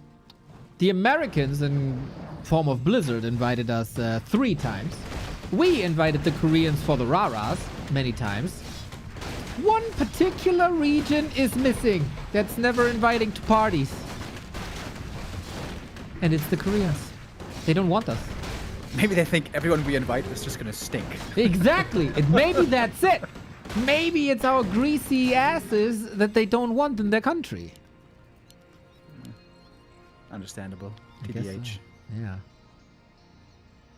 Dude, can you imagine Korean barbecue in actual Korea? Oh. Never gonna leave. I'm just gonna live in the barbecue place. Sleep on the grill. I like it. It's always warm. It's worth it. It's worth it. Absolutely. Yeah, I've been dreaming about this for 10 years. A player's force. What about North Korea? Chat is saying, not so interested in going on a visit there, to be honest. Maybe that's just me, though. I'm not culturally interested, but I would like to see how it feels to be there. Oh, I think it would be really sad. Like, really Dude, sad. I'm an emo boy. Do you think that's a turnoff for me? That'd be hilarious, actually. Everyone is miserable in North Korea, and you're over there like, oh, these are my people. These are my people. Oh!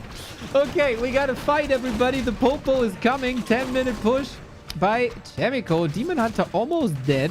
We got strongly developed heroes. He kills a bear. And I think his chances are not half bad. Yeah, Keeper, as we know, falls off heavily later on, as all his stuff can be dispelled by these priests, who are actually a bit low on mana at the moment. That's a perfect dispel right there on the treants.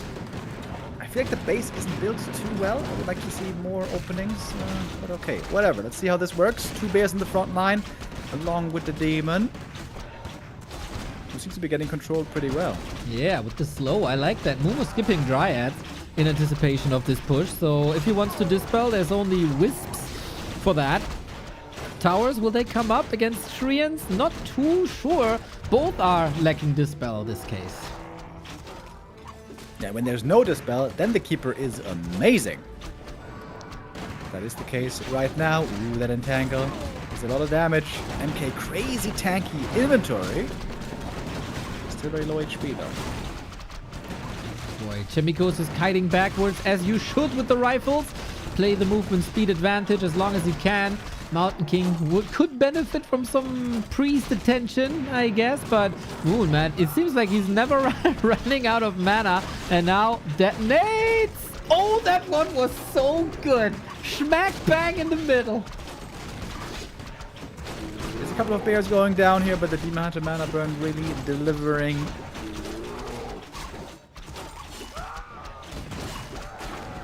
Maybe Blood Mage would have been better. Woulda, coulda, shoulda. Oh boy, these detonates were so beautiful. Got a little bit of reju here. We don't have breakers to steal reju, so that is absolutely perfect. Dude, Moon has just figured out this matchup. It doesn't matter what you throw at him. He catches it, throws it back, and ends up straight in your face. Yeah, he's on a crazy win streak right now. No display against the Rejuve. Sag. Domination. Yeah, obviously, Yumiko is not putting as much work into Warcraft as Moon does. So if he gets a map here or two, that would be quite a, not a miracle, quite a surprise. But the way Moon plays this, man, there's an elegance to it. It's so well done. Very convincing lead so far. Moon.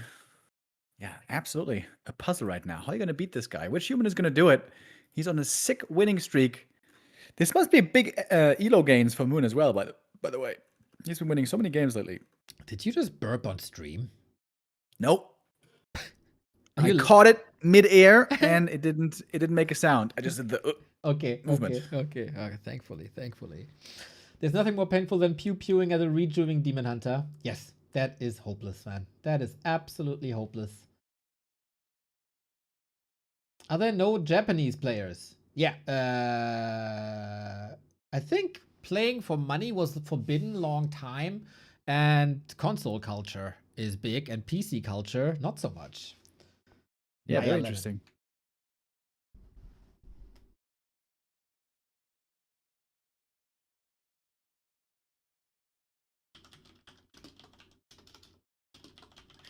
Okay. Next map or what? Oh, if you ask me that way, I'm in. Let's go. 3, 2, 1, go.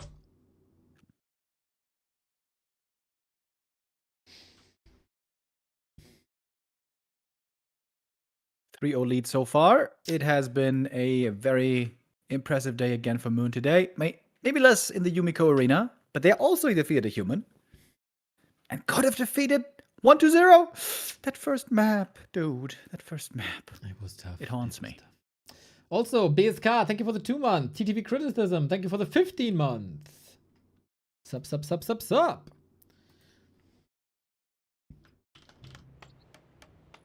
Thank you.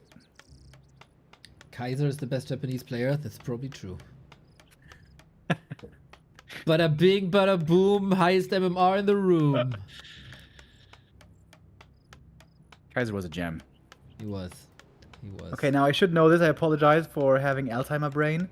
But Kaiser was never at Rara, right? Correct. What was it the first? No, right? No, he wasn't. He ditched us. Shame. Big Sag. Oh, damn. B-Cup changed the group stage format. Oh, really? It's like a gauntlet now. Oh, shit. Pickup is starting next week. Yeah. Pickup next week, Wednesday. So, no long break between B-Cups at all this time around. Well, there was 2 weeks of M-Cup. But yeah, once a month. That is actually quite cool. Oh, we can talk about this after the series. This is actually quite nice. I still would have loved if they implement Swiss system. But this also is definitely an idea. This GSL style group didn't work anymore. It's outdated. Yeah, it's gotten boring, right? We've seen GSL groups for like 16 years. Mm-hmm.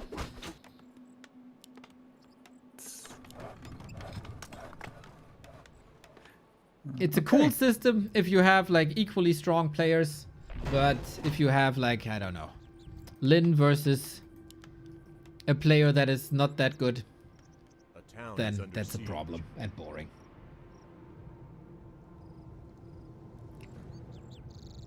Yeah, I also think Swiss system is always great, but I've noticed people don't like it, man. They don't like the... Wait, who's gonna play who? Who's gonna win? Who doesn't like that? The casual esport Andes. A player's forces are under attack. What do they know? They don't like Swiss. Right? Hey, we got an MK, and Moon is playing Mass Huntress. Oh, how do you feel about mass hunts on Conceal Hill? Well, it's obviously a free win. Okay. I guess then we can just all QQ go next. Well, only if there's an expo by Yumiko. Wonder if he's doing that, because, like, you can be the best human player that this game has ever seen. Moon is gonna wreck you. Moon is gonna tear you apart. He always has the perfect timings. He always has the perfect positions. But maybe Yumiko is smart and doesn't expand. For now, I'm eating my words, you know? This Demon Hunter is surrounded. There's another Stormbolt. He doesn't have mana burn. Yeah. It's MK. Yeah. What?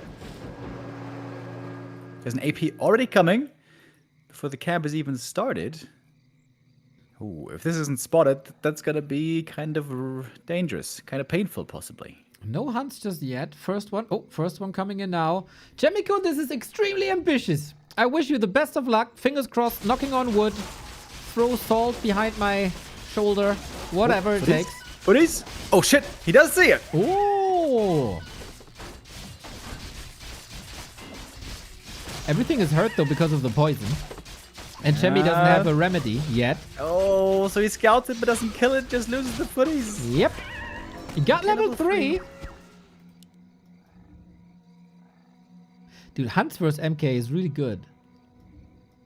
Yeah, maybe just say screw it, tech. Yeah, there it is. Okay. Oh, smart. Smart. Sayonara. Can you play one base air, maybe?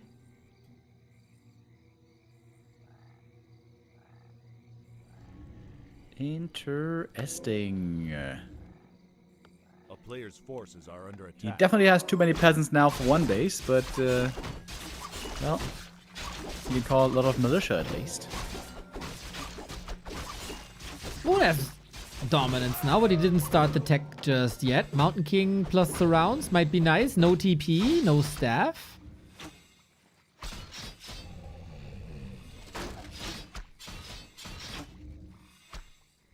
Okay, I don't hate Yumiko's position at the moment. Yeah, you can go into Rifle Caster on tier 2 with an Archmage, maybe. Moon has 4 hunts over here. I guess that might be worth going for the Huntress Moonglaive upgrade. By the way, Huntress Moonglaive upgrade, one of the biggest letdowns in Warcraft history. You know, the change was proposed. We're all like, oh, this is so exciting. I wonder what that's going to open up. Many people, especially Grubby, were like, oh my god, this is so broken. It's going to be unbeatable, unplayable. Then it comes around. Almost nobody plays it. Doesn't really change anything. Great. It did almost get hand in hand, or went hand in hand with not bouncing from buildings anymore, which was of course a big nerf. And it, oh, double invuln. Okay, let's postpone this after the fight. Okay, fight might be over. I don't know. Maybe, you know, on ladder, the hunts were a plague for everybody not 2700 MMR. Maybe it might be worth an experiment bringing the bouncies back. With Orc being in a better state.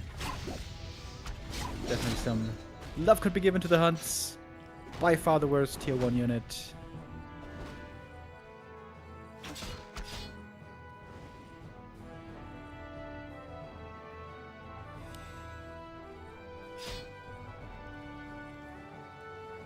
Moon still makes some work, though. Mountain King a bit hurt here, but he can hide. That's fine. Moon behind in tech. It is Archmage. It is Rifles.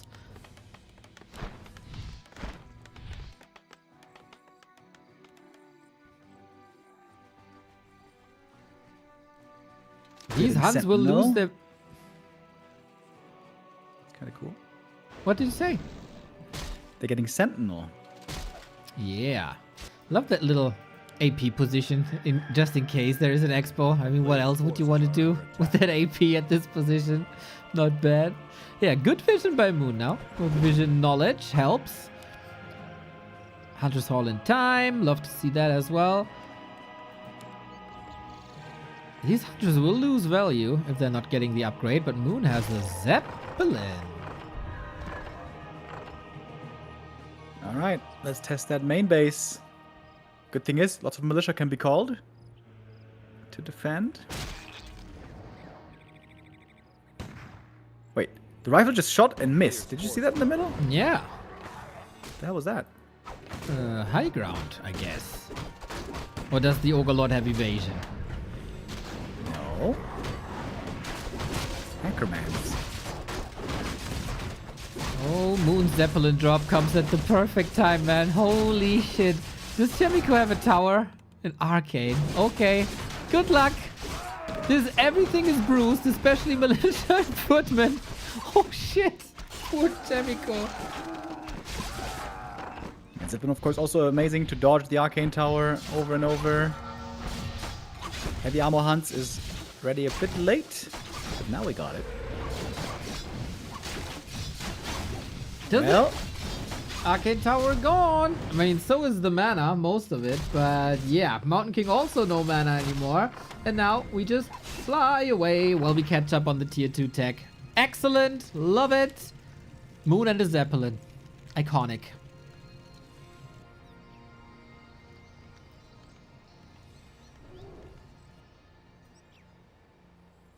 And now, meanwhile, Moon could go tier 3, get his bear tag rolling. Or second hero, maybe. Yeah, you need a workshop here. Need a gyro. And that's a lot of time bought. Yeah, at least we go gyro. I've cast a couple of games where the human player against Moon was then trying to defend this with water elemental and rifle. Let me tell you, Moon is not getting distracted, or it won't prevent Moon from dropping your base when you only have rifles and some casters there. He's doing this over and over and over again. A thing of beauty. So Yumiko with the right approach, even though it slows him down. But yeah, the big solution to bears, I don't see just yet. You just said, that made me chuckle, let me tell you. Because I noticed when co-casting with Saul, he says that all the time. Let me tell Really? you. Oh, I didn't notice that. Yeah, he does. Well, Let me tell you. I'm also an ape. That's for sure.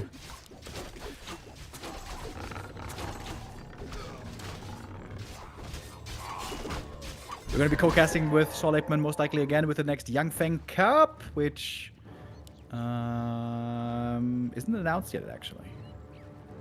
As far as I know. Do you know any secrets? Did he tell that to you in private? No. I know what he looks like now. Players' forces are under attack. Yeah, Like a BD? absolutely.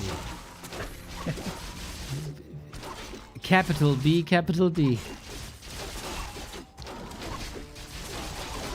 Handsome fella, this Young Feng 888. Unlike Young Feng 88, who we still despise. Okay. It's the evil twin. You know, when Young Feng 88, be careful. Alright. So, warnings have been sent. This is a Demon Hunter solo, by the way. Right? Yep. What the heck?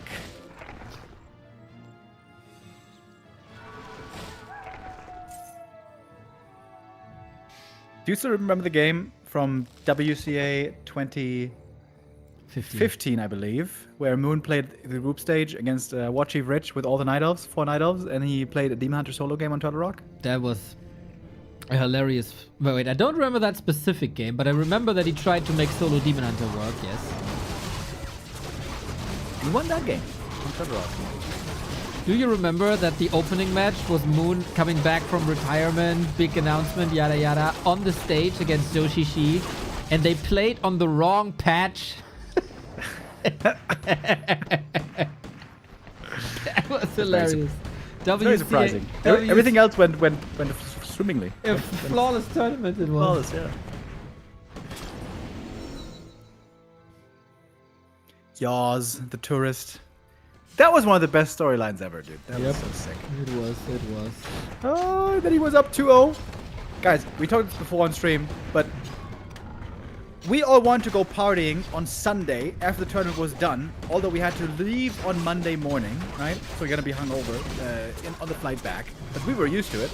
But Yaws and HLA, I think, they really want to go partying on Saturday, one day before his grand final, and we all told him, what do you mean, dude? You're playing the grand final. Why the hell would you want to go partying today, one day before your grand final? He's like, you know, I don't want to go on Sunday because my flight is on Monday. And I'm like, what? What the hell do you mean, dude? You're just sitting there in the plane, flying back. Why would it matter there to be hungover? Tomorrow's your grand final. And guess what? He went partying on Saturday. And he almost won, but he didn't. He almost won. You know, he was one beer away from being a world champion, probably. Isn't that insane, though? How would you do that? Why? I mean, how can you be so competitive when you're hungover like that is, to me, the bigger question. It's insane to me that he... It's been 10 years, Remo. Let go. It's his one chance to win a world championship. He's like, you know what? I wonder what that club is like. It was also his one chance in life to go out in Yinchuan on a Saturday evening. Oh, yeah. What he missed. Oh, goodness. You know, Dennis if we had been in Shanghai with the Fusion Club, I would have been okay, I understand. You know, Fusion Club is pretty epic. You know, Dennis Rodman went to Vegas for 3 days, partied his ass off, had a very fine Carmen Electra next to him, went back to Chicago, wins the world championship. You know, some people just can do that.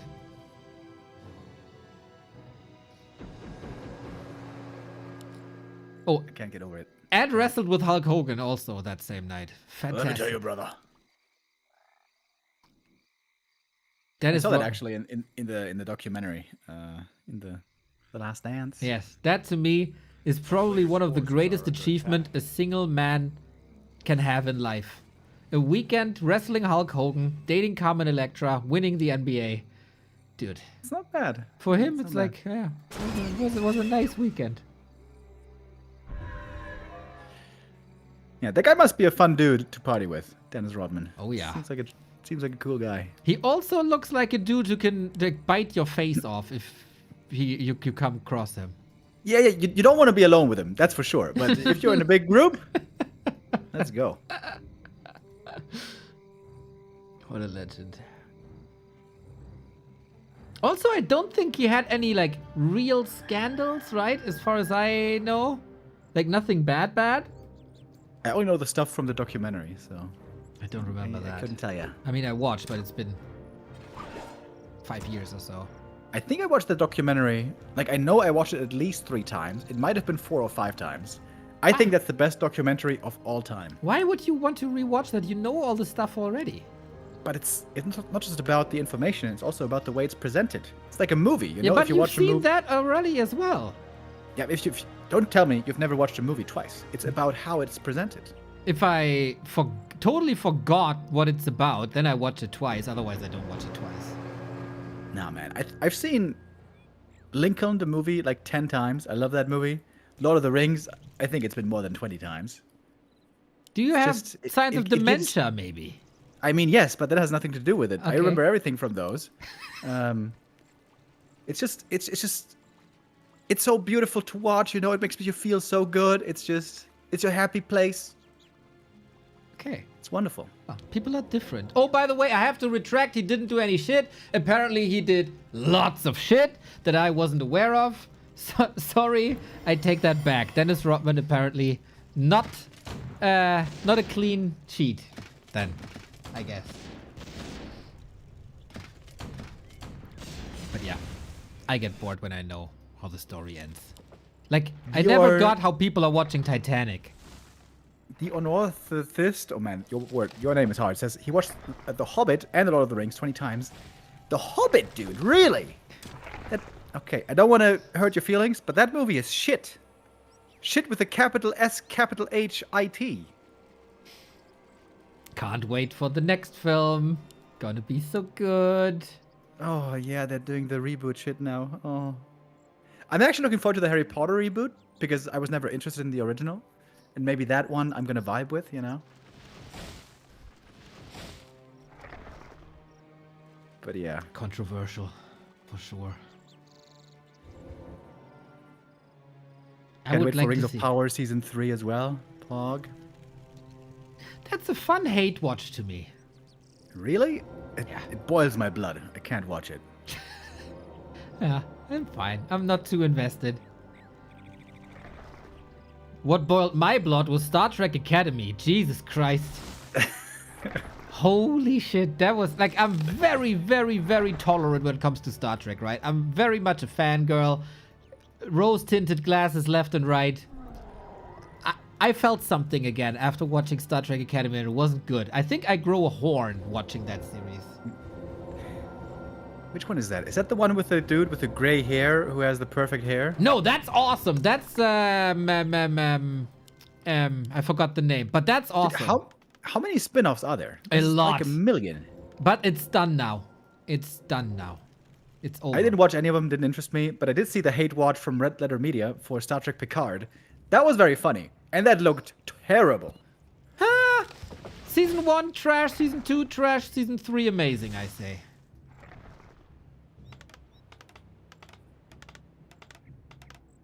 Yeah, Star Trek never really was my jams.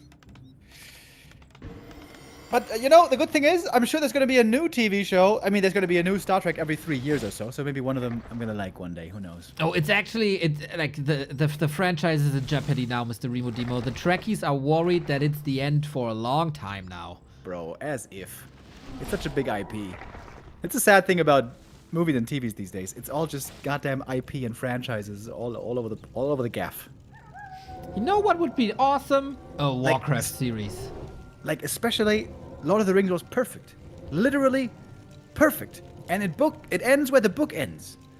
Like, I can kind of get behind The Hunt for Gollum, maybe. But they want to remake, they want to relaunch the entire, you know, normal Lord of the Rings storyline. Actually, Remo, it doesn't end where the book ends. The book goes further.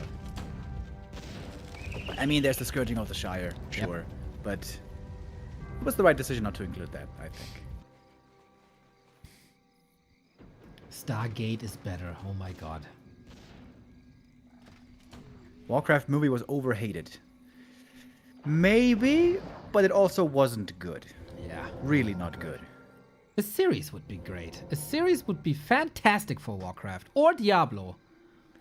Just animated or live action? I don't care. Because I remember the normal orcs in the Warcraft movie looked really cool. That's the thing I vibe with the most. It seemed like they got them really right. And then there was this prisoner orc girl who just looked like a human with green makeup on it. That looked so stupid. I mean, you don't have to keep the aesthetics of the movie, right? You can just start from scratch. That would be probably for the better.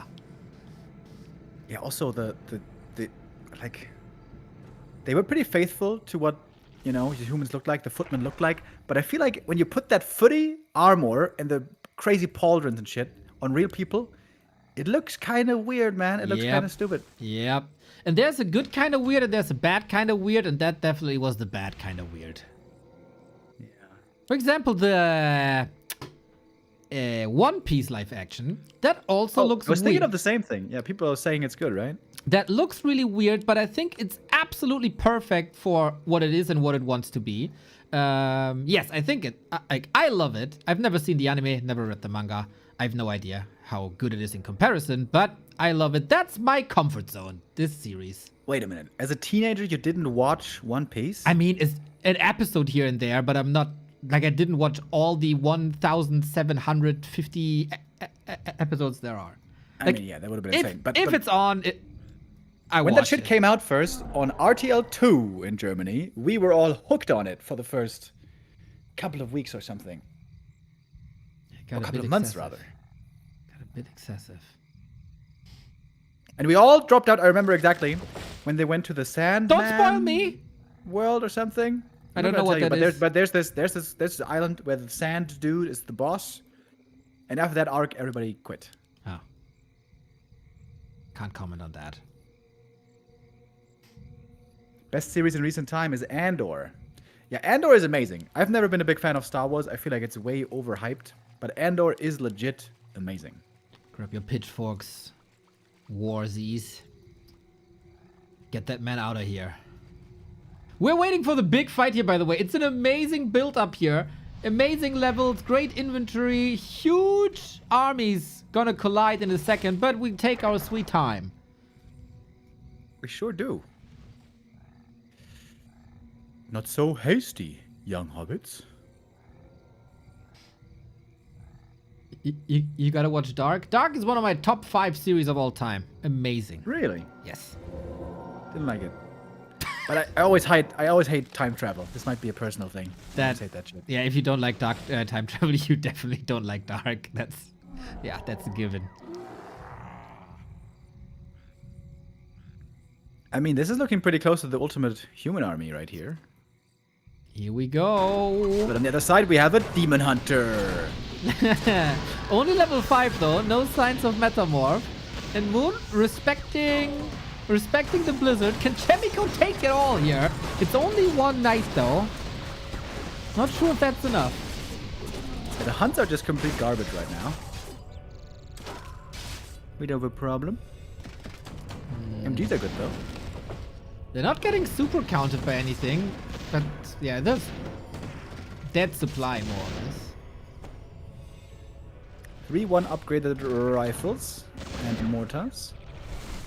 Ooh, so like the mortar position is scary now. In general, the human army position is not fantastic. So much HP you have to cut through here. And the demon, I love how Night Elves learned how to deal with Blizzard. This demon hunter, man, burning, slicing, everything he needs to do. Heal scrolls use noise. He wants this demon hunter, eh? But he has a scroll and he has a staff. Yep. Bears keep on suffering. And Yumiko holds. Yeah, it seems like you need level 3 Blood Mage for these late game fights. Blood Mage is just garbage right now. You really call a lot of things garbage. What else? 70% of all heroes. Keeper Bottom. Tinker. Yeah. Panda. Probably Alchemist. Yep, also Alchemist true. There we go. Because they are, Neil. You are very extreme in your opinions. You are not open-minded at all in Warcraft 3. I'm the balance master, Neil. I have to see the truth. Yeah, you're the balance master. Want to remind people about your chemical critters that it should explode? I mean, that's just a fun idea. That's not about balancing the meta. You said that it's essential to balance the game.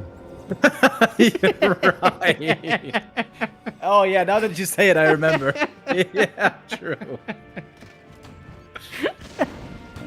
How could I forget?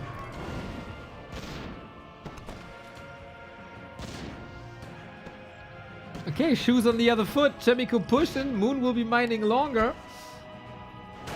And that is again such a wonderful mountain giant map with the fountains here. Can you control this demon hunter somewhere, somehow?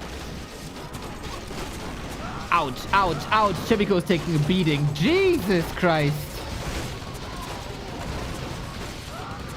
And the wisp from the sides. Here we go. Get rid of all that inner fire and all that mana. Right-hand side looks fine, though. You know, Blood Mage got nerfed 7 times in a row. And believe it or not, now it's pretty bad. Oh, Mountain King, Troubled City. He's coming back in with a taunt. Evil Potion, lovely. The mortars are always like a meter too far forward. And now with the Archmage gone, with the Blizzard gone, I don't really think there's anything Shay can do anymore. God damn, he's getting close to beating Moon, though. Yep.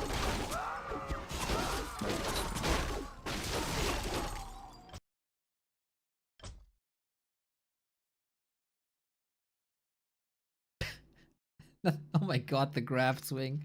Jesus, the graph swing is so brutal. Well, there was a lot of meat and stone to chew through and not the necessary weapons anymore.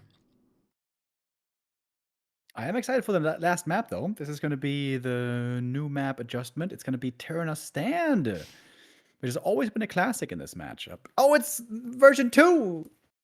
Okay, I leave. Bye-bye. All right, Remo, take care. Wonderful. Have a good day off tomorrow. Get ready for Remo to complain 20 minutes about Terranos Stand. Bye-bye.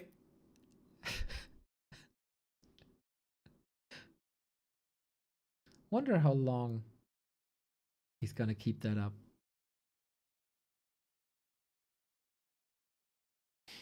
Well, we have another show match afterwards. Usually we would do a sync now. I'm going to do a sync just in case he's there. 3, 2, 1, go. Isn't the graph like that? Because Moon stayed at 50 at one point. I don't think so. I think it's because a lot of units died eventually. But well, we got the last game, everybody. Yumiko, 5th attempt. It's getting closer and closer and closer to beating Moon. Something that apparently no one can do at the moment when you're a human player. It's really, really crazy. I'm going to show you the results of these Moon versus human show matches, man. They sent him through the ringer pretty much every single day now, which is quite phenomenal, gotta say. And he just keeps on winning. It's massive. Moon knows how to beat the humans. Yup. Did not see that coming. Yup. Moon is too good in this matchup, man. If he could take a little bit of his strength in the human matchup and put it on his undead matchup, that'd be so fantastic. Did Remo actually leave? Well, I don't see him. I don't hear him. Let's go. Terranos Stand, the new version with actual rat spots. Can you believe that Terranos Stand was a map without any rat spots? Now it got rat spots and everything has been cleaned up a little bit. It is again a Mountain King and it is a Warden and it is the classic matchup on Terranos Stand. I wonder, like, everybody loves springtime, I feel. But these days it seems to be the pick for Night Elves in many matchups. Wonder if Yu Tiao got rid of that because all the Night Elves love this map so much. That'd be interesting. And maybe also necessary. You know, in the German league, I try to rig the maps against the human because I obviously want Leon to fail. And in Asia, it's the other way around. Then they have to help the people against the Night Elves. We start with the classic mercenary camp, which is not that impactful anymore now that mercenaries got nerfed. Is the reverse sweep still possible? No, it's a play all 5 show match, so we play all 5 maps. The more maps you win, the more money you get. But we all play all maps. We had no lightning shield creep here activated. That is a bit trickier on Terranos Stand. Version 2 than it is on 1. You need to adjust your position a little bit. The nerf on the mercs was just with a timer, or did they weaken it? Yeah, timer, first and foremost. 45 seconds. Colors need switching. Oh, sorry. And the dispel is way less powerful of the Shadow Priest.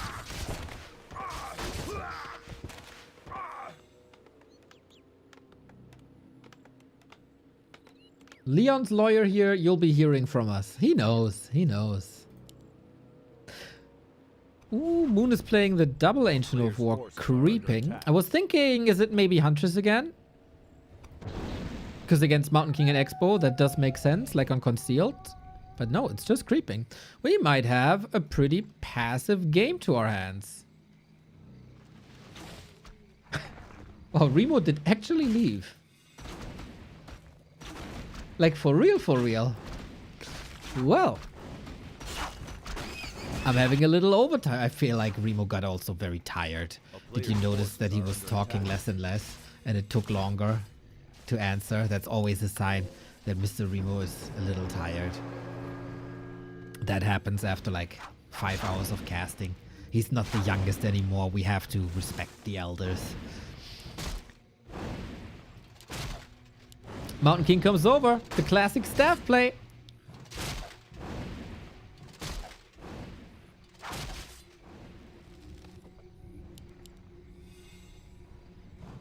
But it doesn't do that much. It does prevent level 3.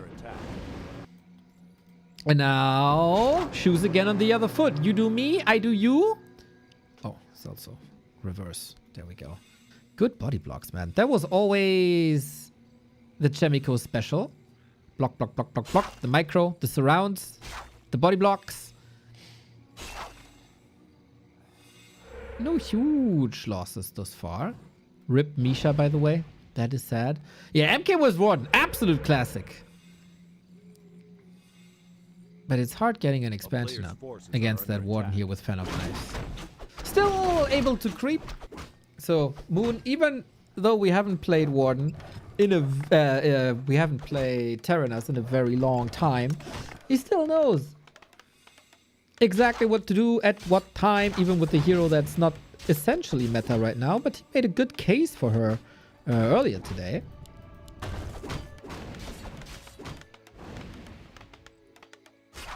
Why the hell is Moon so good versus human? Takeshita, I do not know this.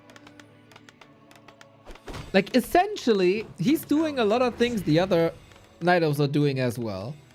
But it seems like he just has the perfect answer for everything at the right time. I don't think it's... but like, in-fight micro surely has to do with it. Maybe it's game knowledge that sets him apart. I really don't know. Players' forces are under attack. You're not the first. Yeah, Remo's not here anymore, but the capitalization surely helps. And we have a little bit of a stalemate, but Expo's up. Warden didn't interfere too much. But Counter Expo is also another Terranas Stand classic. Thank you for making streamers' life a little easier. Mountain King with the big hammer. We don't have Shadow Strike to do anything about it. Fan of Knife's usually not that intimidating.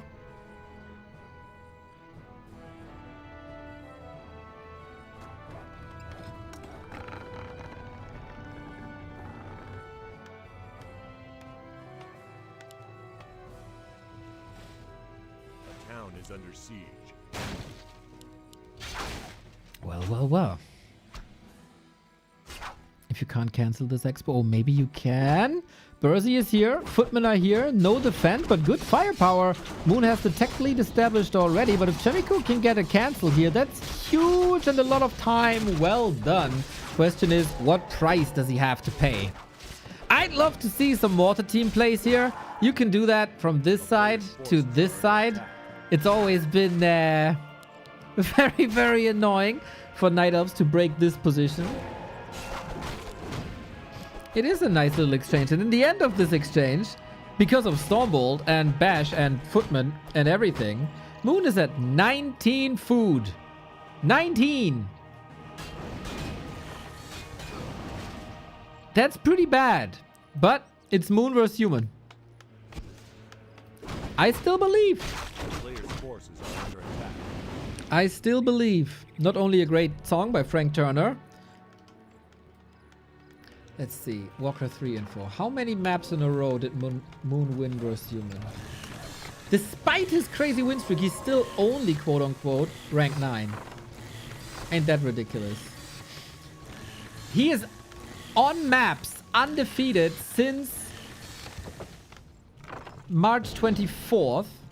That is pretty much 10 days. That is 5-0 Sock, 5-0 Yumiko, 5-0 Infi, 2-0 Infi, and now 4-0 versus Yumiko again. Yumiko might be the breaker of chains. On the new Terranas Stand, huh? Alchemist comes in with the healing. How many footmen? We don't have footmen left, right? 3. That might not be enough. Starbuck, I still believe, man. This is not over. Under normal circumstances, maybe.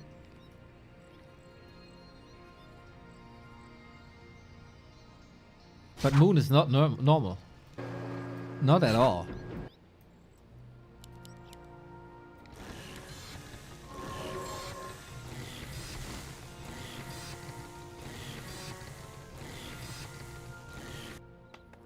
And tier 3 is okay. Tier 3 might pose a problem. 1 base Dryads, tier 2, Warden 3 versus tier 3 Mass Air 2 base Yumiko. But I'm not changing my mind because it would be the reasonable thing to do. No.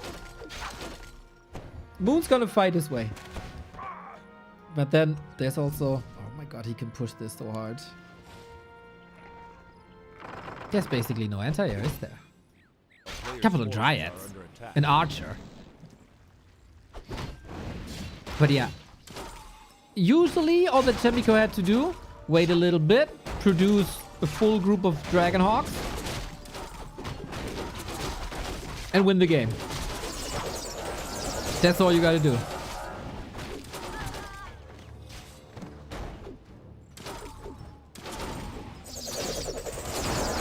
Ooh, you can't lose the Warden. I mean, you can't lose anything here, really. But every step of the way, Yumiko. Who would have thought that he's gonna be the one? 1,500 gold as well. God damn it. And isn't it ironic that Moon Streak is breaking due to Zeppelins? As he was always the master of Zeppelins. Huh. Only Dryads, no tech, no Ancient of Wind, no armor upgrades. Lovely. Good read here by Moon, knowing that this is happening.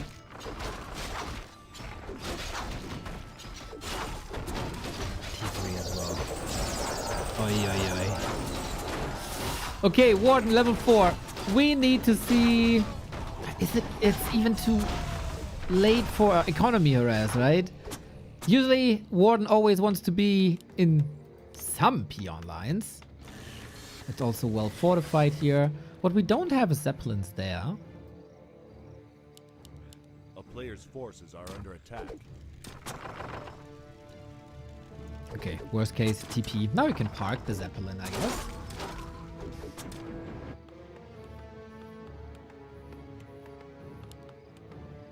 Blood Mage against the Warden as well. It's happening.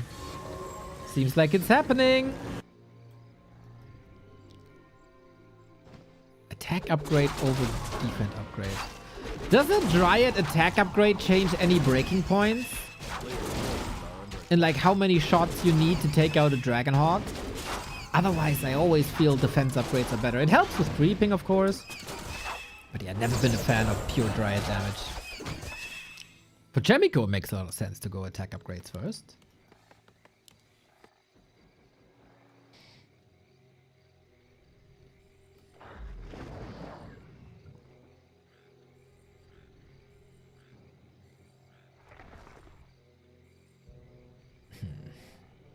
Panda, no Tinker. I don't think there's any time for a Tinker anymore. I would have expected Mortars again. But feels like that is not the case. Good for Moon to check this. Yumiko could also expand here again. Just third base, why not?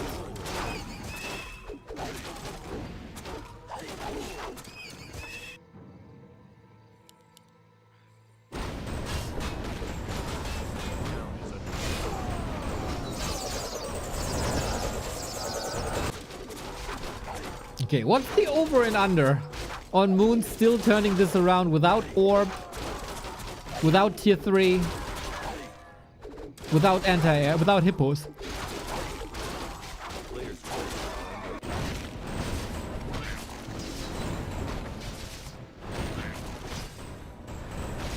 We got Banish Bolt, we got Heal Scrolls. Moon got an army, but it's really a bad one. But you also have to say he only has 9 Dragonhawks. That's also not too many.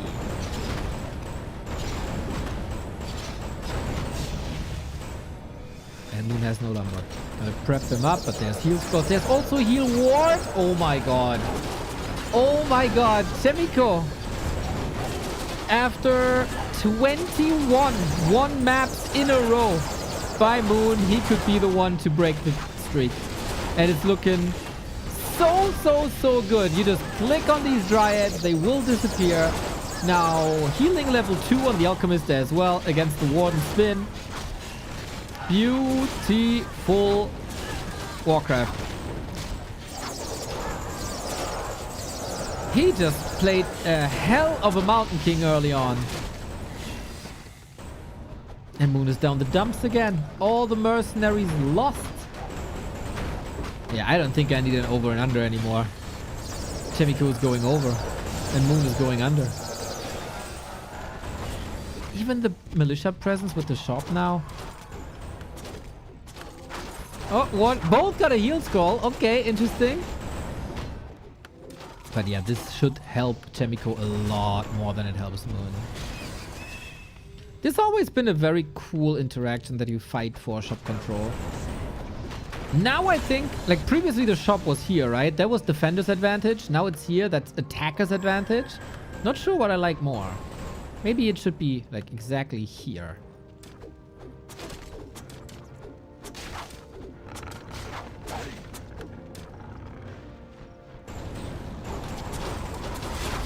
Panda! Oh, damn, that's safe by Moon. Now he sends him back in. Make use of that drunken haze while you can. Big miss chance, big AoE, Mountain King 5 though. And yeah, the supply gap is not closing. Guys, the streak is over. Moon's undefeated streak. Infi was the last one to defeat him at the 24th of March. And Moon has to concede. Yumiko! It did look like this. There was a trend for sure. It got closer and closer and closer throughout the entire series.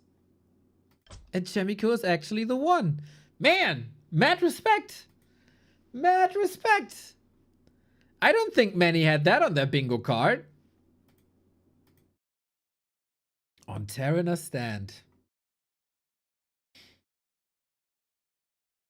Boom. That's a little extra money, of course. I don't know if they put a bounty on Moon. But yeah, the streak is over. So cool for Yumiko, man. Being like a part-time, more or less hobby player, but with insane talent and knowledge about the game.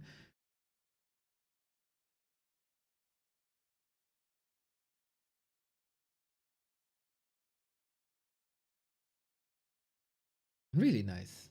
Really nice that he gets this success. I mean, in the end, it's still a 4-1, right? Like, Moon is still insanely good, but that nimbus of being completely undefeated is gone.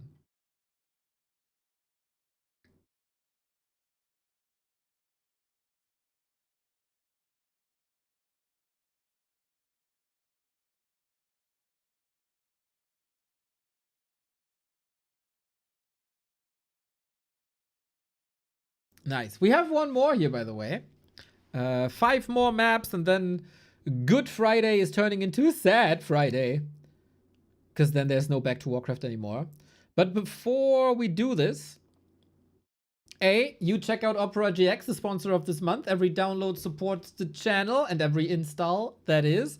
Wonderful, wonderful features here with Opera GX. Everything built in. Free adblock, free VPN, integration of Discord, Twitch, Spotify, TikTok, Instagram, everything in one view, all in one browser. I go for a restroom break. You guys check if your Prime subs are available, and then we have one more, 1-0 versus Life.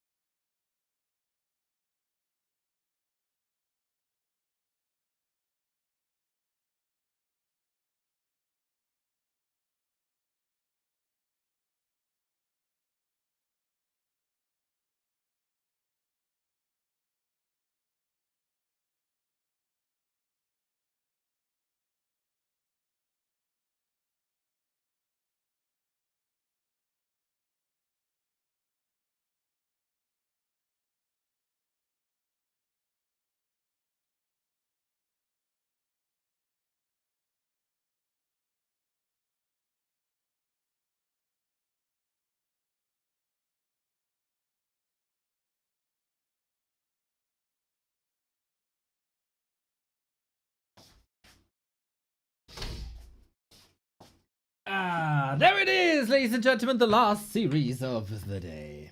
Only Starbuck was sure about this. Yeah, he knows a thing or two about this game sometimes. But we can't tell him. The ego, guys. The ego. Gotta keep it in check. He got praised by Hazy way too much this week. In the interview that we have with Hazy on Warcraft 3.info. Can't stroke that ego too much. There it is. Hazy's crazy 22-year-old talent. Shebang. Are there players you looked up to? Starbuck. I watched all the Super League games of his. When he stopped playing Super League, I barely watched. Enjoy him dominate Lin. When did Starbuck dominate Lin, by the way? His playstyle feels ruthless and artistic. Definitely. When did Starbuck dominate Lin?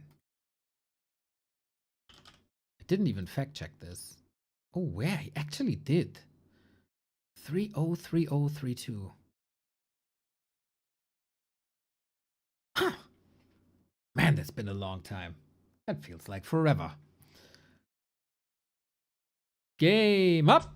Life and 1-0, both tragic figures of today's Yumiko Cup. As they were both eliminated. 1-0 by Happy. And Life by 40. Oh my god, I have to change this default setting that the sound is off. That is so obnoxious. Shouldn't have done that yesterday. Well. Off we go then. Two amazing players. Second best Undead against the best Night Elf. Hopefully they were able to shrug off the little defeat here earlier in a big money tournament.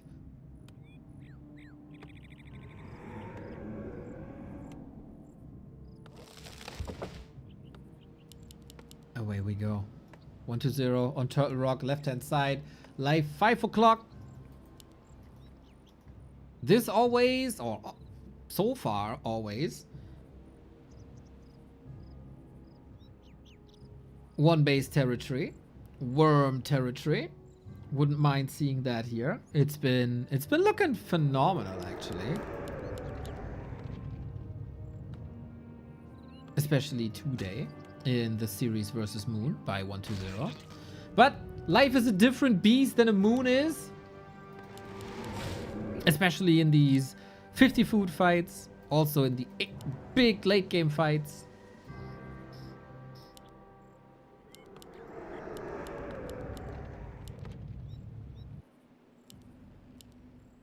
And we might see a difference here between Life and Moon.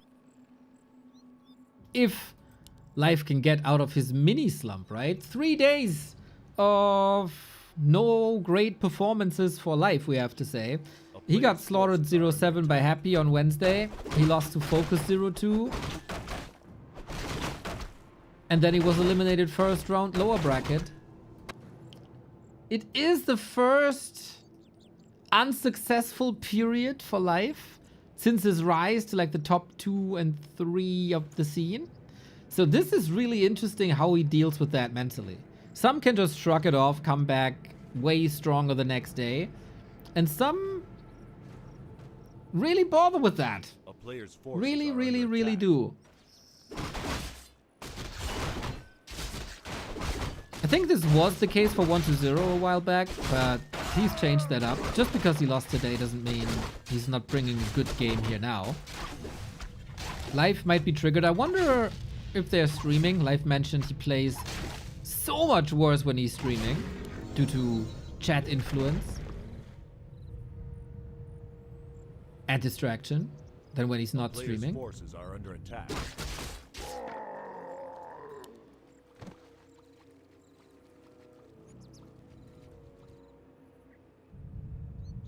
So far, it's looking fine.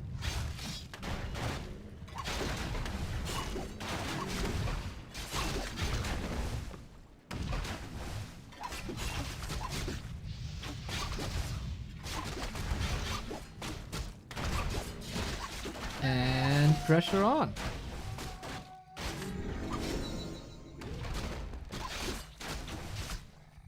Good cool micro as so often. no stress anymore. I've done other times where a Demon Hunter walks in, kills 5 footmen. Oh my god, if he coils the DH, he's dead. That was a big gamble on life. Staying there, banking on the fact that he heals that ghoul instead of coiling the DH. So he got it all. He got it all.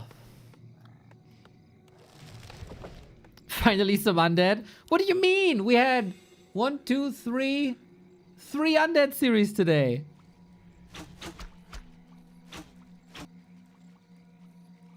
With Happy and 120 and Happy versus 120.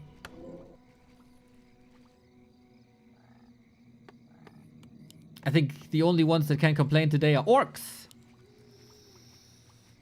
Suffering from success, these orcs are. Too successful for the lower bracket day. Players' forces are under attack. Regardless of not killing any ghouls, Demon Hunter on the way to level 3. As there is... I really like that life, unlike Colorful, for example, going immolation. You always... I feel like you always have to go immolation.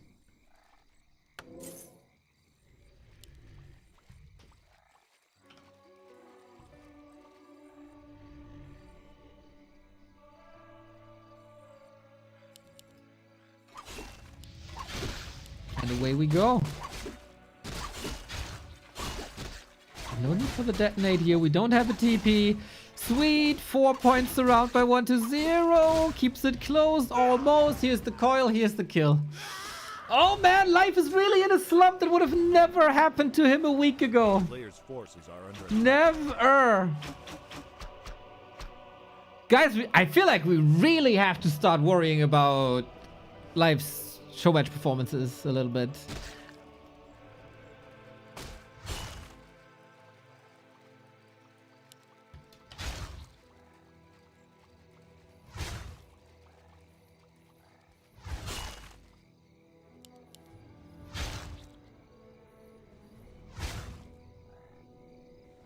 Oh, that's painful. Are under attack.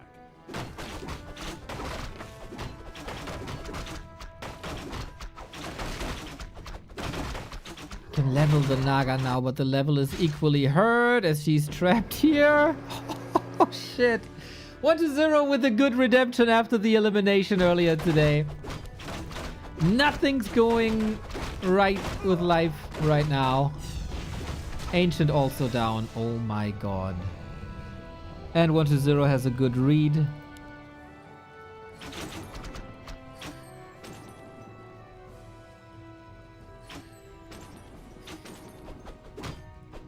What can I say, guys?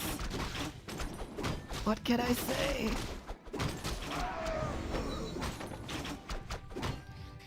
No reason to worry about life. Elf is still the strongest race by far. Jim's talents, fairies, free wins.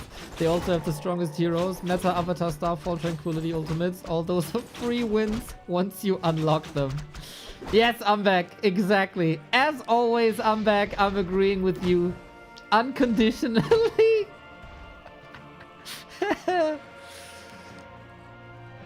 Oh my god, the body blocks. Dude, can he amass the mana for a coil? He's close.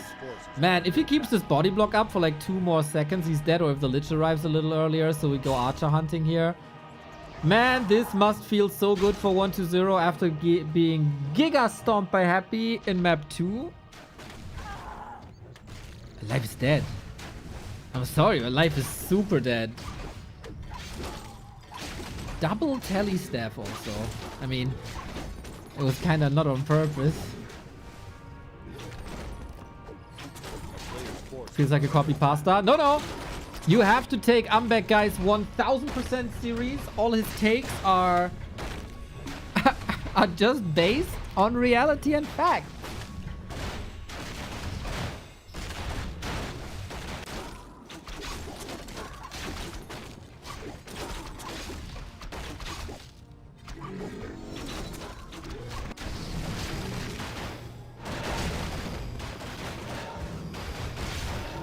It is somehow, like we always say Night Elf should get staffs, right? Maybe it just got lost in translations that we mean different Player's staffs. forces are under attack. That might have been mistranslated. I don't know.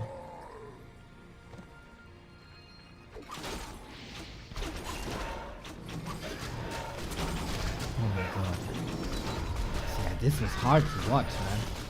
This was hard to watch. One of the weakest lives in forever. I casted the Happy vs. Life series from Wednesday, and I gotta say, I have an idea how the rest of this series is going. Life needs a little shot in the arm.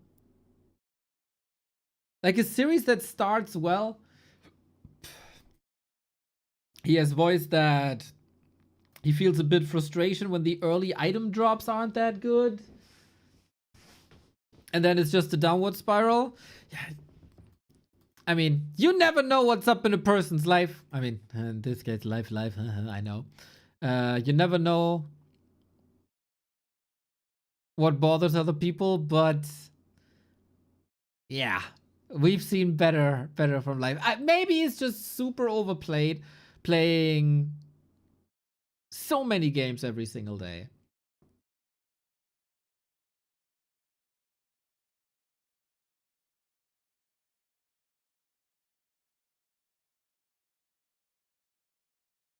This ain't Medusa the gamer. This is Medusa the rager. We gotta pray for some good item drops, maybe? Hopefully that helps. I don't know. Otherwise, we have a pretty one-sided series ahead of us here.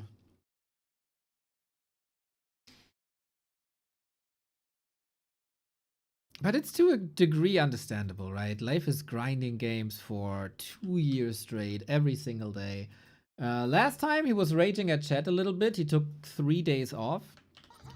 And I think he returned from that better than ever. Maybe it's time for that as well. Of course, you don't want to do that when the Yumiko arena is running with so much prize money. Then there's also B Cup coming up, where he probably has a little bit time off.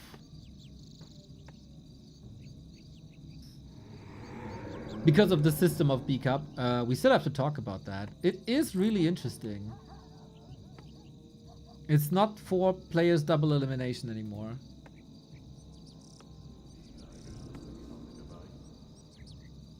But like a gauntlet.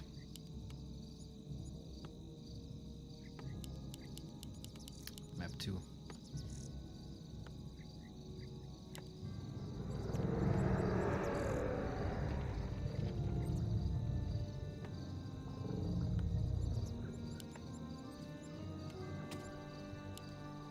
The dude that got banned sent me DMs. He was a bit obnoxious, wasn't he? He got time outed for a day. Maybe he's chill tomorrow. Nothing bad with criticism, but that's the only thing you contribute to a chat. I feel like that's a bit extreme on a holiday Friday evening. We don't need that vibe.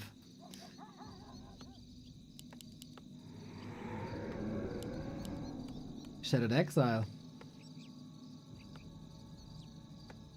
Are we expanding here or not? Can Life get his shit together or not? Is the question.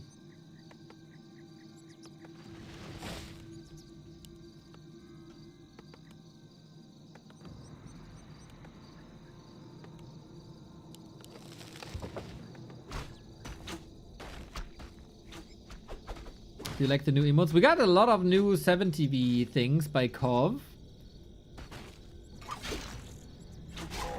Go check him out. Players' forces are Actually, not sure if 90% of the chat knows what 7TV is, but Kov will gladly explain that. Basically, you get emotes for free.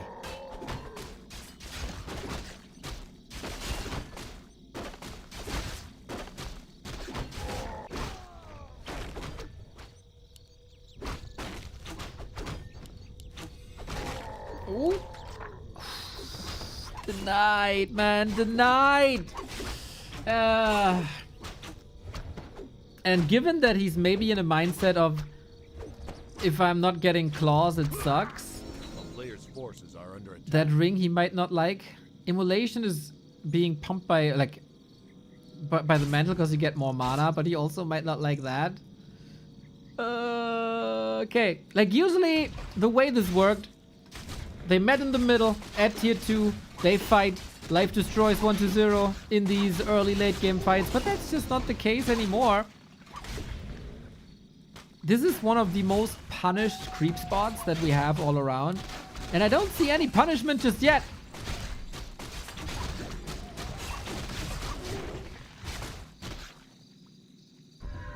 Oh, there's probably gonna be some salty chatter.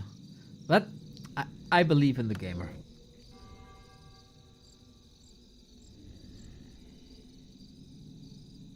He for sure is not... He is like basically, at the moment, rage queuing matches and show matches.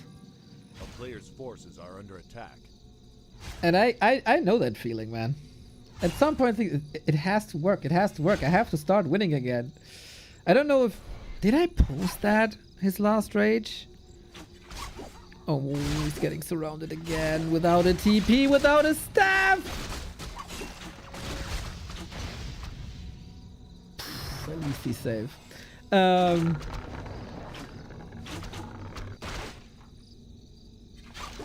He lost that series to Happy and afterwards was discussing things with 1-0 and Colorful. And kept on playing on stream, and then lost to PCG. And that was a big trigger. Losing to PCG. I think we read it on stream instead of posting it.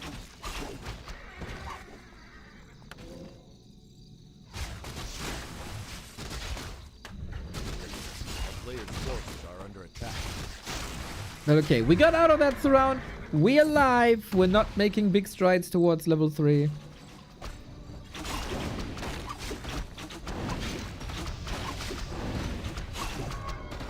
But now we do. Please don't deny. Find a good item. Build momentum. That's what we're doing. Okay.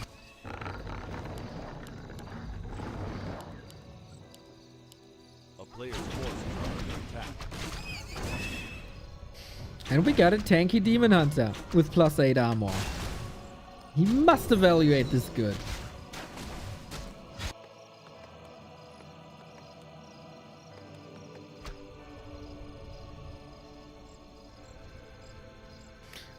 I wonder if as a competitor, like a top tier competitor, Life has been through such phases before.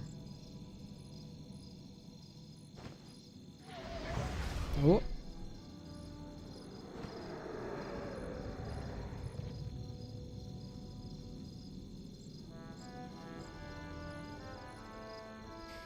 We got the Naga. But 1-0 isn't doing that anymore. He completely gave up on Naga second, at least today.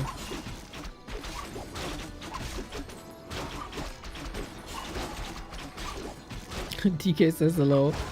Would be fitting for the series if he gets the last hit. Oh my god, he got the Enforcer! 1-0, holy shit! A player's forces are Oh, that was so telegraphed, and yet he couldn't do anything about it.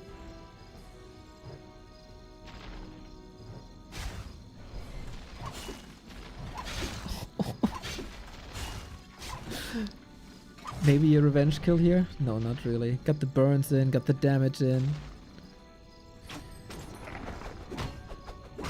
I am so sure. Like, this was awesome by 1-0, right? 1000%. But I'm fairly sure last week this time, Life would have gotten the kill.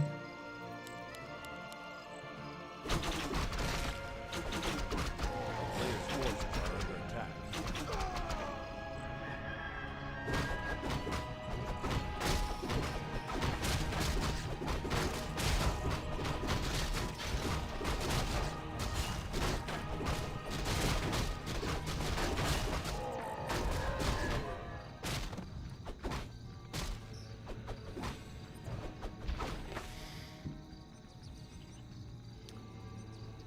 And a Boneyard is coming. It's not getting much better. I like the tempo of 1-0. Nicely bouncing back. And as so often, slowly but steady, working on like somewhat problematic matchups. He had some weak phases versus Night Elf across the last 12 months. I think those are for sure a thing of the past.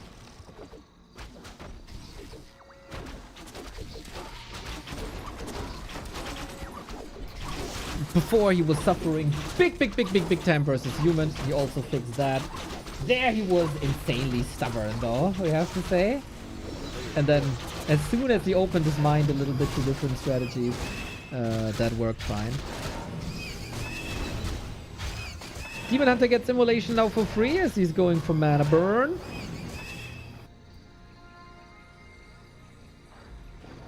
A town is under siege.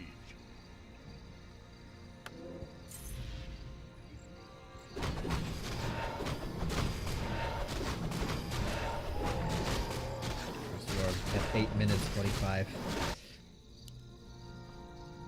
Is it me or is this worm strategy by 1-0 getting faster? Maybe I'm getting older and my perception of time is also different.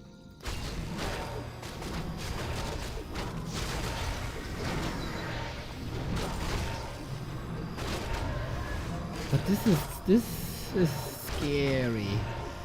Unlike Moon, Life is not of the opinion that he needs Ancients of Wind, Talons, Hippos for anything. Comes in with a good creep jack. Very good creep jack. With 1 coil available. That's about it. He'll scroll mana potion. So he has like 2 more. Life. Show me your extraordinary microcontrol below the 50 food. Both are at 51 actually. That's kind of funny. Coil long range. Couldn't prevent that after the potion pop. Lich level 3. Bears are coming in for redo. A destroyer is there, ready to dispel. Does not dispel against the frost armor with Dryads. He has the upgrade. Maybe not no mana anymore. But man, this is a straight up 50-50 fight. And 1-0 looks really good. This was also, for the majority of the fight, or up until now, 7 dead food in transit. And now the real problems begin. Gets the Fiend, okay, but will all bears die? This Naga didn't heal in the base. Or was never in the base, whatever it was. But running away from a Frostworm is basically impossible. Lich, Troubled City, if he commits, but he's going for the worm. Great focus fire. Well calculated. Sees an opportunity, goes for it, kills the unit. Life has production constantly. Yeah. Worm to the side again. Lich. The body block actually well thought out, but Lich is dead. Can the DK and the worm do this by themselves? I think the worm is also falling. Absolutely. Life. Come on. 1-0 is falling apart like completely. He had no way out of that fight. He thought he could win the game with that worm. But guess what? It's still a freaking 8 armor demon hunter. 8 bonus armor demon hunter. Tearing you apart.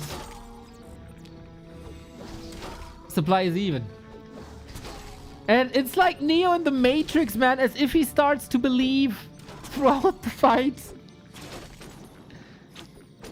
Dryad Naga slowing, Demon Hunter slaying, looking so good. Oh, he's slowing everything that's somehow in range, and if it's not in range, he's getting in range. Yeah, this is the life we like to see. This is the life we like to see. The Dryad body block now. Look at that, what a difference! As if this is the same player of the last map. Bro, he needed that so bad. He needed that breakout performance so freaking bad. Nice. Nice. Well done. In the middle of the fight, he started to believe. And he figured this out.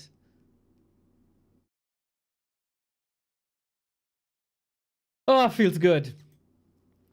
Feels good. Hopefully he can carry this over to the upcoming match. We have a series. We have a series on the last match of the day.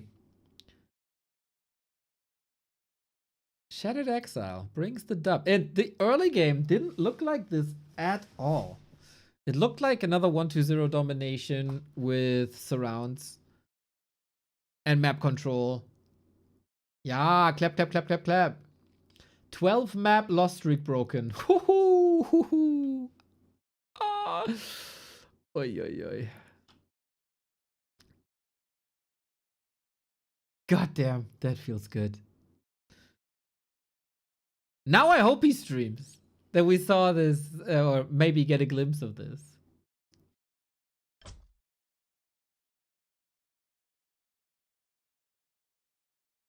Okay, series is tied 1-1. Last ditch effort here on Good Friday. Spending the holidays with you, dear chat. Even though you shouldn't work on the holidays. Warcraft 3 draws us all in, especially when the tournaments are this hype.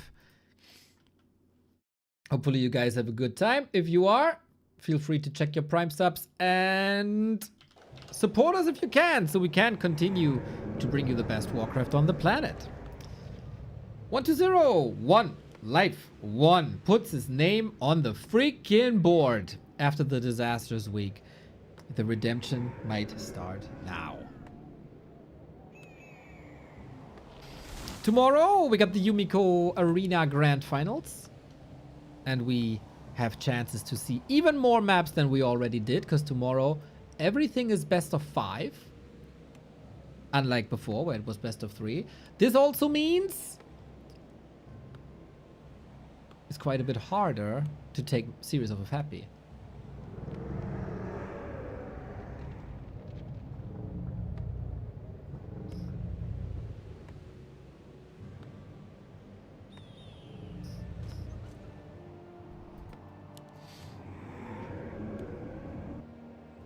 DK, DH, the classic setup. Hopefully we see Witch Ruins. It's been 6 years. Yeah, not a single sign of Witch Ruins.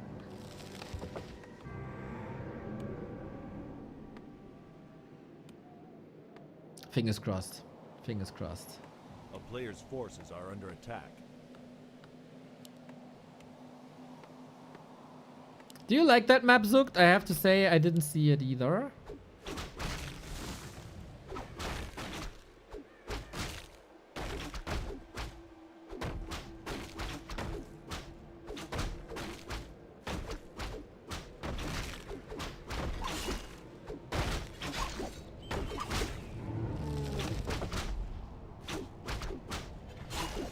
A player's forces are under attack.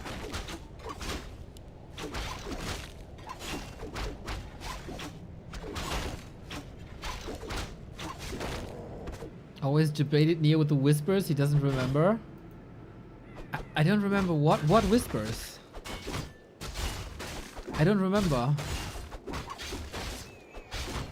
Happy Easter, Mr. Lord.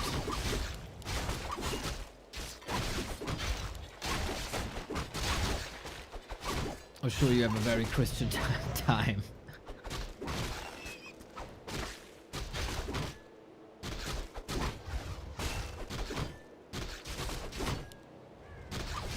That's a lot of ghoul involvement here.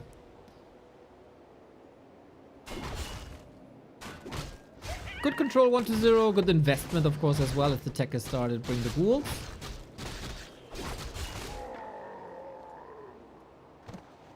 The original mapper took so much attempts to rework it. I hope we see how it goes. Ah! So he reworked it recently.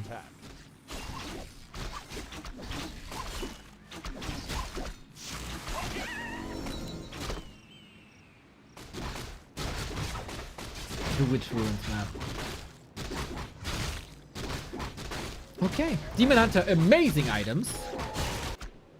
This will definitely come to show in these tier 2 fights. Ah, okay. Earlier. Well, solid opportunity here. And the blocks are working again. 1-0 has to deny a ghoul. Continues to block. Has it damage enough? No, but baiting a coil.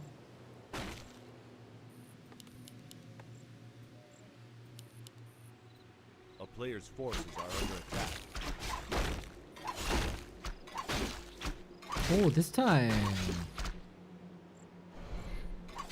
We're not selling the TP, interestingly. 1-0 got 2 surrounds against life in the mid game. We could sell the TP and get a staff instead.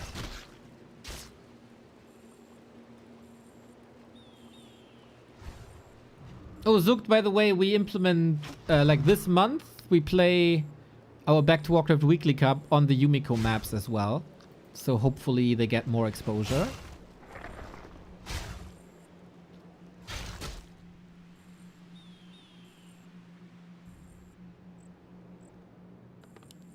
And hopefully people like it.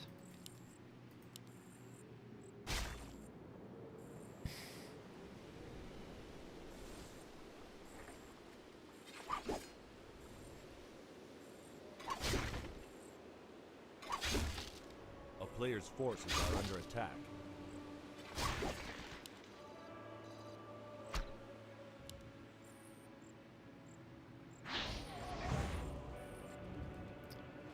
Tier 2 around the corner. No chance for 1-0 to get to the Naga. Or to the tavern.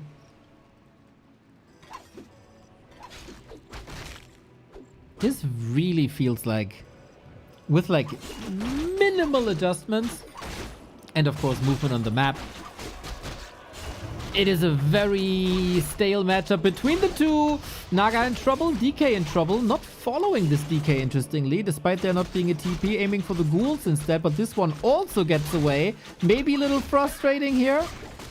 This ghoul down. Naga might fall. Oh, got the TP swapped earlier.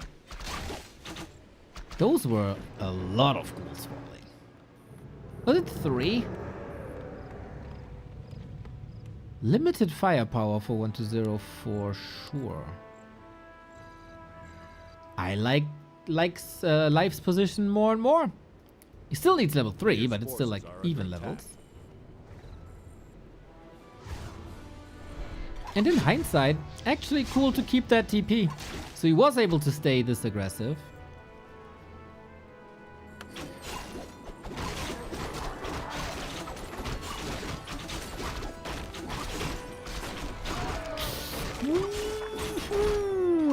Coil wasted and missed. A player's forces are under attack. Hey, Poker Mage, I only gave 0.2, huh? Ah, it was shared 0.2, of course.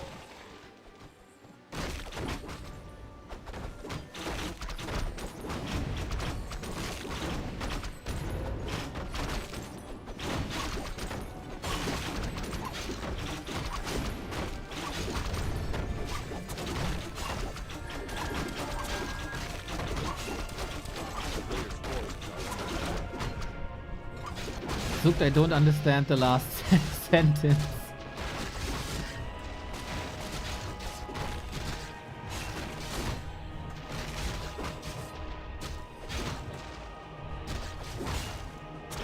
So we might snatched away. This is oftentimes a creep camp that undeads like to attack when it's been crapped.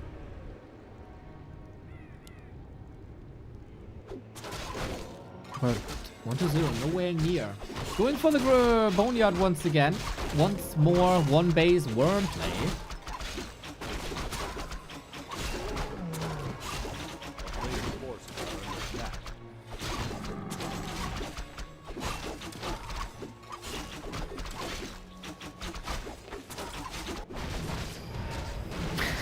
Yeah, so sober up and then ask me again.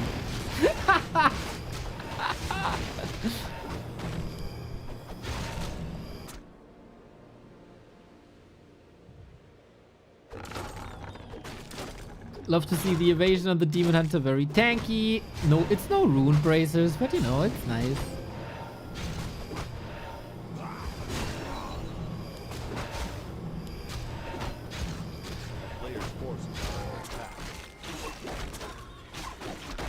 But yeah, I feel like a lot of the puzzle pieces are working a lot better for life now.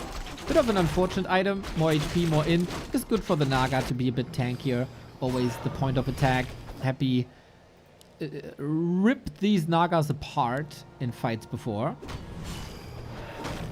As they are squishy by design.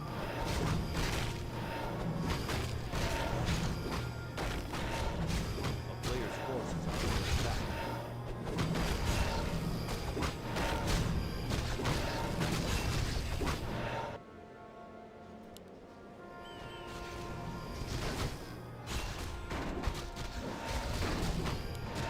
And that Demon Hunter is quite brave. Already, like, he doesn't really need level 4, right? It doesn't give him the biggest spell, doesn't give him evasion. He has that already in an improved version, actually. So why not roam early? Why not take mana away early? And then ambush with a level 2 Fork Lightning. So far, so good. Bears are trailing behind, took a little time. Oh, we have no staff. Oh! Potion might be necessary here. I hope he calculates this all correct. He does. And now we got the rejuve. We got a destroyer upgrade up. We don't have a destroyer up. So... Ah, there is actually. Okay, morphed it now. Still, good game for life. But he has a supply lead. He breaks upkeep. He has to get something done with that. Ouch. That's a triple kill right there. Could have denied archers before maybe, but if your worst enemy is a worm, you need every single arrow that you can get. Again, 50-50 fights. This is what life is all about usually. So far, he's taking quite a beating from this heavy magic damage. 1, 2, 3 bears wiped. And there was a coil available. Bit unfortunate for life indeed. But as long as he poisons the worm, is able to poison the worm, it's looking okay. After the first bear fight, I feel like life is always transitioning super heavy into dryads, which makes a lot of sense because, you know, it's magic damage, right? Dryads are magic immune, so nothing there to attack except the heroes. And then we rotate in fiends, and then at some point there might be a window for bears again. I don't hate the overall game plan. I don't like these. I don't hate these rotations.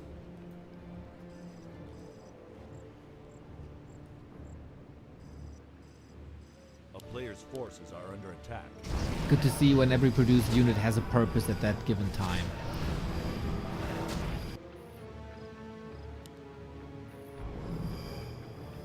But yeah, double undead heroes alongside the worm. We get Wellspring now. 7 dryads. Oh, you're giving up on life already? I don't. I see where you're coming from. That Lich is also fantastic, by the way. Plus 18. But sometimes all you need is one amazing fight. This could be an opener here. Mana is super low. We have a mana potion. I think this is somewhat new in 1-2-0's play. Fork Lightning, focus. Oh, that worm is such a big help in the control.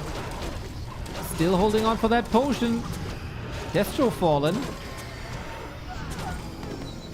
Oh. Mana is gone. That was the last coil. Reju is coming in with no destroyer anymore. But there was a Nova. There was also a potion. Reju on the Dryad, maybe that was a bit premature. If we have one Care Bear now, or the Naga back from the tavern, he doesn't have the resources. Oh, maybe if he cancels the Dryad. I'm pretty bad at math for such things. But the Lich is gonna die. There's nothing he can do about it except this block. Oh, the Dryads are there to the rescue. He doesn't even have to sacrifice too much for it, right? Level 5 now. Worm seems to be safe to the left-hand side, even though it's badly bruised. Body block, body block, body block. And the slow. It gets, of course, a little easier. Counter body block doesn't work. Can he get between Dryad and Demon Hunter? Not really. Amazing micro by both of these players, man. Mamma mia. And both have to revive the second hero. Holy shit, what an exchange.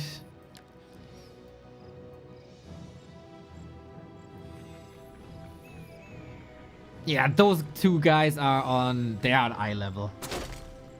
Very, very, very much on eye level. A player's forces Oh, are under Lich back attack. from the tavern. A town is under siege.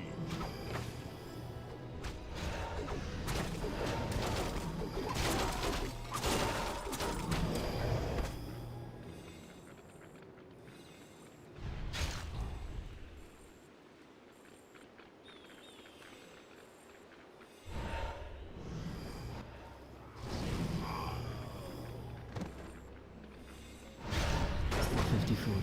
Demon Hunter so close to 5. That's such a game changer.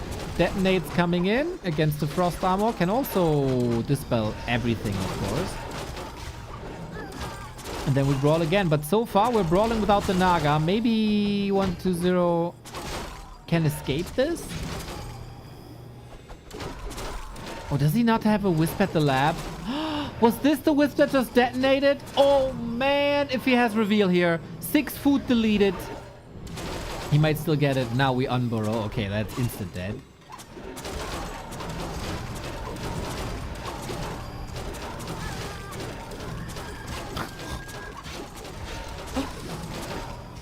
Need a Invo Potion rejuve, and that makes it so you can't dispel it. Yeah, and now we got the reveals. And now we got the 6 food kills. That's 400 gone. 400 gold gone in the second, and finally that level 5 was so close for a long time. Naga is coming in now as well, fresh as a daisy from the bench. Look at him go. Look at him go. Look at him go. 120 is falling apart and life is taking back-to-back maps here. Ah, is the slump over? That's the old life. I was really, really worried. After map 1, which was yet another disaster. But yeah, true spirit of a competitor. By life, bouncing back so strong. Dude, all of a sudden everything clicks. All of a sudden everything clicks. All of a sudden the body blocks are there. All of a sudden he's rotating in the right units at the right time. Naga loss, of course, a bit unfortunate, but whatever. He got the trade eventually. I do feel life can do even better, which is scary.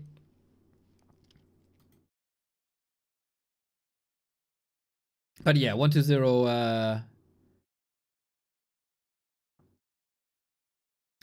Currently, his late game is not strong enough.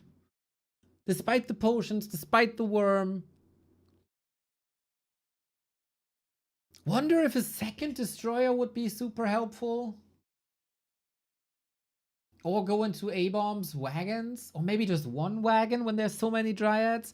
But then if you go wagon, you also really want that disease cloud. This is all razor thin. It's not like this carbon copy.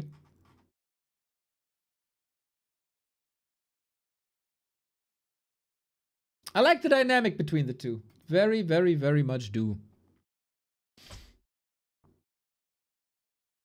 2-1 for life. Match points, basically. 2 more.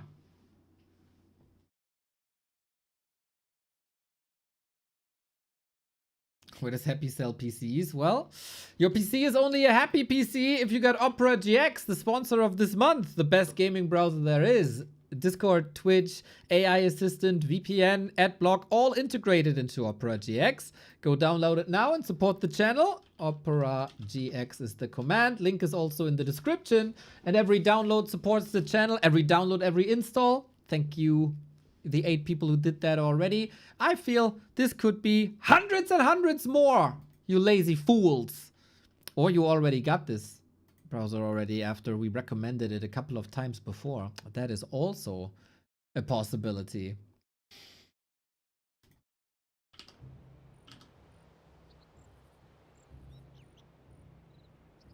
Match points live.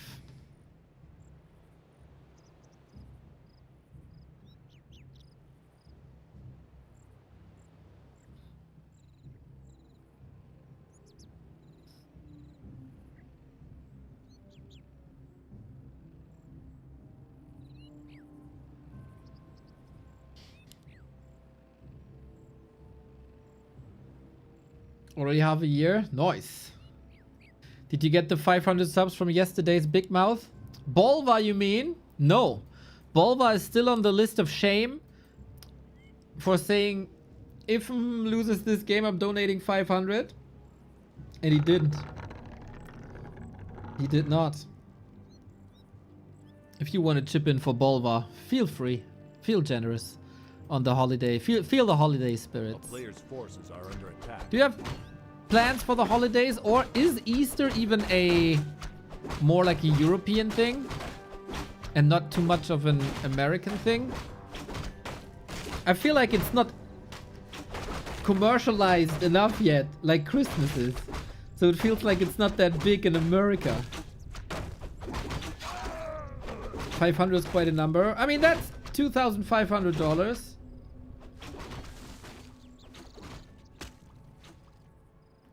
It was him posting that in chat, not us. It's about the egg. Yeah, it's all about the egg. I gotta boil my eggs later. Big here in Canada as well. Dinner with family. Boys. I feel like have whatever you want, right? But maybe you shouldn't eat rabbit on Easter. That's really dark and sarcastic. You should. That's really... I think you shouldn't. Just like on Christmas, you shouldn't have deer. A player's forces are under attack.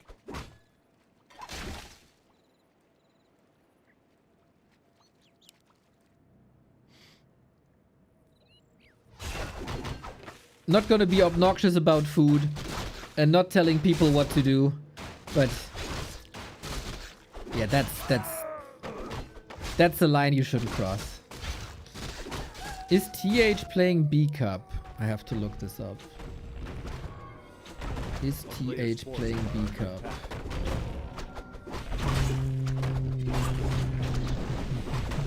Yes, he is. He got a tough bracket though.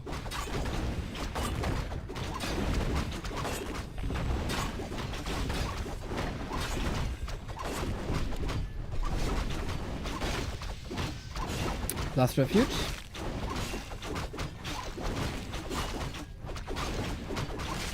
Same setup here, of course. Going both mercs, really? It was a tough early game so far for Life, pretty much every single time, but now he's getting surrounded, and now Life got the firepower here. Is that enough, though? It doesn't look like it. He has to TP again.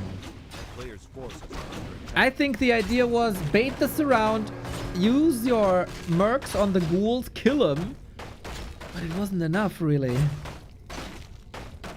Really want to hold on to your ancient for creeping. Solid assessment by 120 that even against these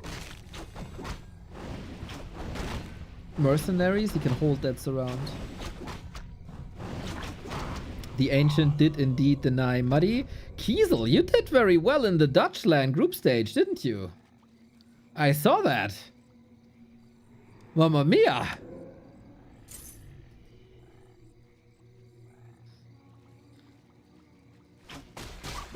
For someone who complains about balance and maps all the time, you're pretty good. Oh, we don't have a TP. We do have a staff this time. Yeah, Life really wants these brawls. Really, really, really wants to. Is he portaling? Yeah, he portaling home. Okay. Now we go double Naga. This is an interesting twist. It's pretty map specific, I think. As there's just two big bounties left and right. Good deny, but Bursey gone is Bursey gone. And because of that deny, he didn't keep shooting at the other Naga. And 120, man, that was probably the last experiment. That was probably the last experiment with Naga against Life. Bam, 3-1. Life's back, boys. Life is back. Oof, oof, oof, oof, oof. First, the 3-minute loss to Happy earlier in Yumi Cup. Now this. Man, you gotta start feeling bad for 120 almost. I could cheese my way to 3rd place, but in groups you did 2nd, right? Did I not see that? I'm so sure.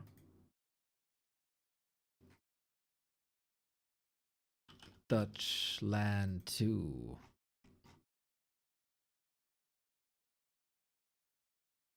There. I see it. I see everything. I see everything. And then, you know, losing a semi to Mr. Cool is no shame, of course. Really nice you did that, man. I love it. Just, you know, have fun with the boys. And seeing Razor go 1 to 3 was also nice. Nah, Razor is an awesome guy. All the Dutchies, man. The Sunshine Gang. Razor and the Sunshine Gang. That's what I call them.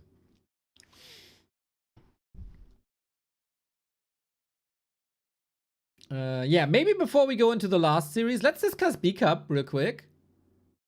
Because B Cup is changing. You know, in B Cup, we always had 32 players. And then we had 8 groups of 4 players, GSL style. It was always 1 top seed, 1 bottom seed, and 2 mid seed players. And it was really only the last map that mattered. I started to dislike the group stage format quite a bit for B Cup. It was basically a wasted week, mostly. Now, we still have 32 players. We still also have open qualifiers. That's great. And we switch it up. The GSL style groups are gone. We now have gauntlets. So, this is how it looks like. The top seeds are in the last round already. We have 8 playoff spots now instead of 16. Previously, we had 8 players in the upper bracket, 8 players in the lower bracket. Now, it's only going to be 8 players in the playoffs anymore. Couple of seeded players here in the last round. And then you start at the beginning. Those are the players. So, Happy is a bracket with Dice, Cash, Pink, and 1 qualifier. Sock is in a bracket with Kaho and TH and Ugly. That's a good bracket, I feel like. That also means either Kaho or Sock not in the playoffs. Lin with Hawk, Ice Orc, and Jens. This is really painful for Jens, I feel like. Being up against Lin, but man, maybe there's a miracle. 1-0 Cini, Leon, Lucy. Leon and 1-0 practice partners. We'll see. Life Soin, Neutron, Godfather. These guys always in the same group. Always in the same group. Focus, Elegant, PCG inspired. Should definitely be Focus from what he's playing. Colorful Lawliot. Maybe War 3 Orc Hero and Shao Kai. Looks rather weak-ish. It's gonna be like Lawlight or Colorful, I guess. Moon, Hazy, 15 Sway, Death Note. Interesting switch. Some of these brackets will be stacked.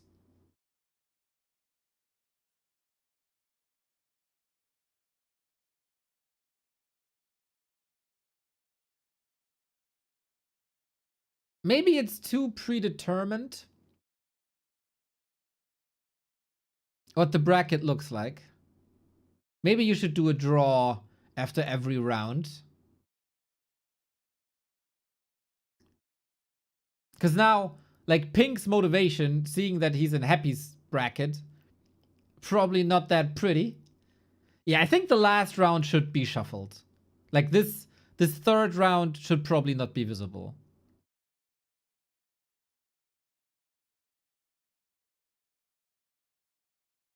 But a couple of, like, this is going to be pretty, like, these matches, but, like, round 1 is going to be pretty even. Round 2 is going to be pretty even. And round 3 as well. This should make for some good Warcraft. There might be a couple of out matches here in round 3, though. But that is oftentimes the nature of a scene like the Warcraft scene.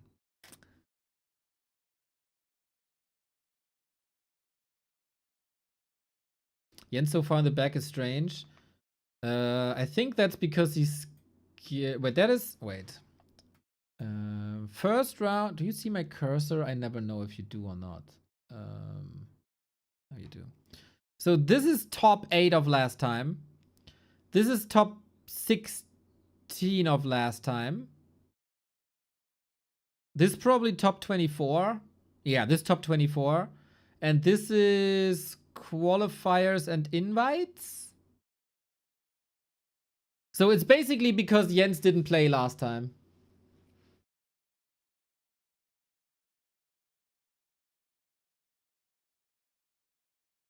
I am very sure that's the system.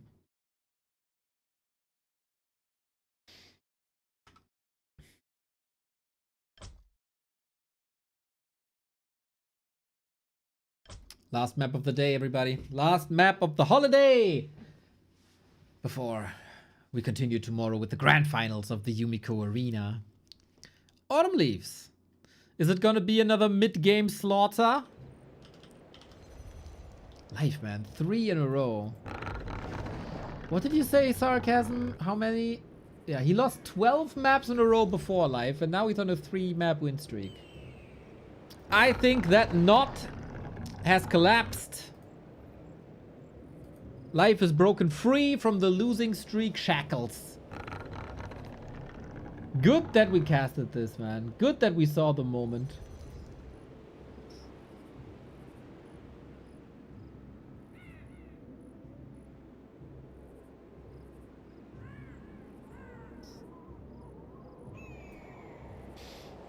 Ah, sad day for 1-0. I think he'll be fine, though.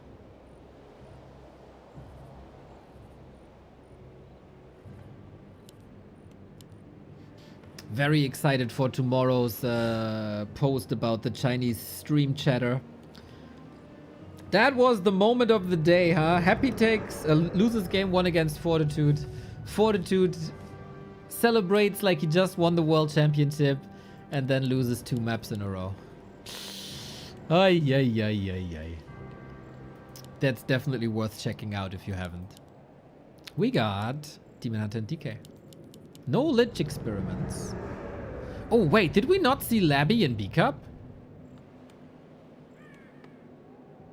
Yeah, no Labby.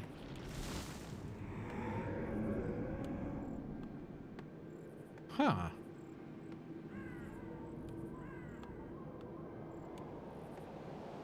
Again. Players' forces are under attack.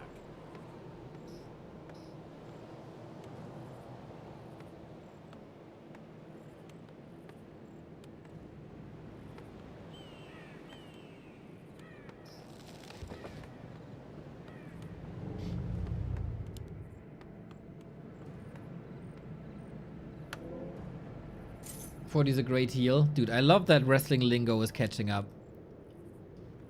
And that heal is the bad guy. A player's forces are under Oh, attack. some will celebrate him for sure as well. Who's the oldest active Warcraft player? Moon and Lin are both approaching 40. And they are 1 week apart. So Moon and Lin. Town is under siege. On the highest level.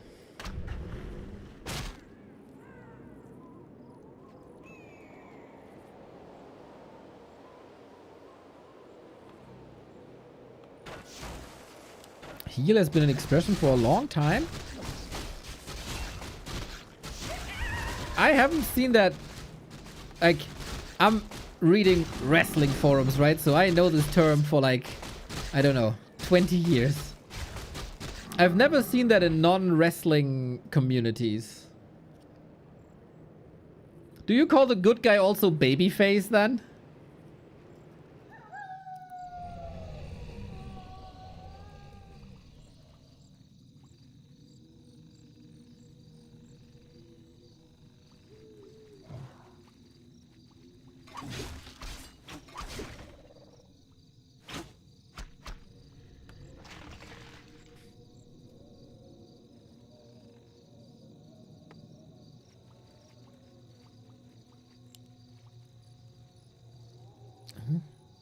Trying to dodge the fights this time, huh? No surrounds. Life also got more eyes on the map again. I can feel the power rising. A player's forces are under attack.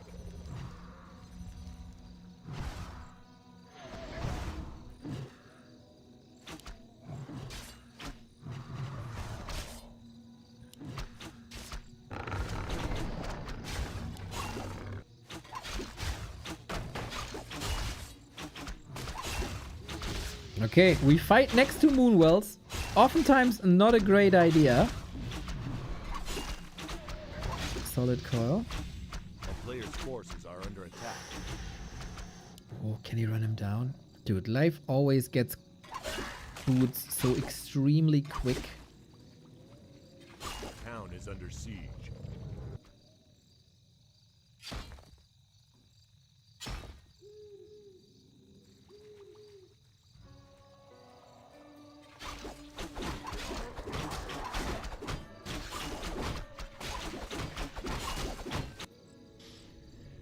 I gotta say, 1-0 didn't accomplish much here.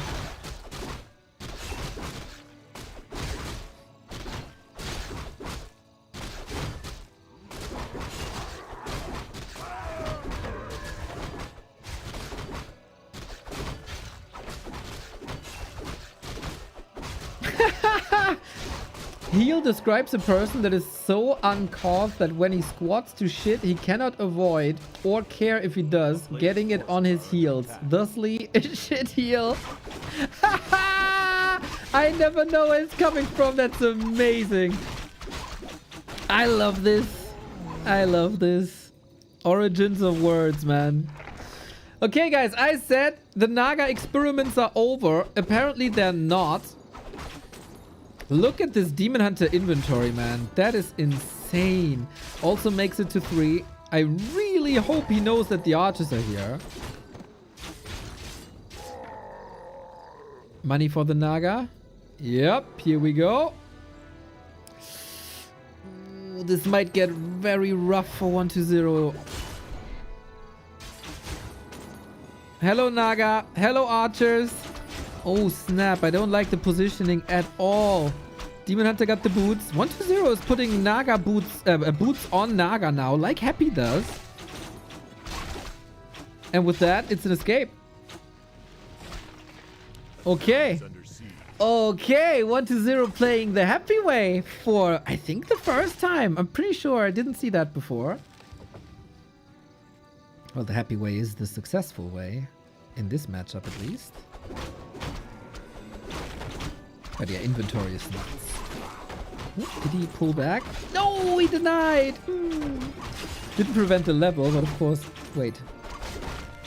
Body block, slow. Naga brings a potion!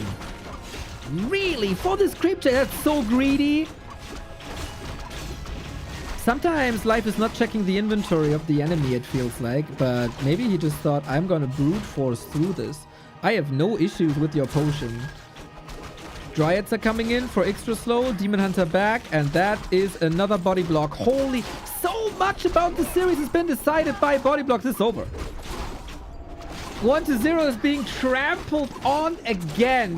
4 maps in a row. Life is back.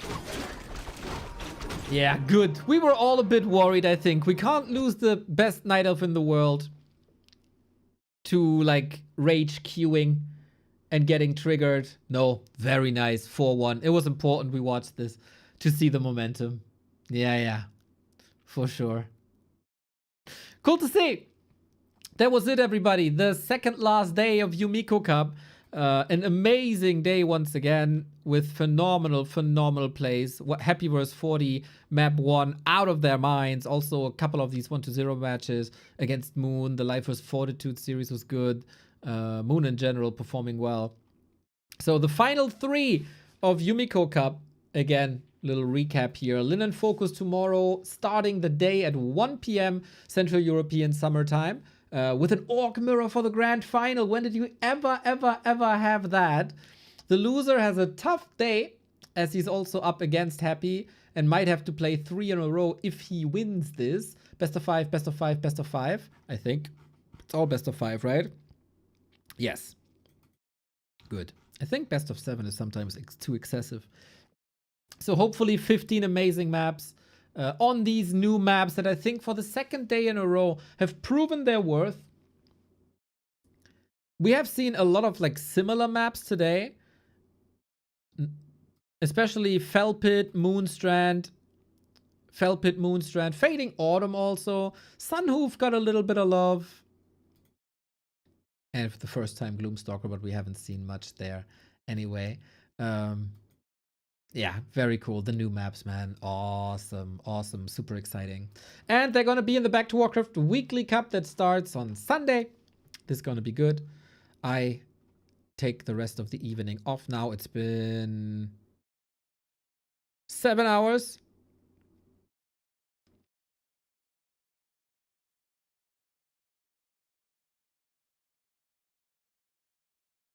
And we'll see who we rate you to.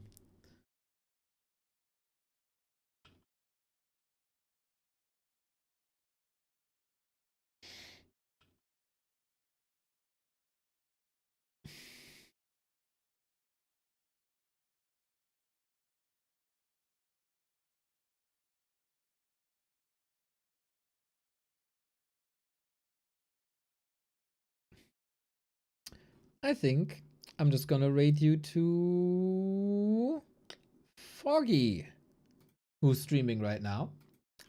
Maybe you ask him about the new map so he can play a little bit there as well. Take care, everybody. Enjoy Good Friday as best as you can, and see you guys tomorrow. 1 p.m. Central European Summertime.